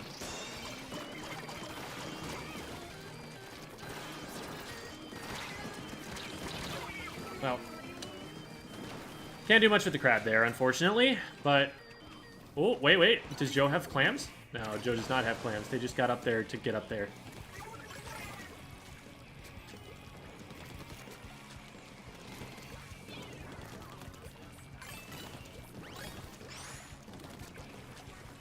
We're able to keep control this well. Oh, hello. Why is someone coming out this way if we're that deep in their base? Where did they come from?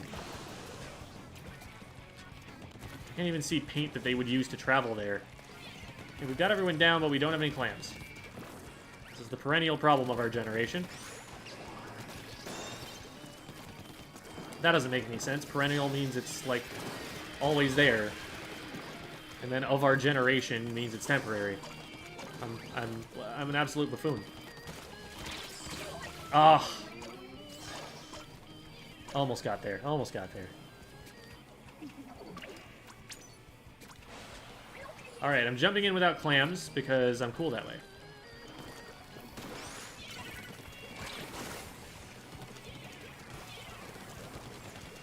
Hi. I missed all of my shots, so could you miss yours, please? Thank you.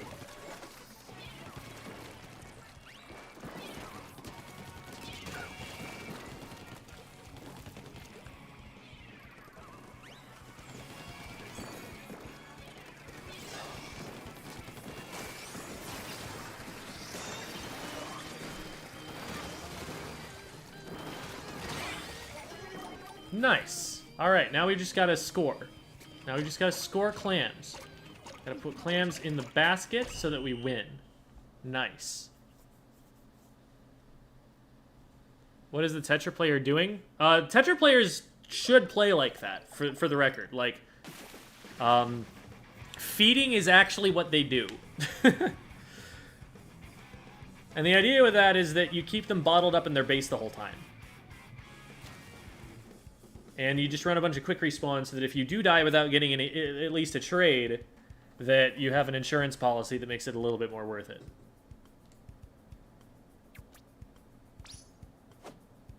I was big fart. GG. Brave of you to admit.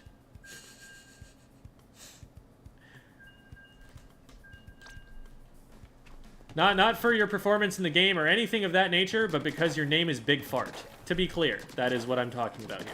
Whoa, wait. There's a projector? I never noticed that. You can see the projector up there that's showing all the holograms. See? So you can see the lines between the... I never knew.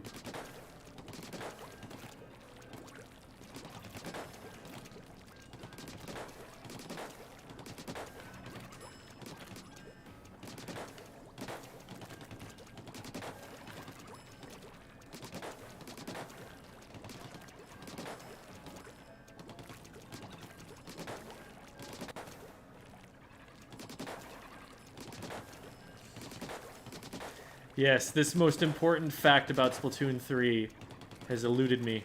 This is undoing my credibility. I am not worth trusting.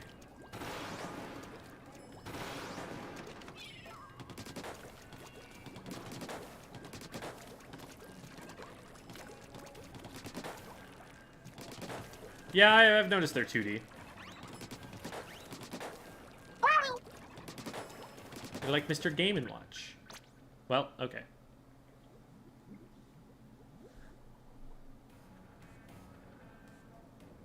And now everyone starts listing all the things they know about this area, hoping that I don't know them so that they can be like, yeah, I taught the teacher something.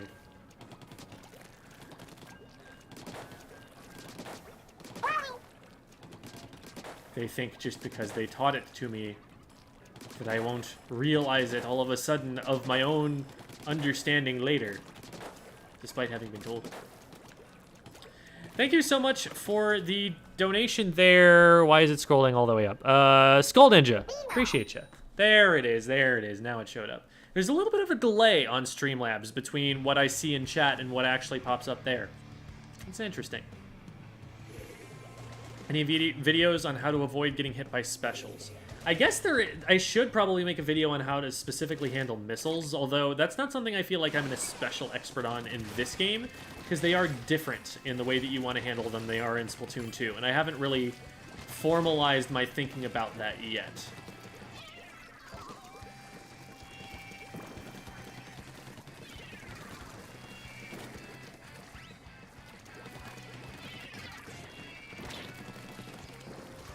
Well, I'm gonna try and back up a little bit here because they're starting to put a little bit of pressure on the right side, and I don't want that to happen. Well, I might have just gotten my teammates splatted by drawing aggression to that side where they were trying to push up. Oh no, this is bad. Everything fell apart on the left. Everybody died. Nothing is going right. Everyone is sad. The children are crying.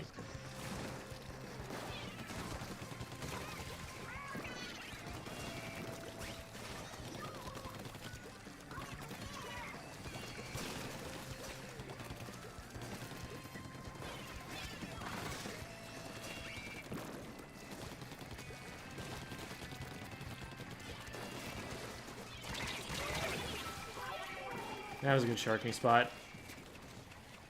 Ugh. We can only not get scored on for so long when we keep losing fights like this.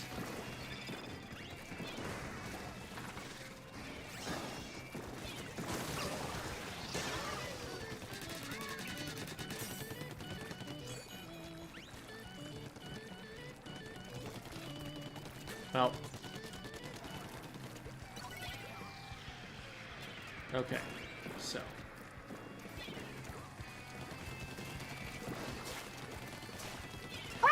Well, I'm glad you showed yourself before you were attacking me. Good job, teammate.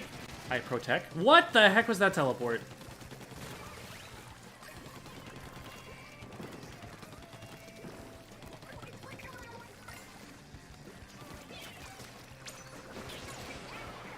No, not them. Oh, they died. I see. That does explain things.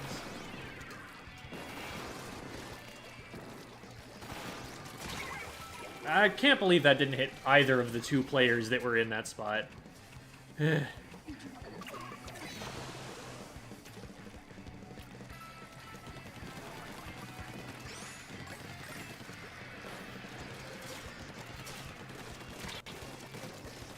you, Try. Saved my life.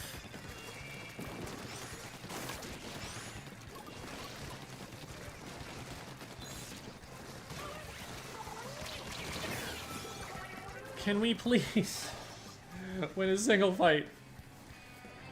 Oh no. This one could be bad. Yeah, it's already pretty bad.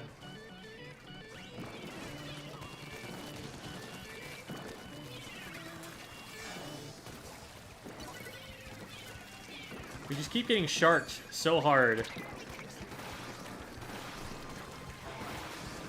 Okay, that's one.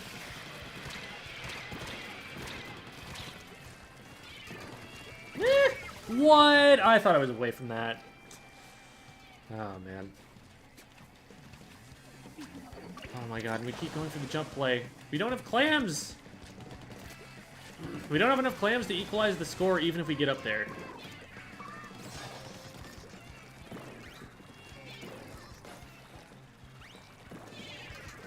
I think that lands. Oh, but it's too late. The positioning of it was perfect, but... Can we defend the basket? Hello? Why? Oh my god.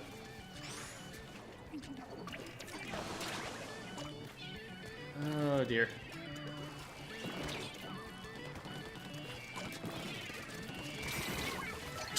I shouldn't have dropped. I'm just gonna die for that every time. Now we're staggered, and we probably lose.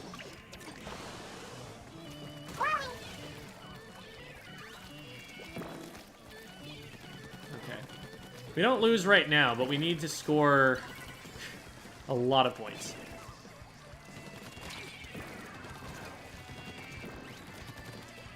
Let's try and get in there.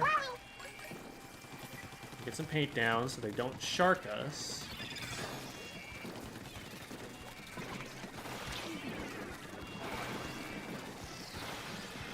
Help. Okay, we traded it. They're still going to come in and try and score. The ink vac isn't stopping them, and they should have just tried to run straight through the ink vac. Where? Okay, we need that.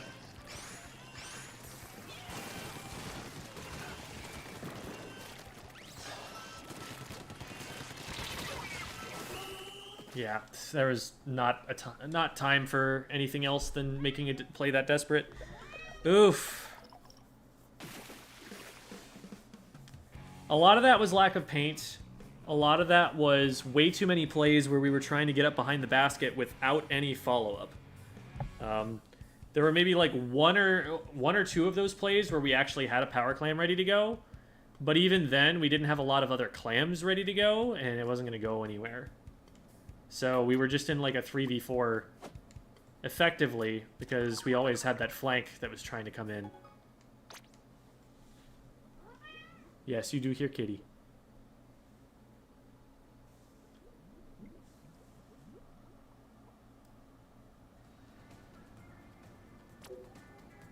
When's the cat cam? We're still working on it.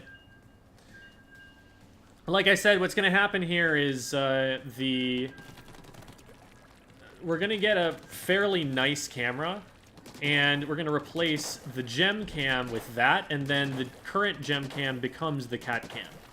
That's how that goes.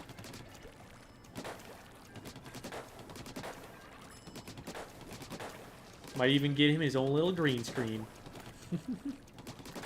That'd be fun.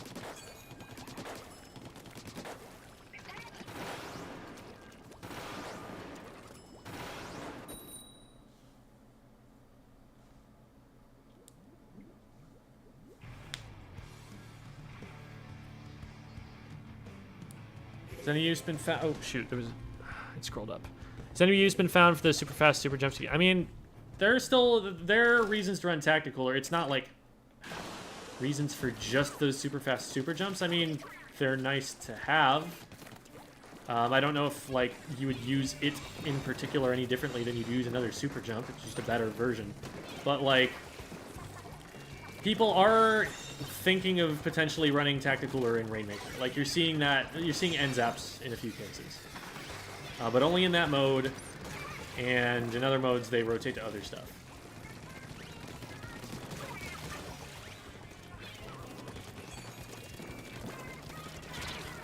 Okay, well, we're back here now.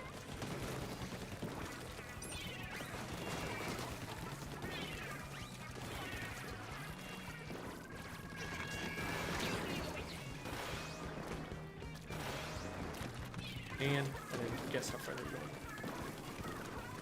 Need to watch out for the Hydra on the left. Where? Oh.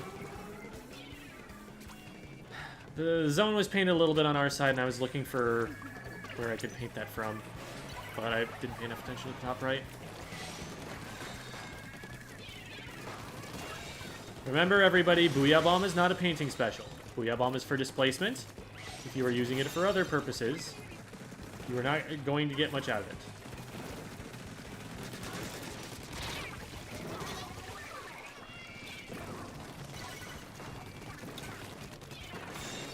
Stop the Hydra, because then we can... Okay. I was going to say, like, we can collapse 3 players on a Clash Blaster unless the Hydra is watching the Clash Blaster. So I targeted the Hydra so that in case they were going to interfere with us collapsing on the Clash Blaster, we were going to be able to win it. But we're good. We got it.